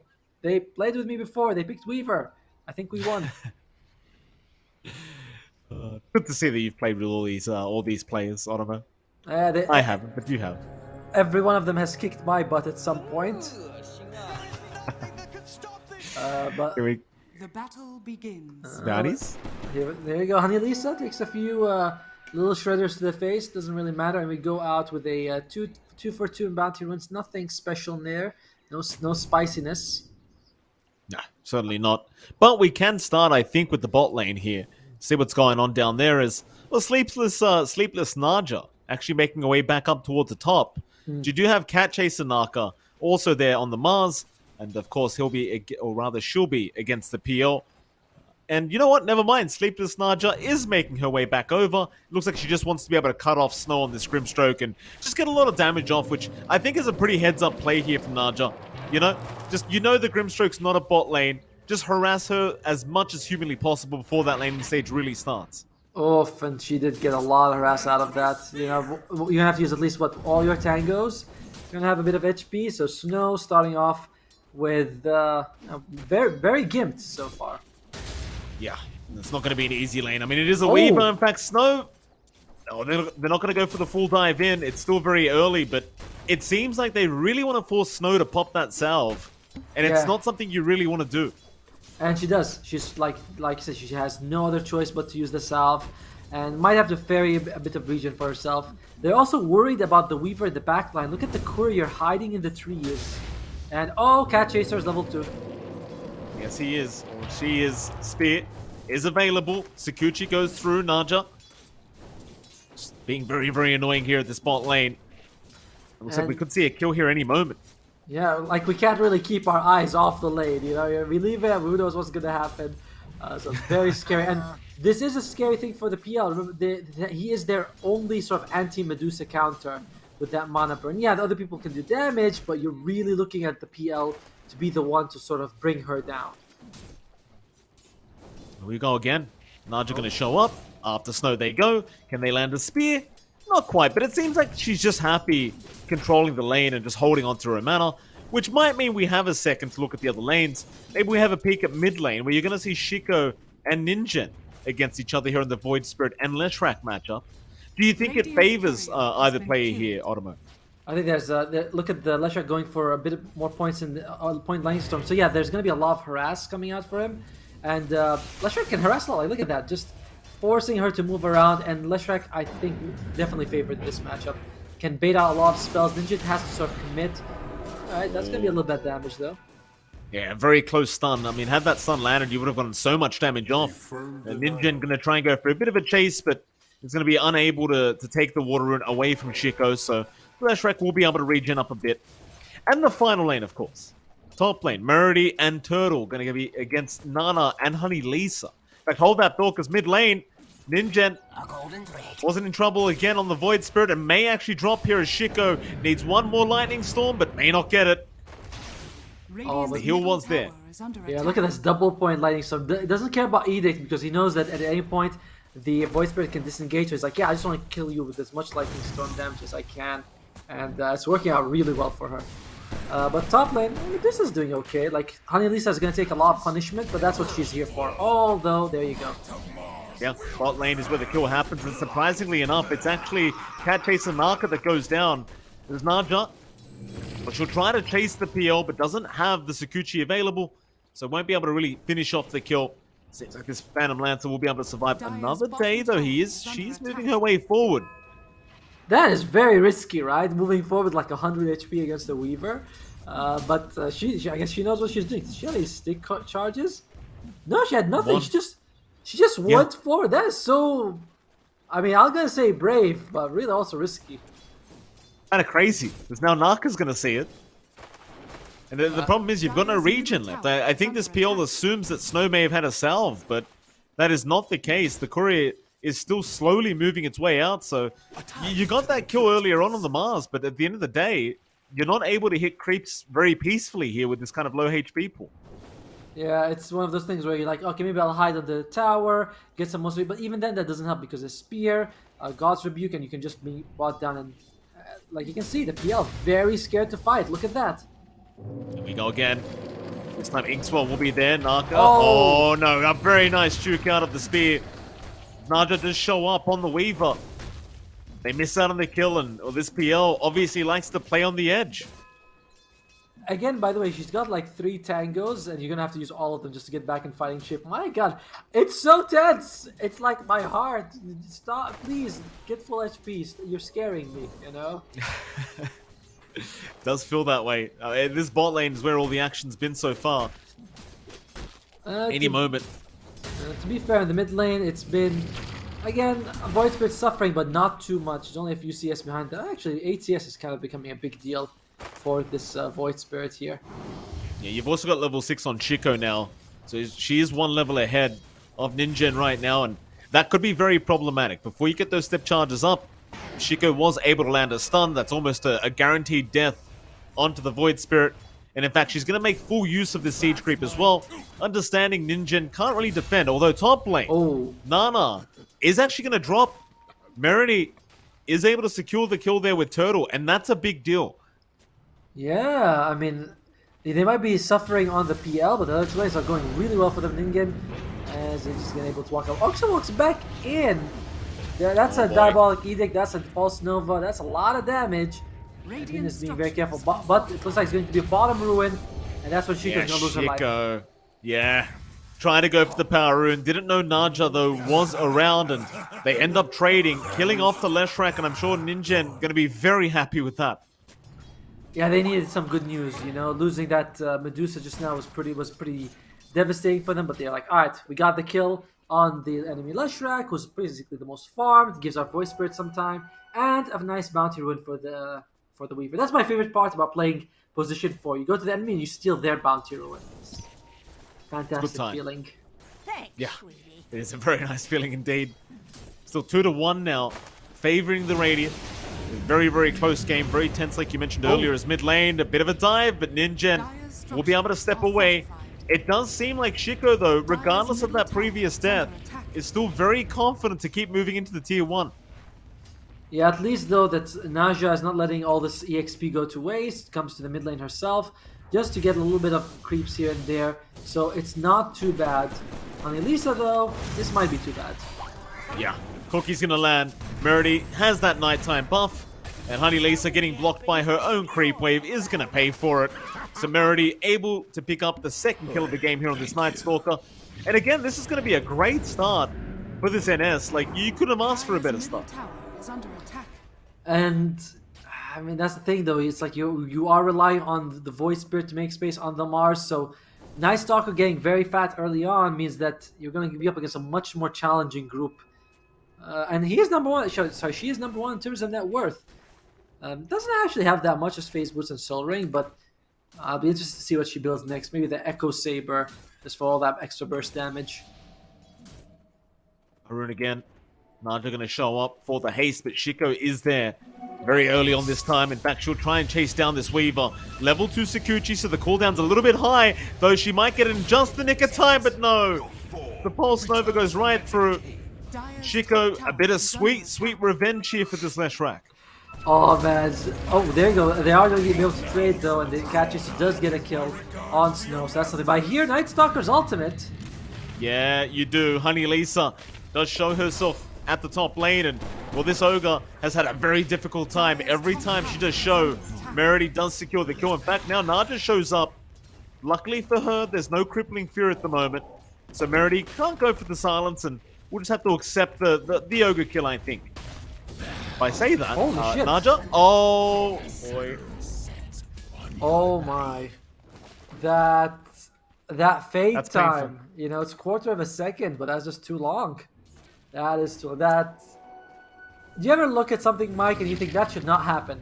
That should not be happening. That shouldn't have happened. I just can't believe it Playing did. on the edge again. Yeah. I mean, we saw this earlier during the laning stage. Naja likes to play on the edge. Fair enough, but you got to keep an eye out for that fade time. It can kill you like that. Sometimes you do fall off the edge, right? You're not always gonna... You know, it goes against you sometimes. Ninja is level 8, by the way. Oh, gonna make some plays against Chico here, but not enough damage. Certainly not. Chico going to be just fine. I like this Leshrac pick in the mid lane a lot because if at any point Nin leaves the mid lane, mid tower's gone. You know, like instantly, Leshrac is gonna go for the tower. She's maxing out Diabolic Edict now. I think she's got 3 points in it. So, or 4 points. Just hit level 9 has 4 points. So you can't leave the tower. It's too risky. And that's what Voice Spirit wants to do. He wants to rotate. She wants to make space, but she can't. Absolutely not. The fight is on over the power rune. Snow will be able to pick it up herself. Naja was threatening with the Sakuchi, so they didn't want to risk it. Power rune really just goes to no mid laner. Back to your point, yeah, I certainly agree. Like, Ninjen, she's just stuck here in this mid lane now, and it goes back to the... I mean, you just can't ignore Shiko. As soon as you leave, that tower just gets deleted. Yeah, they're giving Snow... Oh, actually, I was thinking they were going to give Snow some EXP, but no, Shiko's like, all mine! All of it is mine. You ever have that when your mid laner's snowballing and they ask for the 10-minute tome? They're like, I'm snowballing. Give me the tome so I can snowball further. I'm like, dude, I'm level 4. Like, for the love of God, just let me. I want to smell the experience. That's all I want to do. That's how I learned how to swear in Southeast Asian, Ottoman. That's how I learned all the languages. You know, the very upsetting moments when my tomb is taken as support, especially by the mid lane. I mean, why do they even do that? That's not fair. My favorite review of Dota 2 is that. The objective of the game is to destroy the enemy throne before you learn a foreign language. That's exactly how it is. You're like, I will swear at everything. Just give me the tome. Bot lane. Ooh, they've got the spear. Does land very nicely, but I don't think it's anywhere near enough lockdown. No panic. Meredy? Meredy's here. Invis or Smoke, I think. Smoked up, yes. The Dark Ascension, Naja has been spotted, and this time the Crippling Fear is available, along with an Echo Saber, so you've got so much damage for this Weaver. Naja, a nice time lapse just in time. It's just not going to make the difference, though. Meredy, having such a great impact on this Night Stalker already, just continues with the aggression. And it's like, the only thing I could think about that they should be doing on Foxy Gaming is maybe rotate supports mid. If Ningen can't leave mid, then make Shiko die, so she can move around the map, because... like, trying to play the side lanes without a Void Spirit supporting you is very tough when their draft clearly relies on having Void Spirit be active. It's like you said. I mean, Ninja's still just stuck in the mid lane. And in the meantime, I mean, she's gonna rotate now, Ninja. Oh, that right under Sentry Ward, poor thing. Yeah, Turtle still gonna get jumped, but they know exactly what's happening. In fact, they're gonna try and move in. Cookie's gonna land. Meredy has the Inkswell follow-up, and with the Crippling Fear, is there enough time to get out? Not quite. The Remnant was there with the silence. So now Honey Lise is in trouble. In the backside, though, Turtle does end up dropping thanks to Naka with the arena. But now the PO even joining in the fray, wanting to go for this fight. Meredy might finally die, and does. A good trade, as maybe they can even focus on the PO, but he's going on to Honey Lisa, going on to the support. Even Shiko showing up now. The Stone Gaze, it will finally be popped. Can they keep turning? They've got the Leshrac locked down. Shiko about to get out, but Naja's on the chase and she'll get her. Oh, it's a big, big kill. A big team fight. What a spear. All the diaries, even Naka is still running and has actually made it. This PO, she's not out of danger yet. Taking a few hits, they do lose Sleepless Naja in the end, but Snow does fall, I believe, to the bugs, or was it to the urn? Either way, she is down.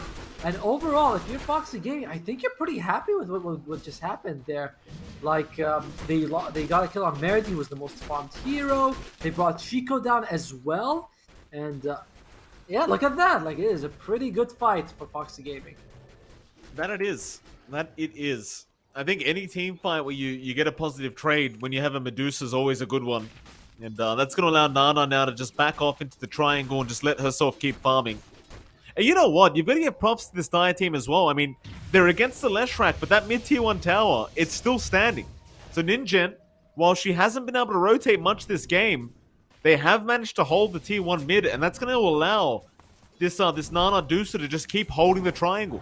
Yeah, it's exactly like you said, right? Like, they wanted to take this mid-tier 1 and force Ningen to stay, or force Ningen to stay there. They did both. Like, they were able to force the Void Spirit mid, but it didn't matter. Like, they lost that big team fight, and the tower's still standing. So Meredy, they have vision of her, But Meridy's spider sense is tingling. She's like, I feel something. I feel something's coming. Let's back off at the right time. That mid-tier 1 tower now. I mean, if you're this guy, you might want to move in yourself. They've got Stone Gaze back up. Nana's actually going to join the team. Nana's been They'll playing, slowly start chipping away. and this Nana's been playing so active with the team. All she's got is Dragon Lance, Boots, and the Power Treads, but still having massive impact. You know, just joining fights. And like we said, she can beat the PL because she's just so far ahead in terms of net worth. There they Is go, she going though. to pay for it now? Dark Ascent pop. The Stone Gaze, or rather Soul Bind, is out. Arena down as well. Naka looking to turn, but they've got the Deucer. Nana, she was too far forward. So Ninjen going to move in again, but can't find anyone to snipe. Instead, Merity has been targeted here by this Weaver. The Naga, or rather Naja's done a great job of getting herself out. Turtle now will be chased down by Ninjen and Honey Lisa. And it seems like they've even got a Snapfire. It's at an expensive cost though. They lose the Deucer, they lose the Mars. But they still are able to secure this tier 1 mid. That's the big deal, right? Like they're able to get map control against the Leshrac. You take the mid tower first. That's a huge deal for them. I mean, and plus when they send Nana to fight with them, I think you have to accept that your carry is gonna die. Like if you bring your carry to a fight, you're prepared to lose them. You know, so it's a little unfortunate they did have to lose her, but they got 3 kills on the tower. They should be pretty happy with that. Yeah. Well, Merity, TP back to the outpost. Does have to be a little bit cautious. But you do still have this Weaver around who can scout you out, and there are more heroes coming in.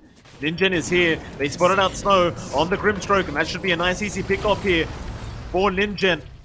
Who will eventually move back in. In fact, Sleepless Naja will be the one to take it. And it doesn't seem like they've got a response here from the Radiant. I guess, at the very least, you don't lose Merity again, which is probably a positive.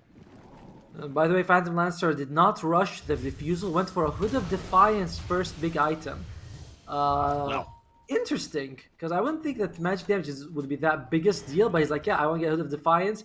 Now as a Diffusal Blade, 17 minutes. You could have gotten it a couple of minutes earlier, but I like the Hood, but maybe I would have gone Diffusal first. So it's interesting to see how she looks at the game. Chico, mid lane, Naka with a great setup, and that's your Leshrac gone.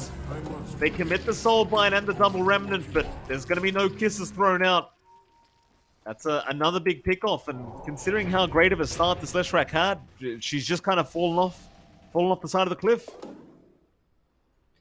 And she's the one who sort of relies on snowballing more. Because Leshrac, once you're behind net worth and you get burst down, you rely on being ahead and having more items, being very durable to survive. But if you're being bursted down every fight, that's really terrible. Void Spirit, once you get a couple of items, you're okay. You don't really need too much more. And it's tough. Void Spirit is going to go for the Kaya Saj. I don't know if I love this. I would have preferred something like the Yules into the Aghanims, but there's nothing wrong with the item as well. It's fine. It just doesn't help versus Crippling Fear, unfortunately. Yeah, absolutely not. 1k advantage, still such a close game between these two teams. Oh, This, that's what we were hoping for. We were like, yeah, it's going to be a close game. It's going to be a good, close game. yeah. Oh, T1 mid tower going to be focused down. Vic will be there, Naja. no, they bring Show up. They bring the Nana as well. They bring the Medusa. Tower still standing though. Cat Signs. Chasers. He has the blink. She wants to jump in, find a good angle here. But Leave it be for now. big commitment though.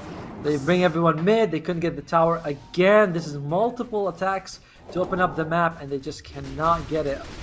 But It's PL. What a Katesa. guess. Oh, she's got him. What a great spear. Ninjen is out. The PL still alive though, still doppling away, but with the crippling fear. No, they've got her. They take her out, and now they want more. They want Merity, but they don't have the lockdown for her. So she'll be okay, but you got the much bigger target anyway in the Phantom Lancer. You're happy. the guesses coming out from Mars. Cat Chaser Nakashi is doing an insane job. She's like, yeah, I think it's this one. And this is not the first time she did. When she was being chased by PL earlier, she was able to steal the furthest one. She was like, yeah, I think that's the one, and gets it again. So that's very impressive. And tier 2 for Foxy Gaming. high... Would you have bet that they were the ones who would get it before the Leshrac lineup? No. No way in hell would I have said that on a moment. Is under attack. Foxy Gaming, they're playing very well right now. Just completely demolishing that bottom tier 2, and they're playing very conservatively in some sense, but at the same time high risk, right? Like we talked about Nana getting involved in these team fights, which is not something you see from a Medusa. But most of the time, it actually has been working out. And now, well, Merity had the crippling fear going, but this could work against them because the Stone Gaze is going to be there from the high ground. They've got 2 down already. Turtle had the Snapfire Kisses going, but she was stoned up. Another 2 down. In fact, there might be a third. Turtle knows she can't escape. And they're even chasing down Shiko. Naja will give all the vision necessary. In fact, does miss the swarm. With the Sakuchi, she should be able to keep up. Yeah, I think she has sight of her. There you go. Finds her. And oh, Shiko's gonna lose her life as well. 4 kills for Foxy Gaming. PL stays alive and is farming up, but he's still quite a bit behind the Medusa. And as we said, this is a bit of I counter you, you counter me sort of thing, and depends on who's ahead. Right now, the Medusa is way ahead. Absolutely. Radiant's middle tower is under attack. Maybe the tier 2 mid tower gone, and they've just put so much emphasis on getting these towers down. Again, not something you see Medusa do very often, but she's doing a great job. And now you could really start to look towards Roshan if you want to. Reminds me a little bit about how Jackie plays with Medusa on Boom Esports. She's also quite active. Yeah, so, I mean, this is the way, right? Like Medusa, she's so damn tanky. Her ultimate's so good to have in team fights. And she's a great siege engine to sort of roll behind. And they're playing her perfectly on Foxy Gaming side. Although, you know, shout out to everyone else, right? Like Mars landing those spears every time on the correct PL. Not easy, that's for sure. Not at all. Not at all. Well, what's Weaver going for? Going for that Aghanims build. It's still good, just it's received so many nerfs over time. I think the cooldown doesn't get reduced as much. You don't get the bonus cast range. Like the cast range is pretty short now. So it's still like a great item. Like you always want to get on the Weaver. It's just not as good as it used to be. No, certainly not. You do have a smoke up, but it's going to be a smoke on smoke. And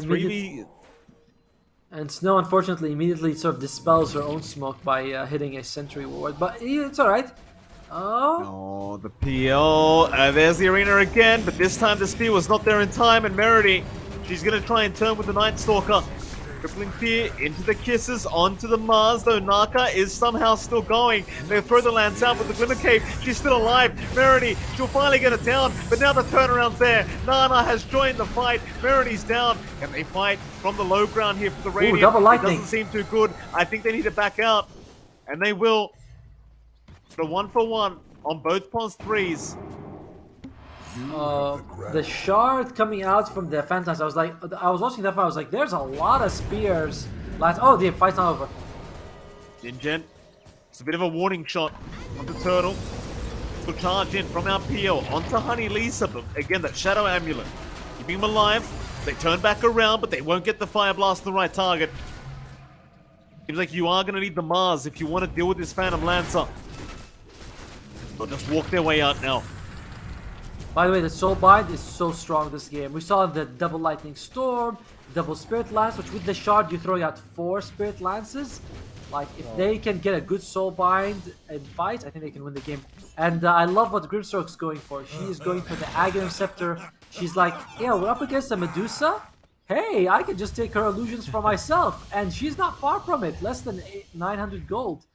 Alright, suddenly we have a real game on our hand, and Medusa's also going for Skadi, which means that you get the Skadi illusion. Oh boy. Alright, Mike, I think we might see it switch the other way very soon. I think so. That's a big problem. You can't ignore that Dark Portrait. Snow, she'll just continue focusing on finishing off the Aghanim Scepter. The top lane, or Naja, gonna be fine against the PL. We'll just Sukuchi away, but you can tell the Radiant is getting a lot more confident here as they move in through the top lane and certainly showing signs of life. Yeah, like we never thought they were out of it, but we were thinking it's starting to close off. But a good soul bind, you get the Dark Portrait. It's suddenly it feels like you're the one who's 5k ahead, especially with this Medusa being the most farmed. It's like it's not so bad if the Medusa wasn't that farmed, you know, like if the Mars and the Voice Spirit were farmed, but it's Medusa who's funneling all your gold, so her illusions are the ones that are gonna matter. Absolutely. Oh, well. There's your Ive Skadi up. Oh my god. Well, 300 gold away for the Grimstroke. She's also going to go for the Aether Lens next just to ensure she gets her spells off. I like that a lot. Are they going to be smoking on the Dire side here? Yeah, they do have a smoke on the Ogre, Honey Lisa. Yeah, maybe not opting to use it yet though. Leave it for another day. It's still going to give too much time for this Grimstroke, I think. Snow not quite there yet for the Ags, but very, very close now, and could be a very problematic scenario. Keep in mind as well, Nana doesn't have that big damage item yet, right? So it's not going to be the easiest team fight for this Deuce any longer. Like maybe once she has the Daedalus up, she can deal with that portrait, but before that. But then you also give the portrait Daedalus, right? Like it's like no matter whatever I buy, I'm screwed. You know, everything I buy is good for the enemy side. So a tough one. You're gonna have to rely on Nim to sort of jump in and control the Grimstroke. She is gonna go for the Agams. Oh, here we go though. Ben not committing all the way. And Ninja will have to focus on the Grimstroke, and it's gonna be a tall order though. But it's what you have to do. Naka wasn't in range for the Blink Arena. It's become very hard to try and lock down the PL now with the max doppelganger anyway. You really gotta choose when you commit that spear. It seems like the Radiant is happy to keep waiting it out a bit more. Yeah, I'm actually getting more and more worried for the Dire side here because, I mean, like the PL is farming just as well as the Medusa. And remember, he's a PL. He's not supposed to farm. He's ahead of the Medusa, not in terms of gold at least, but in terms of levels. And he is at level 20 talent. It's worrisome, you know, that he's farming as well as he is. Bottom tower is under attack. Immediate smoke out. The Ags is now up. So they want to go for that Ags reveal immediately on this Grimstroke. And obviously they were planning to just try and play around it here in this game 1. Merity. She'll run towards the dire triangle, but the only target there is Naja, and even she's running towards the bot lane to defend that tier 1 tower. So it seems like this smoke may amount to really nothing. Because maybe you can still find this Weaver kill. Merity doesn't have anything like a blink up yet. She pops a dust, but Naja's already out. So she knows very well they were smoked up now, and well, I guess they can still stick around for the bottom tier 1, but that's about all they're going to get. Oh, by the way, Merity feels like she's fallen off a little bit as well, hasn't she? She had to disassemble the Echo Saber to get the BKB, and now she's kind of got nothing aside from BKB. Gonna go rush the Blink Dagger. I like that. Just jump on the Weaver, or jump on the Void Spirit, bring him down. So I like that pick. Void Spirit has no defensive items at all. This Blink Dagger on Night Stalker could be a very game-winning item. Still a lot of patience. It is very tense. You know, no one's fighting, no one's killing. No one wants to be the one who sort of starts a bad fight and loses their lives and the game for their team. We are entering the money zone, so both teams being very careful here.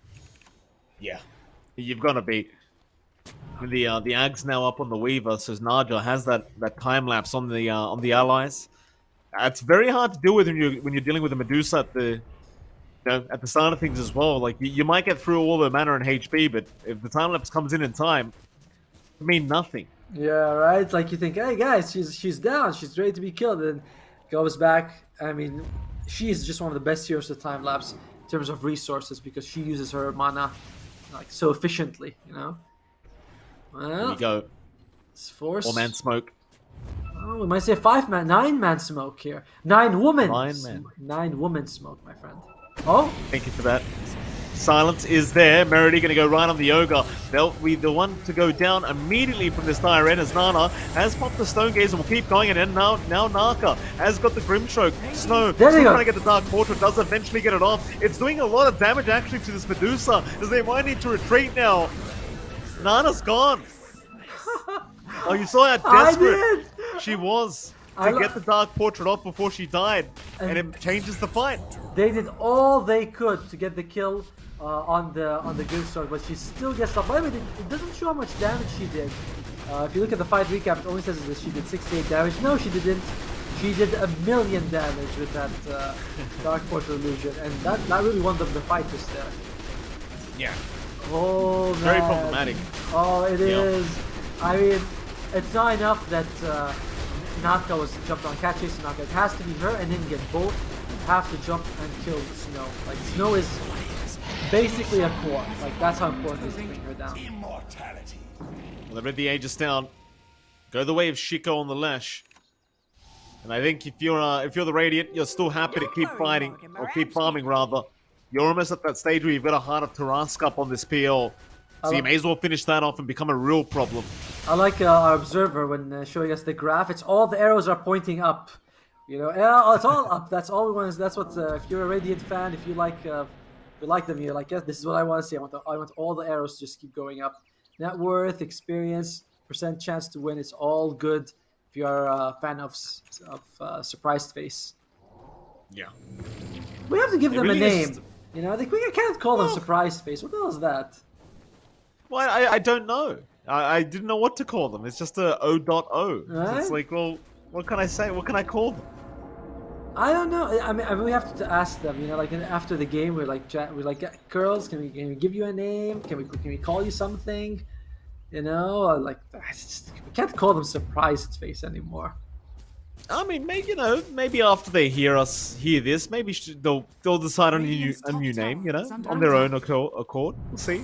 Yeah, they'll be like, you know what, girls, maybe we should pick a name. You know, this is something else, something original. Valkyries. Oh. Well, All right. 17 to 18, less than 1,000 gold advantage. Medusa versus PL equal in farm. Shiko pulling out ahead though, but at the same time, Meridi is falling behind. So the position 4s on both teams also very farm. Both of them have an Aghanims, by the way, but it's probably the Grimstroke Aghanims that's the one that actually really matters. Well, there's a Heart of Tarask up as well, Automo. The PL now. Over 3k HP pool. Very annoying to deal with. I mean, I guess you could still aim for like a Skadi as well on top of that if you really want, but you start to ask whether they even need it at this point. Yeah, I don't know. I don't really feel like I know PL is doing a lot, but it doesn't feel like PL is the main issue. It's Snow. You know, it's that annoying Grimstroke that they have to be worried about, and she's just, look at that. All defensive items. I want to get the Glimmer Cape. I want to get the Aeon Disc. I want to make sure that when they jump me, I don't die, and I love that. Yeah. There's a Dark Portrait again, just through the mid lane. Clear out the creep wave. It's nice when you have the Ags up, because you could actually farm now. Even better as the Grimstroke, I guess. Is group up here. We might see a 5-man smoke to pop. And look at that. A few hits on Nana. She loses like 300 HP. That's pretty, like, again, it's just pretty impressive. Here we go. That's the smoke you called. Let's see who are they going to go for. I think that their Dark Portrait might lead a couple of seconds more, but should be ready by the time they engage. Oh, there it is. Wrap around the long way. No Aegis up this time by either team. Bayless is now available on Medusa, but again, that might work against them because they move it onto the Ogre. The Glimmer Cape will only last so long. Tiny Lisa will be the one to go down. Even Naka, though, top lane has been caught by Shiko. The stun is going to land, but she'll go for the BKB TP out. She'll make it. The Leshrac Shard. Remember when it came out, everyone thought it was garbage? And now it's like... now it's like pretty damn good. Especially if you take that... did she take the talent? The one that gives you extra radiance? Let's see. Oh yeah, she's got the extra 40 splitter, so it's a huge spell right now. Tower is under attack. 265. A race going on between these two as well. I mean, Naja down a bot lane just keeps pushing the tier 3 tower, so looks like she's going to try and force this Radiant team back, but they're not backing off. They're committing all the way. They're not falling for that crap. Soul Mine is there on the Medusa. Can they deal with her though? First onto the Void Spirit they go with the Crippling Fear. She can't survive through it. She's going to drop it now. Nana, she's completely out of mana. Even with the Stone Gaze pop, she's in big danger. She's forced to back off. Back towards the fountain she goes. And that'll leave the top lane of Rax completely exposed here. Should go down for free. Yeah, they don't want to use the Nin's buyback here. They probably thinking that it's going to be hard no matter what. And oh, Nana again. Oh boy. Yeah, they need to commit right now. Ninja back into the team fight. Instead, they'll aim down the Mars. Naka's still alive, just taking a lot of damage. In the meantime, Nana is still being chased down by this PL and might just die right in front of the fountain. They get her down. I suppose on the brighter side, Verity does go on the Night Stalker as Ninja does pick her up. You're gonna lose Honey Lisa. It's still a great team fight here for the Radiant. And they'll back off the safety now, surely. Yeah, PL is entering that unkillable stage. You know, the Ana TI, was it TI8, TI9? Either way, when you're like, yeah, this hero's just, oh, we can't kill him. Like, so we can't, there's no way we can kill her. And the only person who could kill her is the Medusa, but Medusa's so scared to fight, and rightfully so, because you walk in, you give the enemy a huge weapon in your own Dire's illusions. middle tower is under attack. I mean, I like what Sleepless Naja was doing, trying to push the bottom lane, but she's just a Weaver, no tower damage. You gotta try, right? I suppose the least. You know, you gotta try. You know what? Who would have been successful that maneuver? Death Prophet. True, very true. That's why you need the Death Prophet in that situation. Like, hey guys, I push really fast, and well, unfortunately for them, they don't have the Death Prophet. They don't even have a Shadow Shaman. They have a Weaver instead. Yeah, what can you do? You know, you gotta deal with what you have. Still, they are only one Rax down right now, so I mean, the Foxy, they're not out of the game by any stretch yet. It just seems like you've gotten to a point now where you've got to find an answer. Like, what do I do about the Grimstroke, and what do I do about this PL now? Like, at the end of the day, the Grimstroke has to die first. Yeah. But the PL is just draining all of Nana's mana. Now he's got Knife Scardy up. I mean, yeah, it's like you said, like it has to be the Grimstroke, and it has to be like Void Spirit and the Mars have to be the ones to jump on, because if Medusa tries to kill the Grimstroke, she's gonna get her own illusions to deal with. It's just too tough for her. So yeah, I mean, Roshan is, I think it expired, right? There's still, in about a minute we'll find out. So it'll be about a minute to 4 minutes to come back. Oh, Nana. Here we go again. Nana. We find for now. Merity, though, has jumped in with the Crippling Fear, and that means they've got the Void Spirit. No, Time Lapse will buy another chance here for survival. Honey Lisa will be the one to go down. Holbein is committed with the Dark Portrait. That's too much damage. Nana can't handle it. She'll keep trying to stand her ground, but it's not enough. She does end up dropping. And they're on to the Void Spirit once again. No time lapse to save this time. They get completely wiped in the Dire. And no buyback for Ninja or Nana means probably 2 more lanes of barracks to come. I mean, that fight just proved it all. Like, they're just happy to throw their bodies, go on anyone. And I kind of wonder, maybe Medusa could have gone Lincoln Sphere just to dodge at least something, but it wouldn't have made any difference in the end. And they're just playing with their food at this point, you know? They're like, yeah, stay in the fountain, don't come out. If you come out, we'll kill you. There's your buyback. They've got to commit. This could be the last team fight. This PL's not backing off. She knows how powerful she is right now. Naja gonna be targeted here. They won't be able to catch her. Good spear. Mars tries to save the day. Nice spear out, but she's gonna lose all her mana now. Moving back towards the fountain. The Ancient will soon to be exposed. And now it is. They're on. They do. I mean, you've got to fully commit.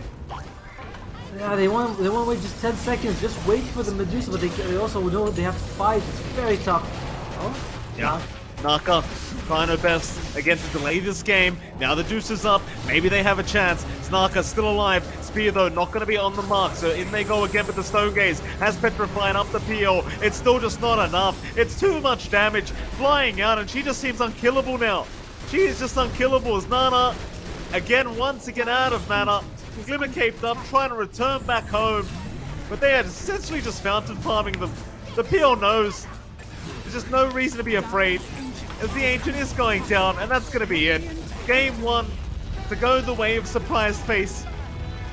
And what can you do? I mean, they started off great on the Dire, but it just did not prove to be enough. I mean, they're not surprised by this result at all. They knew exactly what they were doing. Like, The Fox Gaming had some really good plays, like keeping Ningit mid against Shiko really went well. They were able to sort of make a good amount of space. Like StepSis played out of her mind, but it wasn't enough because of the Grimstroke. Snow's itemization just won them the game, honestly. Going for that Aghanim Scepter was so clutch.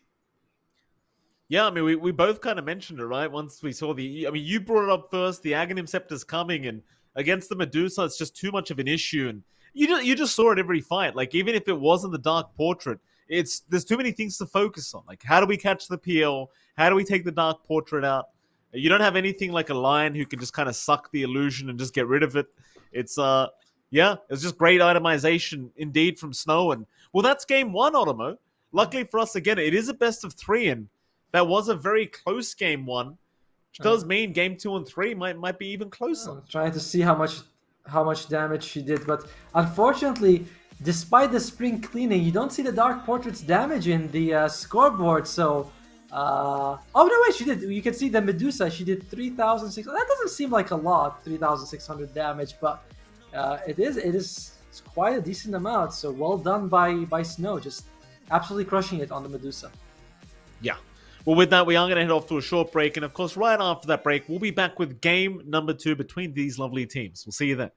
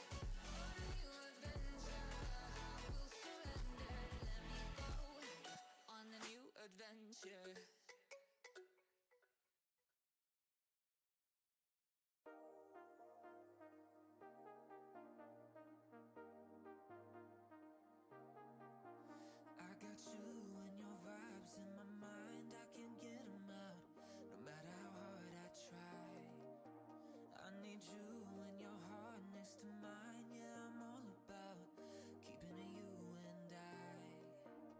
When you're here, you spark chemical reactions. Your aura strikes like lightning. Got no words, I'm just drowning in attraction. Only one way to describe it. It's electric, can you feel it? You got the only touch that takes me high.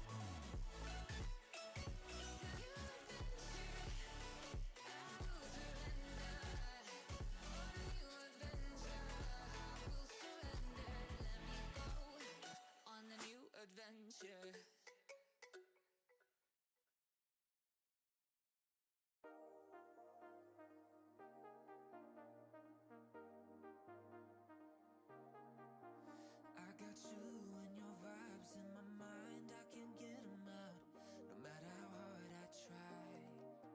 I need you and your heart next to mine. Yeah, I'm all about keeping it you and I. When you're here, you spark chemical reactions. Your aura strikes like lightning. Got no words, I'm just drowning in attraction. Only one way to describe it. It's electric. Can you feel it? You got the only touch that takes me high. It's electric. I'm up in my feelings. Got double vision 'cause of you tonight. It's electric.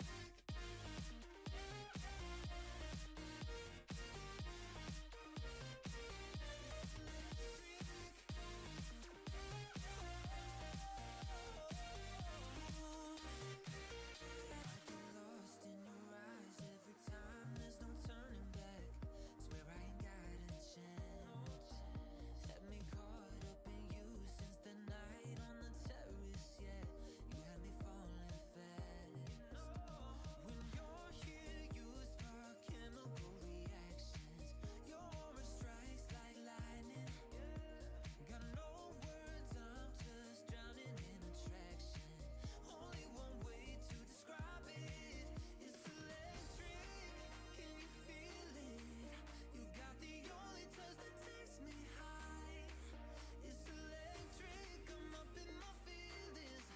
Got double vision 'cause of you tonight. It's electric. Got double vision. I get lost in your eyes every time.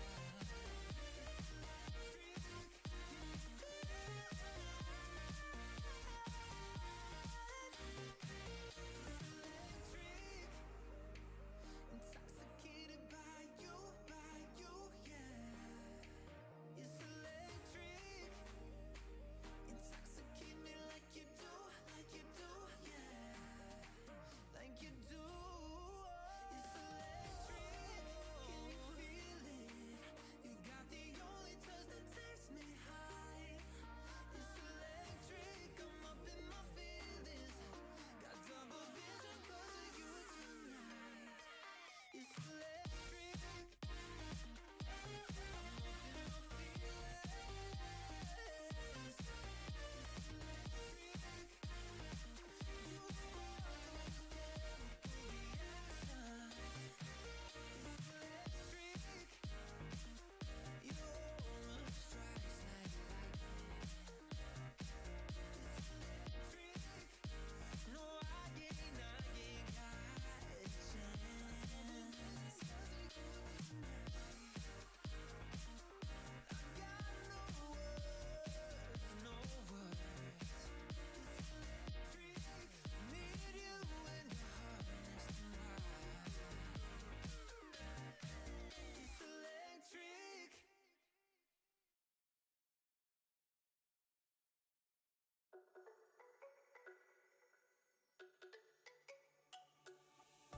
Let me go, there's no doubt.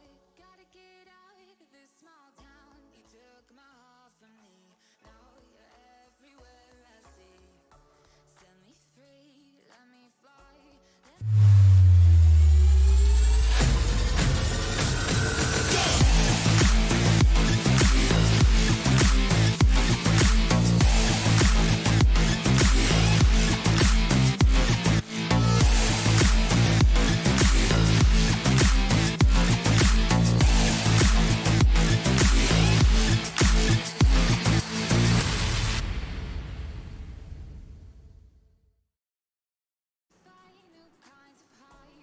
And we are back with potentially our last game of the day between Surprised Face and Foxy Gaming in this best of 3 playoff bracket. It's game 2. Game 1 went pretty well for Surprised Face, but who knows? Anything can happen in game 2. I'm Atomo. Joining me is the Phoenix himself. Mike, how are you doing? Very well, thank you. Game 1 is super close between these two teams. The first half of the game, you would have thought it was easily going to go the way of Foxy Gaming, but it didn't really go that way at the end. I mean, obviously the game plan from Surprise Face working out with the Grimstroke. Game 2, though, I'd love to see another close matchup between these two teams, and quite frankly, I would not be surprised if we are going to a third game after this. I wouldn't be surprised either. But in fact, let's look at the draft. Let's see what the teams are picking, see what we're working with here. And Sand King, I like that hero quite a lot, I must say. Glad to see this hero being picked. For Foxy Gaming side, they take the Pangolin and the Grimstroke. Feels like the Grimstroke, a bit of a respect pick. Also really good to have against the Pangos. They're like, well, we don't want to be countered. Let's just take it for ourselves. But you've got Bane now. So you tank the Grimstroke, but you left Bane. And I guess it's another great way of just cancelling Rolling Thunder, Yeah, right. It's like he's rolling. He's gonna, stun 15 people in a row, and Bane's like, no. Let's not do that. And looks like they ban out the Medusa. Surprise face saying we can't take it. Not after what we did with it against it last game with the Grimstroke, and we can't let you have it because you guys were doing actually a pretty good job. So they ban out the hero. Meanwhile, Foxy Gaming, they ban out the Bloodseeker, a hero that is. Seems to be in a pretty bad spot in terms of the meta, though. Yeah, I think it's purely just against the Pango, right? Like, so you have another way of just stopping him, and I think the Bane's already enough. I don't think they would have been able to particularly fit a Bloodseeker into the draft of the surprise face team, but I guess you cross all the boxes. Make sure nothing else comes out against this Pangolier. I wonder if they assume on Foxy Gaming that the Pango is going to be such a winning condition that they just really don't want it to be locked down. Maybe it will be. I suppose we'll have to wait and see. Another thing is that you don't often see Bloodseeker as a carry or a mid. It's more of an offlane. There's still a Sand King being taken by Surprise Face. But yeah, like you said, they really care about Pango. They're like, we do not want Pango to be countered. So Bane's too much. Might as well get rid of the Bloodseeker as well. Yeah. I want to shout out to our partners in case this is the last game, Yahoo as well as Intel for making this tournament possible. It's a $1,000 prize pool for an all-women tournament. We already had the group stage, 14 teams. So now we're the top 8 who advanced to the playoffs. It's best of 3 all the way. You win this game, you're in the money, which me and Mike are big fans of. We do like the money, don't we, Mike? Oh, of course we do, Ottomo. That's why we're here, Ottomo. We love our money, but again, at the end of the day, shout out to them. But it's all about winning between these two teams. That's what all that matters, Ottomo. I mean, you and I know this, right? It's the feeling of winning and destroying your enemy. I'm only here because I love Dota and appreciate talking about it. I don't know what money you're talking about, good sir. I only here out of love for the craft, my friend. Fair enough. I mean, I guess I'll go with you on that one. Final bans are out. Leshrak is there from Foxy Gaming. Let's see where they head, though. I mean, nice little respect ban against Shiko. That's fair enough.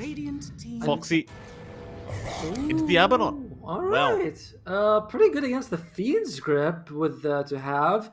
And just an overall solid hero against the Sand King during the laning stage. Like, is okay. I kind of like Abaddon. I don't like the new shard. I think the new shard is kind of garbage compared to the old one.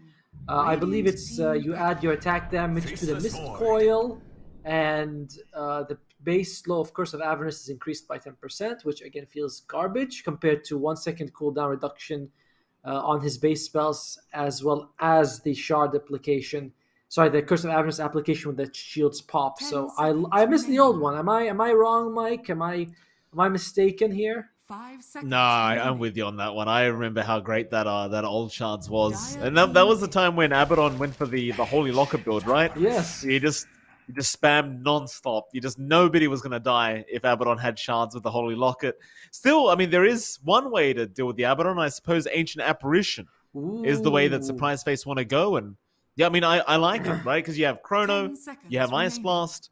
You've got Burrow Strike and Bane to set up for the Ice Blast. So it's a very easy game for AA to just hit that ulti. And, against Abaddon, again, you just nullify all the healing. Yeah, it's very impressive, actually, what Surprised Face have right now. A lot of it does rely on landing a good Chrono, which I don't think is going to be that big of a problem. Like, the heroes you're up against aren't too scary. It's not like a storm that's going to come out of nowhere and give you an Orchid or something like that. So, one good Chrono, and I think that's it. Game's over. Like, you lose the team fight, you lose 2 or 3 people, and then you have to reset. On the other hand, Foxy Gaming's downtime is pretty low. Like they're almost non-stop fighting lineup right now. Yeah, absolutely. So, Foxy, we'll see what they follow up with now. And another thing we didn't really talk about as well is, I guess, with all the emphasis on this Pangolier, I guess Void Chrono actually does hold you down through the Rolling Thunder as well. So, even though I'm sure that's not what they picked the Void for, it is still another way to lock him down as they go for the Venge now. And I believe that has to be a core Venge. Unless it's some sort of weird offlane Abaddon, mid Pango, then you can have the support Venge with the support Grimstruck, something like that. I have been seeing people saying that because of the shard changes, Abaddon and Omnight are now more viable as cores. Especially like Omnight, he has a nice offensive spell. The Heavenly Grace is just so much better. Abaddon, his shard is clearly a lot more offensive than it used to be. 5 seconds. What do you think? Do you think these guys can be core heroes, or should they be supports and like stick to their role? I don't like I in particular, I'm not a big fan of like Venge Core, even though we've seen it so much. Like, I feel like it's not good anymore. Like, you still rush Ags, and the shard build up now is there and whatever, but I don't know, it always feels meh to me. Even Abaddon Core just feels pretty meh most of the time. Like, you have that one game where it'll do amazing, but then like 99% of games, it just feels like it just falls flat every time. I love the way you describe it as meh, because that's one of my favorite words. Like sometimes you go out for a meal at a restaurant and the food's like, how is it? You're like, meh, I'm hungry, so I ate it. It was there. Yeah. I ate it because it was there. I wouldn't order it again. It's meh. And I know exactly what you mean about some of these heroes being cores. Like, it works in a game and then fails in 5 games. How do you feel? Meh, I don't know. It's there. And there you go, Queen of Pain. Look at the damage coming out from Surprised Face. Sand King, I like it. Stun, Ancient Apparition Ultimate, Sonic Wave. Like, oof, that is damage right there. That's team fight galore. Which is something that Foxy Gaming, in my opinion, are kind of lacking right now. Like, where's the damage? 5 seconds. I mean, it's like their team fight is Pangolier roll. It's like, let's get a good Pango roll, and that's it. Maybe Grimstruck Ultimate could work, but it's tough. Foxy Gaming, this last pick kind of has to blow our mind, to be honest with you. Juggernaut? I don't know. Maybe a Slark? Maybe a Slark could be okay if you can get the shard to save your allies, but that's like so far ahead in the game that you have to, until you can get it. I don't know here. I'm scratching my. I don't even know what Foxy Gaming what roles they've already covered. I feel like they just need to pause one here for Foxy and get it over and done with. But it's like, what do you pick? It's a tough one. They'll go for the DK. Okay. Oh. Is this pause 1 Venge now? Yes. I think it is. Yeah, Nana was okay. Okay. The swap is pretty good when people are calling Chrono, because you do get a damage reduction, so you could swap an ally out and still survive. It is going to be the 5 Abaddon, the 4 Grimstruck, the 3 Pango. Okay, so the crazy thing is the Vengeful Spirit carry. That is interesting. On the other side, they do have position 4 Ancient Apparition. I was reading this thing about which heroes has a better shard than an Aghanim Scepter, and I feel like AA is number 1 on that list. The shard is so good, and as a position 4, you're definitely going to be able to get it. Yeah. I don't know. I don't like pause 1 Venge. That's my thing. I just don't like it at all. I don't know what to say. I feel like they've been completely outdrafted here on Foxy.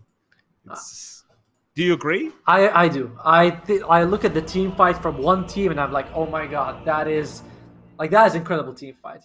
You look at the other side, you're like, yeah, you guys got some team fight, you got something, but I just cannot imagine how you're gonna handle it. Like, you got what?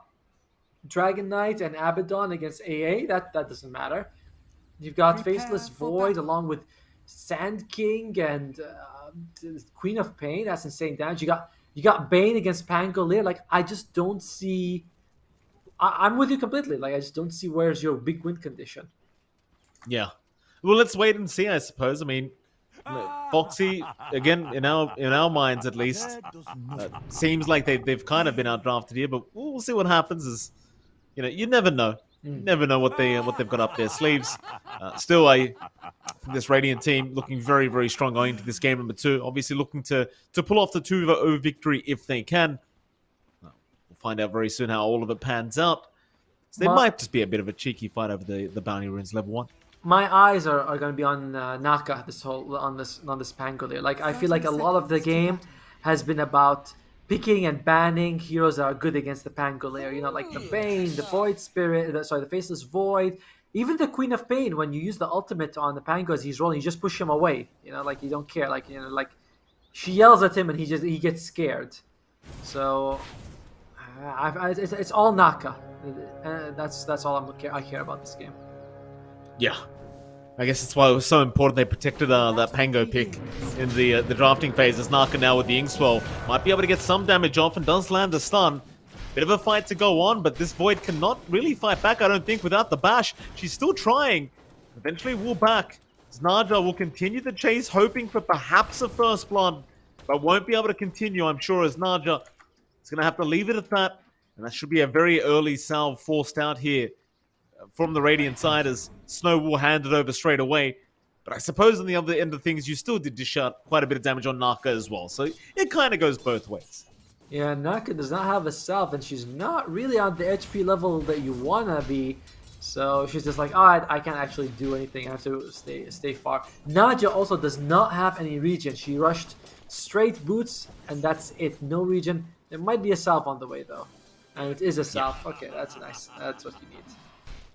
Needs to be. But look, still, we'll have a look. Yeah. Look at how much CS the Faceless Void got. Perfect CS, like, and nothing on the Pangolier. Like, this is a big deal that she was forced out of the lane like this.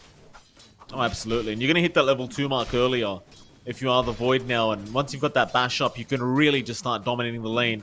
But before that happens, we probably should have a look at the other lanes as well. Because mid lane, Shiko and Ninja against each other.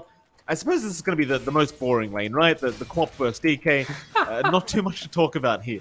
Right? I mean, like, it's like, all right, you hit me, I heal. I can't hit you, but it doesn't matter. I watched this, I'm thinking, maybe we should discuss the anime. We'd be like, what anime powers do you think Dragon Knight should get?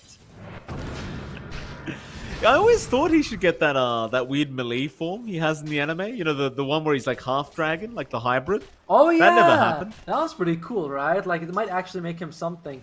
Like yeah, that would be pretty cool. Like, as you put points in Dragon Blood, he turns more dragonish. You know, that would be pretty nice. I thought they would do that for like the shard upgrade, but they ended up doing this fireball thing, which obviously has worked out very well, but I don't know, I thought they might pay tribute to the anime. They didn't end up doing it, which is a bit sad. To be fair, they do give him that persona, the anime persona. That's something, right? True. But True. I wish that the Dragon Blood, like, there used to be this thing where when you put points in certain spells, they would be, like, upgrade all the spells. Like Death Prophet had a passive that would upgrade all her spells. Ogre's ultimate used to upgrade all his spells as well. But they've been phasing these out, so sad. Yeah. I would like if Dragon Blood made him more dragon-like. That would be nice. Top lane, though. Of course. Yeah, Honey Lisa getting very low there. Nana copying a stun now. That's a lot of damage, and it's problem with the Pos 1 Venge is you get caught very easily. That'll be first blood to go the way of Merity. And Onoma, she doesn't even go for the Sandstorm points. She goes straight into the Caustic, and against a carry like Venge, it kind of works. Yeah, Venge's attack range is, what, 400? Which it's still range, but it's one of those things where it's like range with, you know, quotation marks. Like, yeah, she's a ranged hero. Like, sure she is. And of course, Honey Lisa can't go close at all because, like I said, Caustic Finale is a nightmare. And, that it is. And by the way, if Nana falls in the laning stage, the game's over. Like, Venge is not a hero that can farm. Like, as a carry, she has to snowball during the laning stage. Bottom lane. Bit of an attempt here on the Void. Now Naka's in trouble.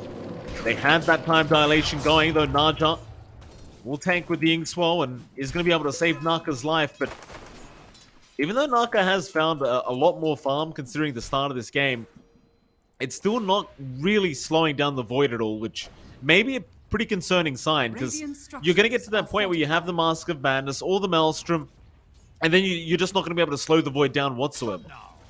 Yeah, and Void in general is just like you show up to a team fight, you throw a good chrono, you help everyone else land the fight. Like you've done a huge amount. Like you don't have to be fighting all the time. Just show up with the chrono, and that's huge impact. So it's a good hero. I've always been a big fan of the Faceless Void. Yeah. Have you ever dabbled as a carry, Mike? You're like, all right, I'm gonna play carry now, help my team. Then you pick Faceless Void, you chrono, 3 of your allies blink into it, and you're like, all right. I think it's safe to say everyone's had that experience before. Yeah, I've definitely had it, Otomo. Let me tell you, when you're playing in a Southeast Asian server, they do not let you forget that happened. Your team will remind you every second of that game that you did that. Like guys, it wasn't my fault, you know. I mean, you couldn't all see it. I used to play Faceless Void around the time that Phoenix was popular, and every time I use a chrono, an idiot Phoenix jumps into it like it's a light bulb or something. I'm like, dude, could you press R before you reach the chrono? It's like, nah. I gotta go right at the edge. Maybe just being closer means more damage. Did you think of that, Oliver?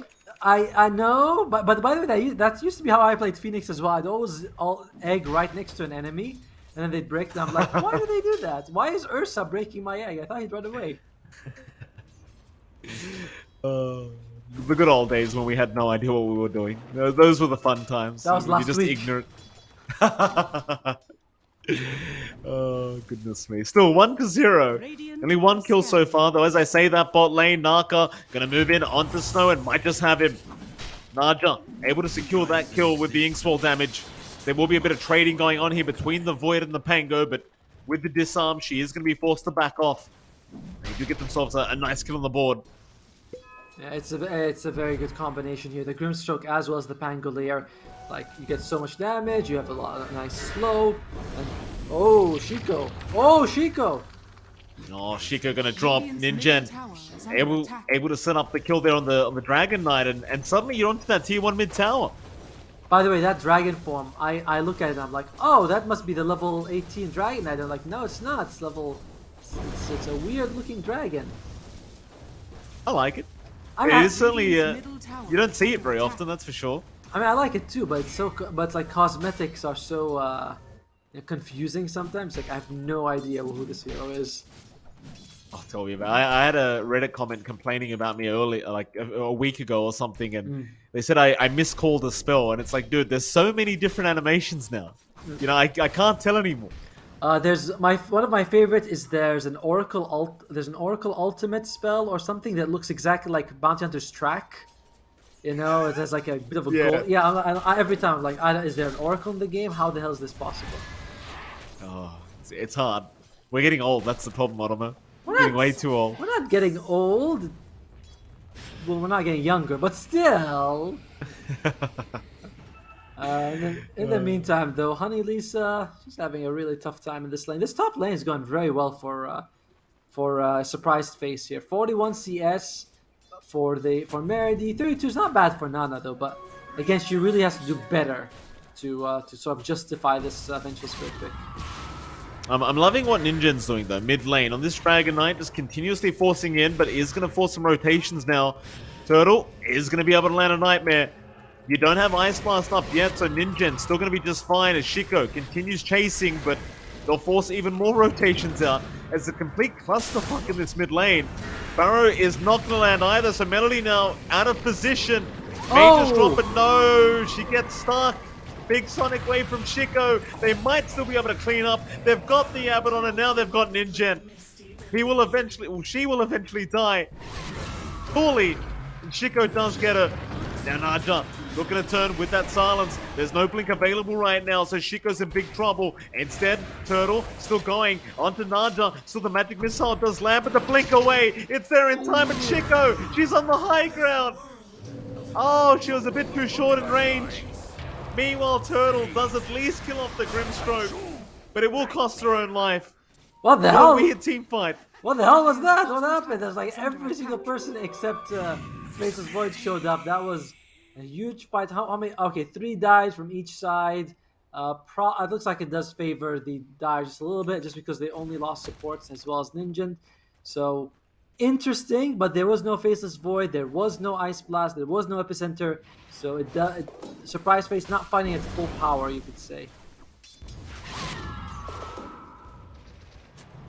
We'll have a good time here for either team.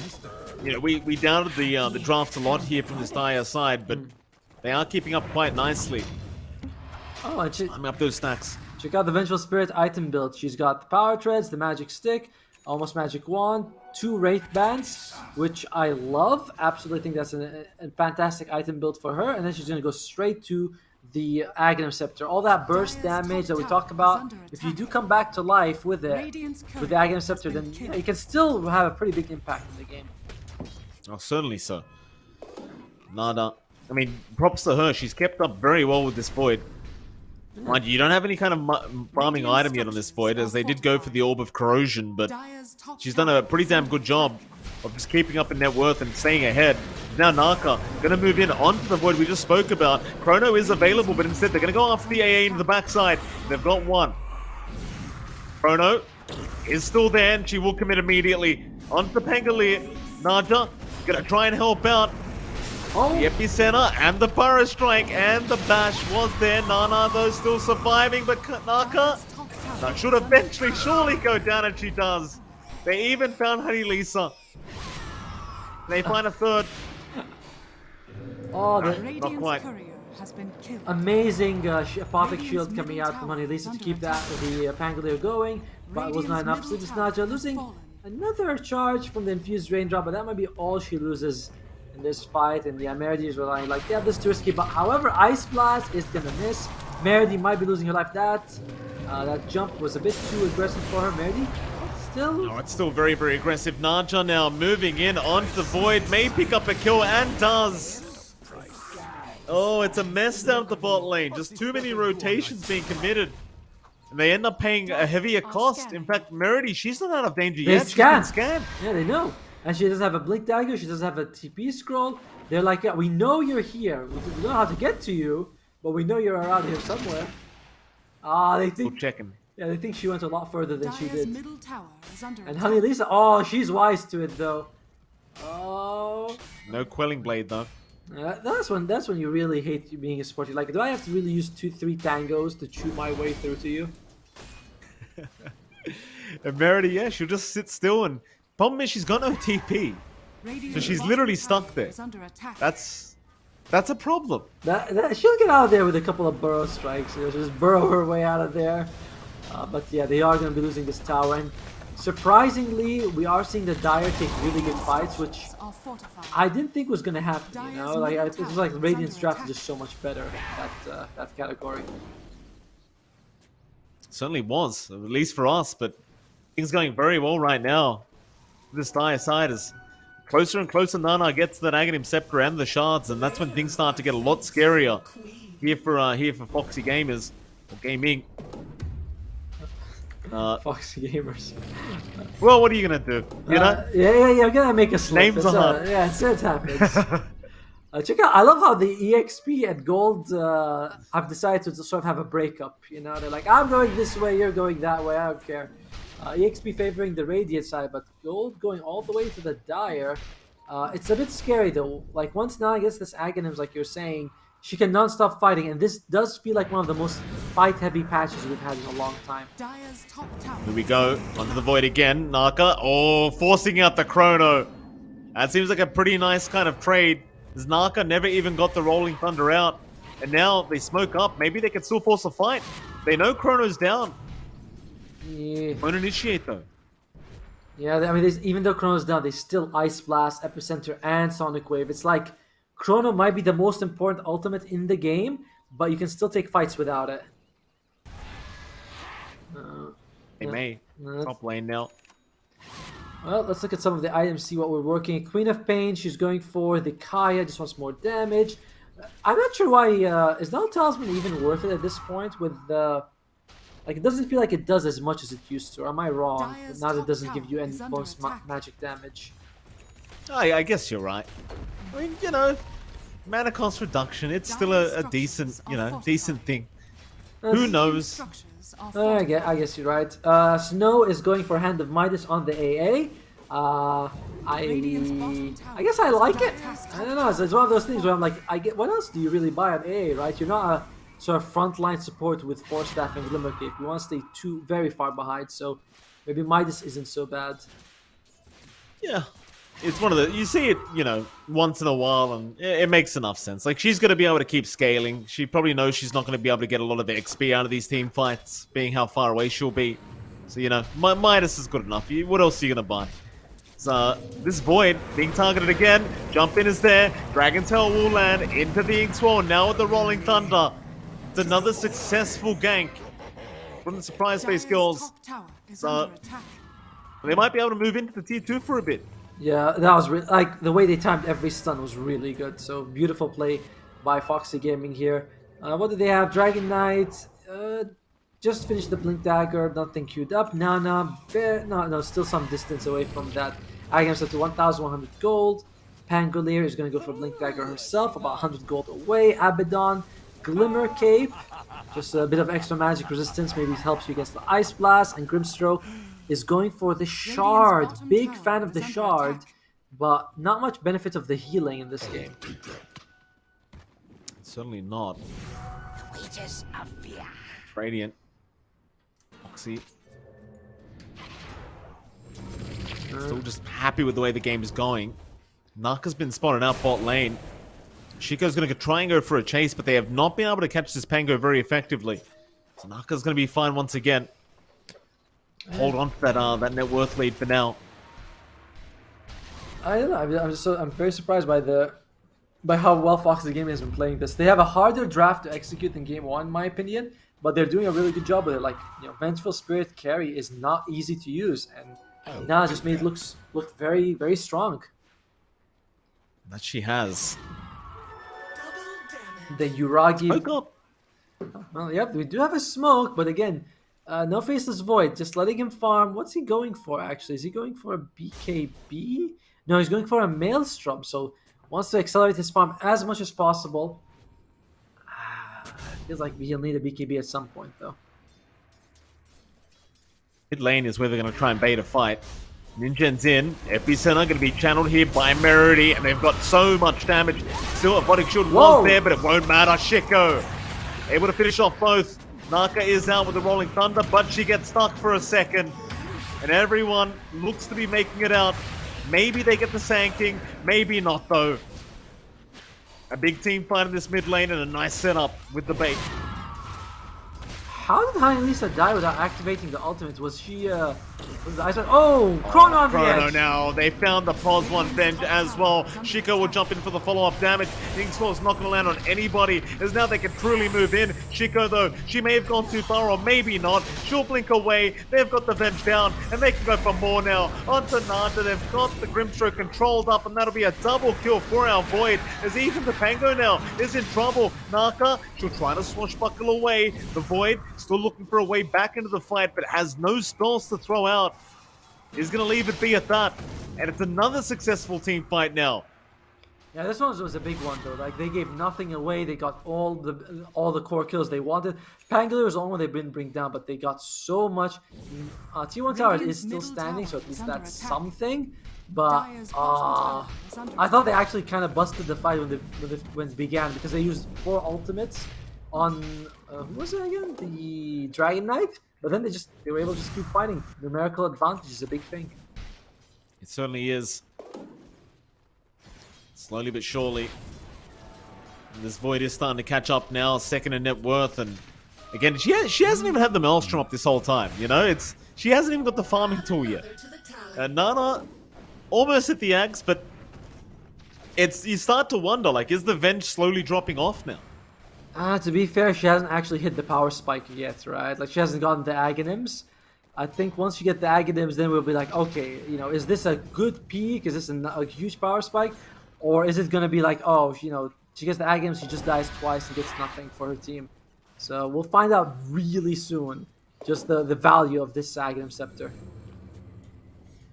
Then we can start flaming. Oh. Before that, we keep it professional, Mike. Oh, she's done a great job for now. You Oh, know, for sure. I just don't believe in Venge Pos 1. It's nothing against Nana herself. I have the You know? same feelings towards Enchantress position 5, yet you disagree. Don't say that.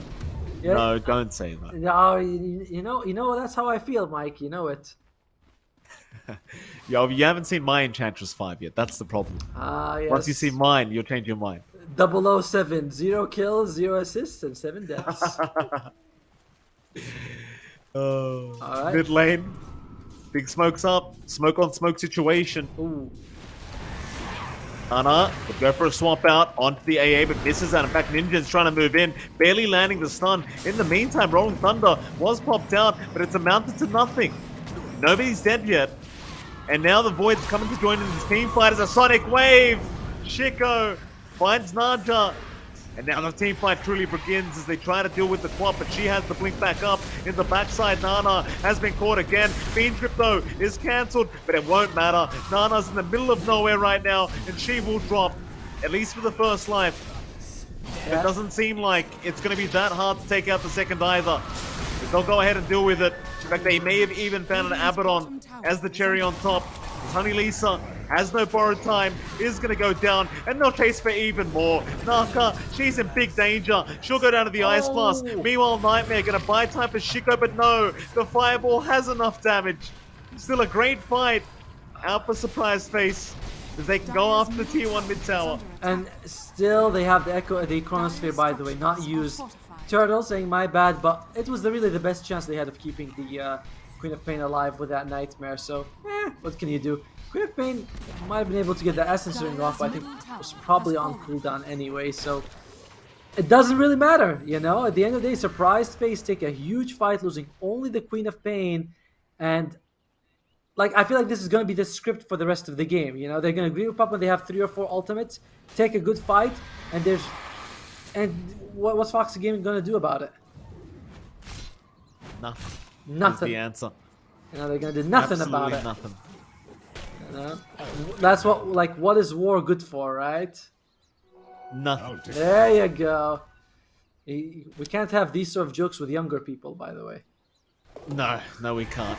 Not you and I. I mean, what do they do now, though? Like, I mean, is there a decent way to try and get back the control of this game for Foxy Gaming? I'll be honest, if they get the shard on Nana and they get a good soul bind, the quad magic missile is a lot. You know, it's like 750 damage per missile. That's a big deal. So I think that's going to be a big part of their power spikes to get that shard. We'll see. Sorry, 720 total. Oh, Sheikah top lane. Yeah, top and bot lane. Things going all across the map. Shiko does survive, but I can't say the same for Naka. On the Pango again, so important for the team, but does end up dropping. And Dire's middle tower is under this attack. game's looking tougher and tougher as time goes on now. For Foxy Gaming, that is.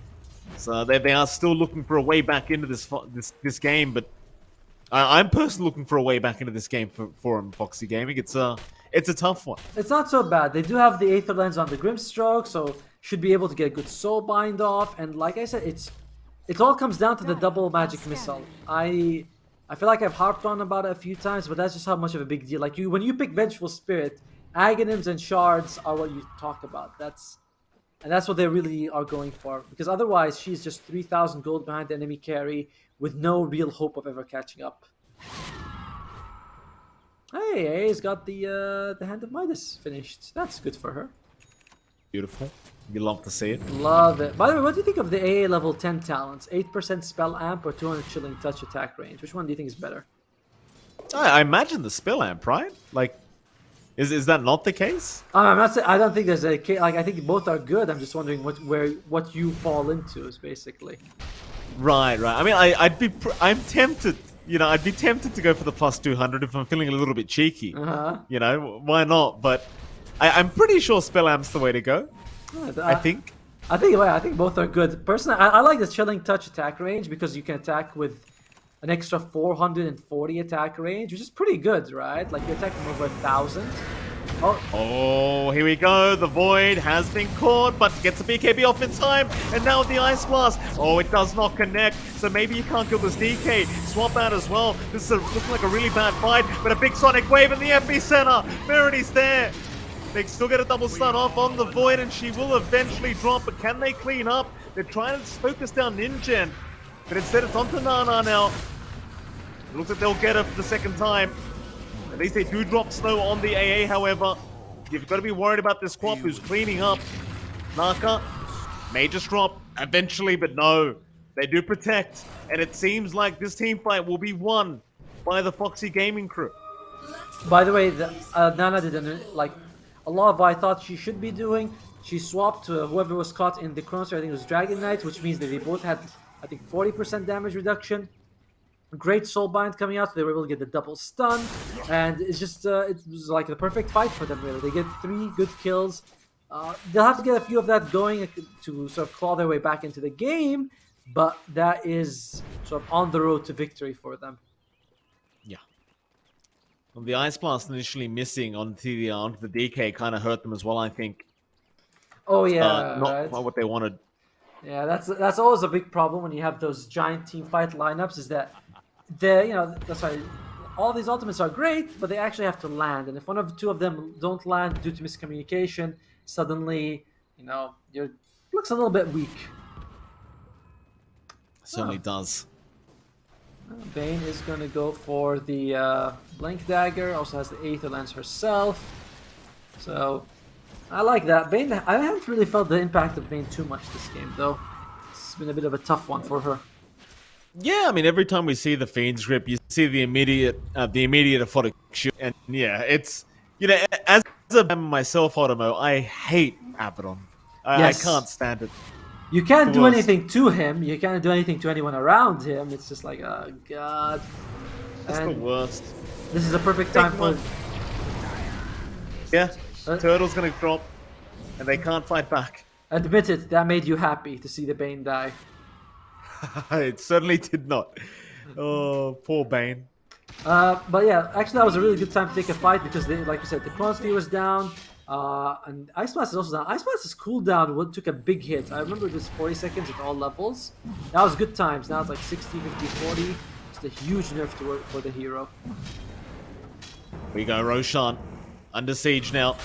You've got to try and contest, and you do have Merity who can jump in with a Sandstorm and a double Burrow Strike. Even popping the BKB into the epicenter now. Ninja just trying to move her way out. Not taking way too much damage anyway. But in the backside now, Honey Lise has been targeted. But who's the real target? Who do you go for? There's just Sonic Wave being committed, but Merity's gone. They haven't fully committed to the fight. They have Chrono. Nana? I mean, you have Chrono up. Nana, though, has been targeted, so you don't want this swap target to be down. It never really gets done. All the BKBs are down on the Radiant side. This makes it very awkward to start the fight here.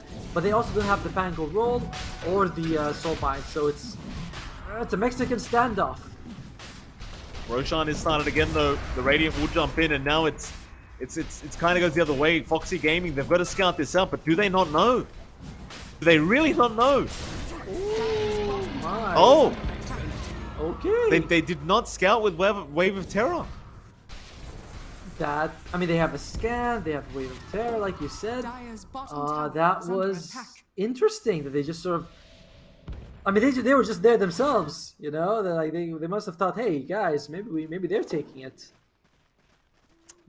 What can you do? So sometimes you just assume they just left the building, and that was not the case this time. So Foxy Gaming losing out on a pretty big objective.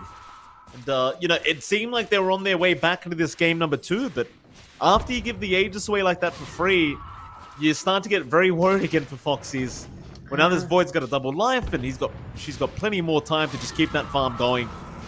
To be fair, they did force a buyback out of Merity. That is a big deal, so at least if you kill the Sand King, you should probably be down for like 80 seconds, which means that you can take 2 team fights in a row if you can kill her in the first one. Well, Sand King is going to go for the Aghanim Scepter. I like that. It's a nice one. It is, right? It's like, it's like what, extra 500 range or something on the Burst Strike? Or is it double the range? I'm not quite sure, but either way, it feels really good. Yeah, it's about double, I think. Yeah, it's exactly double the range. So, it does feel really, really nice once you do have it up. Surprised they didn't actually go for the shards on the Sand King, though, which is something that we have been seeing a lot of recently. The shards that was complete garbage at the start, but with a few tweaks, suddenly it's a thing now. Is under attack. Did it actually? Was it tweaked in any way? I feel like it stayed exactly the same. Is it? I mean, I don't know. That's the thing I'm wondering. Like, did it? People, as all of a sudden, people were like, "Yeah, this is a pretty good shard." Like, just like Leshrac, it wasn't tweaked in any way. People were just like, "It's a good shard now," Right. I might be wrong. I was completely caught off guard when people actually started taking it. Yeah, because I remember BSJ was like, if you have it and you walk into a fog of war, people see you. It was like people can still see you when you use it. So people thought, oh yeah, it's bad because it reveals my position. But then after all, people were like, oh, it's actually good. There you go. It's one of those things. People have very mixed emotions in Dota. Today it's good, tomorrow it's bad. What happened? I don't know, but I changed my mind completely. Dire's top tower is under attack. Not really changing right now, though. Is 7k net worth advantage here to the Radiant. They hold the net worth lead and continue to grow it. Again, with this kind of draft for Foxy Gaming, while it has worked out for them so far, they've got to be careful not to fall too far behind. Like, you've got Shiko, who's already hidden like a truck, and the same can be said for the Void, who is just constantly getting bigger and bigger. Now with the SNY up, onto the tier 2 top tower, they might force a rotation and a defense out from this Dire side, but it might not be something they really want. I mean, they've got to be fighting into the Aegis of the Void. By the way, for the record, Ancient Apparition does have the shard available, and she did go for the 8% spell arm, so she at least agrees with you. Oh, top lane! Ninja's there. Nightmare, though, will buy some time for the Void to try and make a play, though they will get the Aegis down. They've got Chrono, Fiend Grip out from Turtle, that'll be cancelled off. Ice Blast, it only lands with the Honey Lisa, and now with the Epicenter, it's not doing too much yet. The Void, though, is still happy to just keep fighting as Nana goes down for the first life, and now the Chrono has been committed on 2. That'll be your DK gone. Onto the Abaddon they go. Borrowed time already expended, and they are cleaning up from both ends. That'll be a full team wipe. And now onto the high ground. They killed Snow and got the Aegis, Mike. I don't know how we're gonna find the good news here. It looked pretty good at the start of the fight, being able to get down the oh, there you go, Nana. There's the delusion gone as well. They don't lose any barracks, at least not yet, but it has been an expensive fight so far for Foxy Gaming. Certainly has. It just goes back to that Roshan, right? Like, you gave the Aegis away, secondary life available. That's just makes it so easy for them to turn. After the tier 2 mid tower they go. At least the Aegis is out of Faceless Void's hands. They have at least like a minute and a half before all the ultimates are ready. So Dire could group up and take a fight, but you just lost the big one, so you're 14k behind. You had to use 2 buybacks. It's what you really want is to force out a few ultimates without having to get team wiped. Which sounds like an easy thing. It's just like, don't get team wiped, but against a Chronosphere, Epicenter, AA Blast combo, it's very hard to do that. It certainly is. 3-man smoke here from Foxy Gaming. We'll see what they can try to aim for, but a bit of a tough fight to go into. I guess at the least though, you don't have Chrono to have to deal with it for another 40 seconds. The Sonic Wave will be up in 15. Maybe you do have to be concerned about the Epicenter. It doesn't seem like they're really going to be able to make a play with the smoke anyway. Perhaps just repositioning into that triangle, just trying to make their way back over to that farming position. There's no real creeps to farm there anyway, though, so Nana just going to have to go through the bot lane to just hit some creeps, but I'm sure the Radiant's just happy about this. I mean, there's just no rush for it.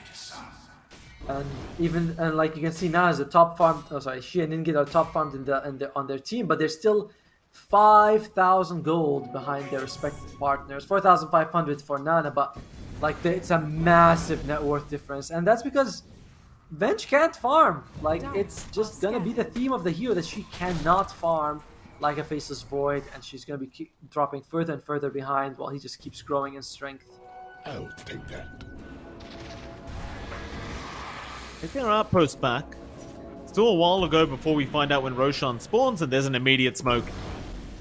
We go, the Radiant. They've got the Chrono. They know how strong they are right now. Oh, they might run right into Nana and Honey Lisa. You can't afford to lose both these guys at once. Sandstorm's there. Honey Lisa going to be fine, but they're on to the vent. Who are they actually aiming? They'll ignore Nana. Chico will take care of it on the left side, and Nana's been left. That's the first life, and the Remnant may not last too long either. She'll try to run, but you've still got Chrono available if they want to throw it out. And there it is. They'll throw it out to 2. They might lose Merity in the process, but it won't matter. Big Sonic Wave to be committed as well. Mid Invis. They will buy back once again. But Naka, well, she'll roll up. She'll escape. Onto Ninja instead. They've got the Ice Pass, and that should be more than enough. This could be the final team fight with all the buybacks being committed.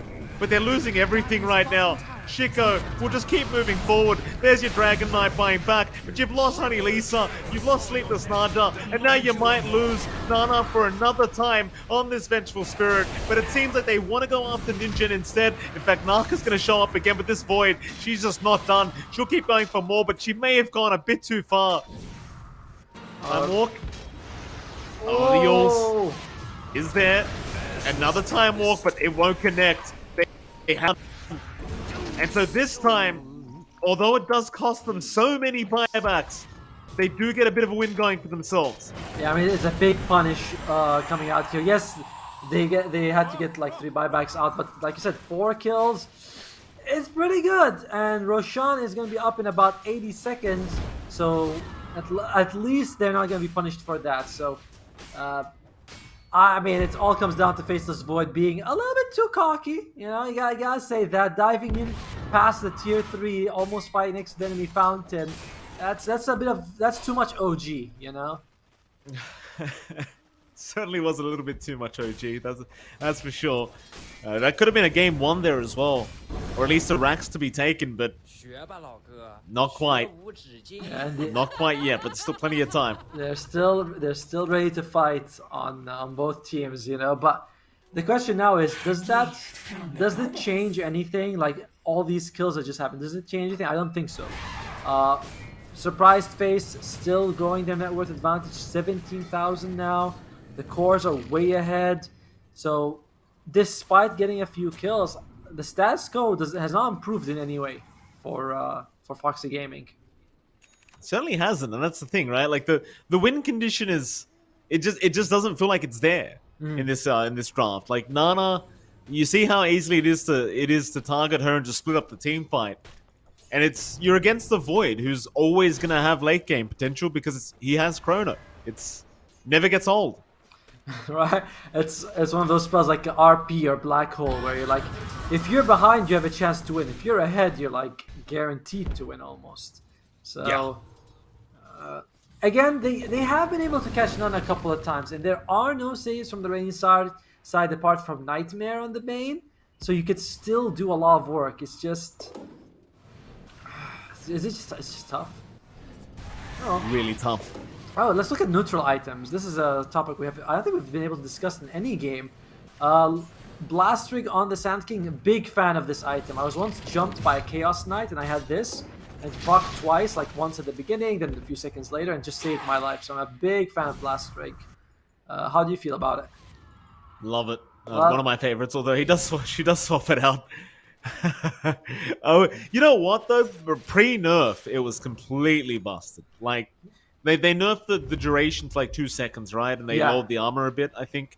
I think it was 8 armor, and yeah, the duration, the blind. Oh wait, explosion damage has been reduced though, so it's definitely taken a few nerfs for sure. Yeah, but before the nerfs, it just seemed so good. Like it felt amazing, which is what this Void's gonna feel like in a second if it catches this Pango. Honey Lisa trying to run, trying to escape. Does have borrowed time, but is going to have to pop it. And in fact, they might keep going in. They still have Chrono. So they want to play. They want the Abaddon gone, and there's your Chrono committed. They've got the Vengeful Spirit. That's the only target they want. No swapping out for Nana, as she might just die back immediately. Ninjen trying to help Whoa. out. They're stunning up this Void. It's not enough yet, but with the Rolling Thunder, they're still going. In fact, they found Chico on the Queen of Pain. Maybe this time they can actually win this team fight. They're still turning, and they've got the Void down. Oh boy, the turnaround here. The get-backs are being called. Everyone just trying to TP their own way out. Snow and Sleep and Snaja are still fighting. The supports have no chill. They'll just keep going. Snow wins this one. She'll try for the TP out, and she's not gonna make it. By the way, Ningen in that fight is MVP. She had the Soulbind came out on the Queen of Pain as well as the Faceless Void, but they were both BKB. So she's like, all right, I'll wait. Waits until both of their BKB runs out, throws a double stun with her Dragon Tail, and that just wins them the fight. So incredible performance by Ningen in that fight. I mean, it makes sense. She's the #1 in terms of net worth. Still a big hurdle for Fox Games to overcome, but they're doing it, Mike. I mean, they haven't won, but they're slowly doing it. This isn't. They really are. They really are doing it. I think the one big mistake here from Surprise Face is they just weren't patient enough to wait for Roshan. That's where it feels like it may have gone wrong, is they're just constantly diving high ground as Merity is in. Turtle, he'll get the Fiend's Grip. Honey Lisa, though, is there with the Purge, with the Aphonic Shield. And they are just slowly buying time. And this Roshan pit as Merity's being so annoying. She has 3 ways to go into this right now. Plus connects, however. Merity, maybe in a bit of danger, as they have Perma stun up on the Sand King. They'll be able to take him down. The Turtle, well, she's not going to be safe either. She came back in and she's going right to the graveyard. Oh, it's a buyback as well, but they do have everyone else going to be available if they need to. Chronosphere in 10 seconds.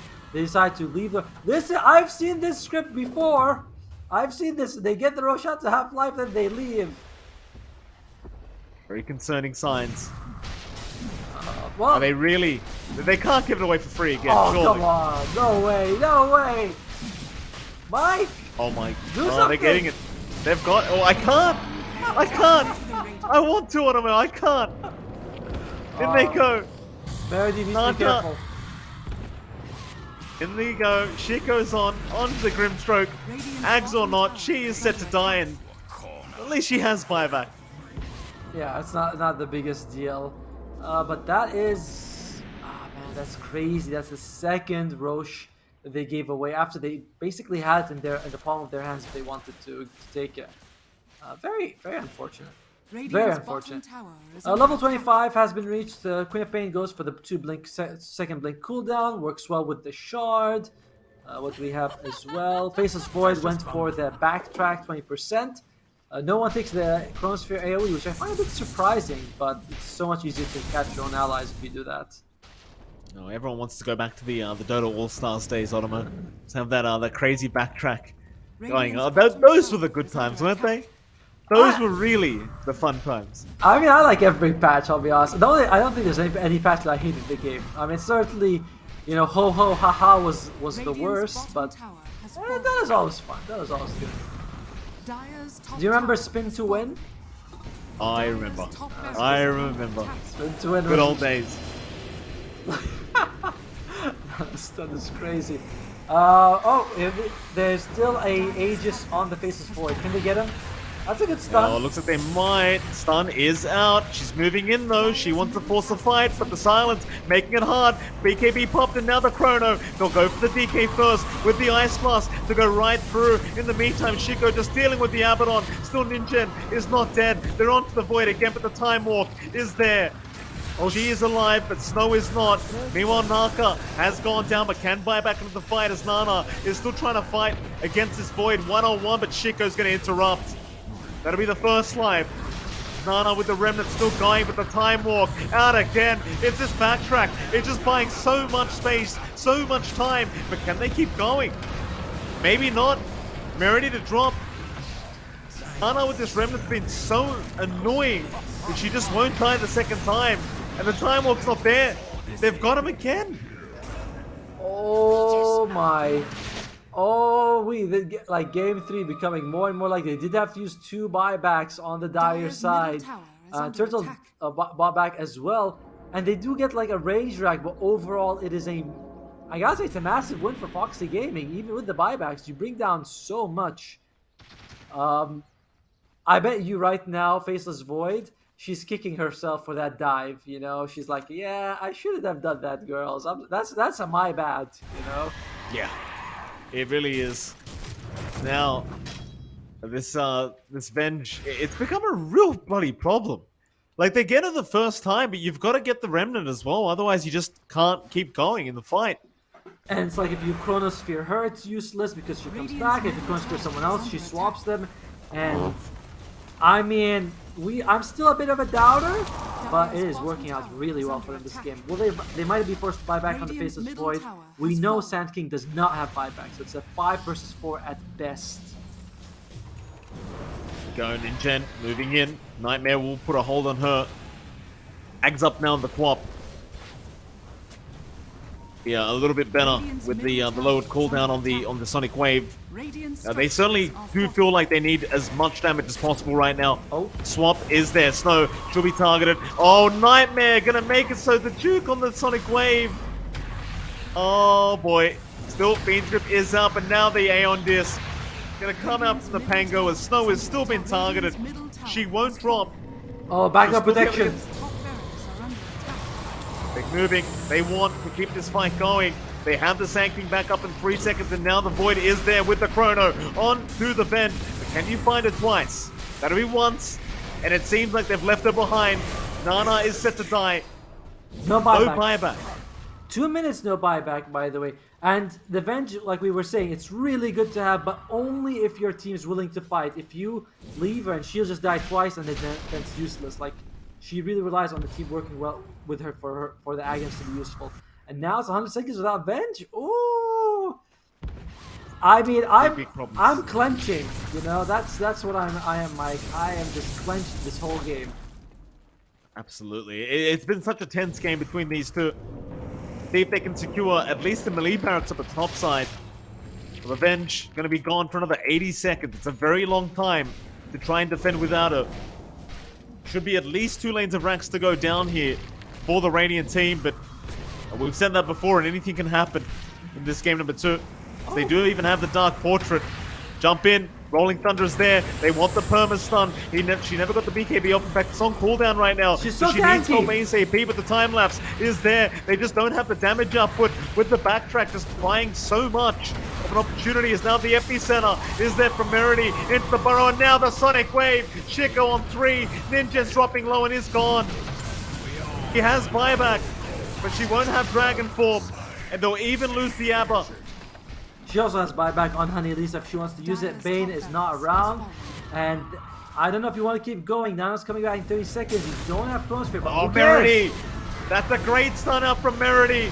Naka trying to go for the roll-up, but gets bashed midway. Still can't swashbuckle away, though. But Chico is in to secure the killer now with the Sonic Wave. It's on to Nada. She's got another. The Quap able to get as much damage as she needs. The Sleepless Nudge is going to buy it back, but it's too late. He's already blinked out. At least the Venge is back up soon. Maybe they can defend this second lane of barracks. Oh, it's a 4 versus 4 here. And yeah, Venge will have to do she's going to have to pull a rabbit out of the hat. Chronosphere is up in 5 seconds. But you already lost the melee racks. What's it really going to do here, Nana? Gets the stun off, but oh wow! Oh boy, the counter. Now the Chrono! Oh, it's going to land on 2. The Lotus Orb that may have just won them game number 2. And this best of 3 series. As Nana, she only has the Remnant Knight left. It's not going to be enough, it doesn't seem. As the chase is still going. They're trying their best to just keep it alive, but it's gone. Oh, what one Lotus Orb can do, huh? It's Ninja. It's not gonna be, they can't make a creep, but they don't even care. They're just gonna go straight for the rack. They're all so low. None of them even has it, but it doesn't matter. GG. GG's called. What a great series it was. Congratulations to Surprise Face. We are still lacking a name for them, but I'm sure they'll come up with one very, very soon as they do find success here in this best of 3 series.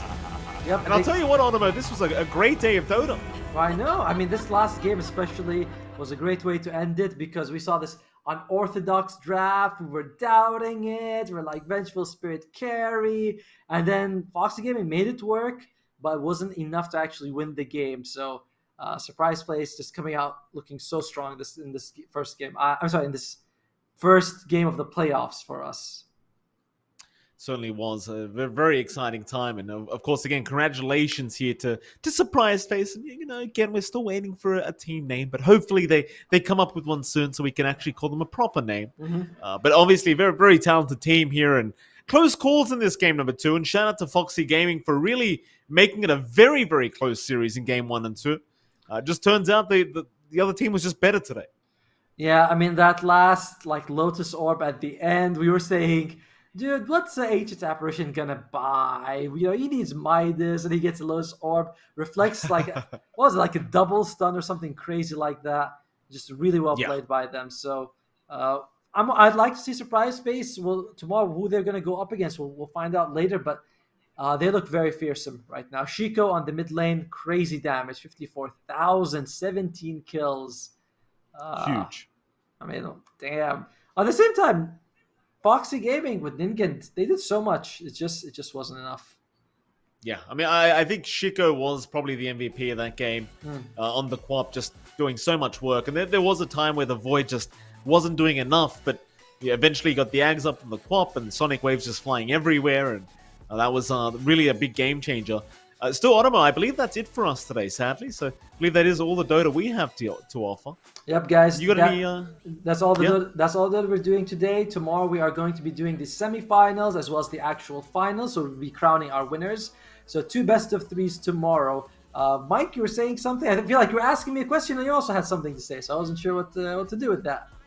I was going to say to you, do you have anything to say before we head off? Do you have any shout-outs, anything like that? I will always shout out my wife, who is probably watching.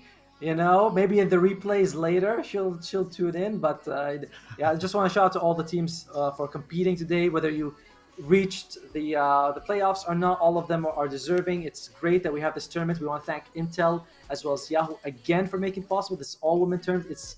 It's a great initiative, to see. We want more women in Dota, and this is a great way for them to enter.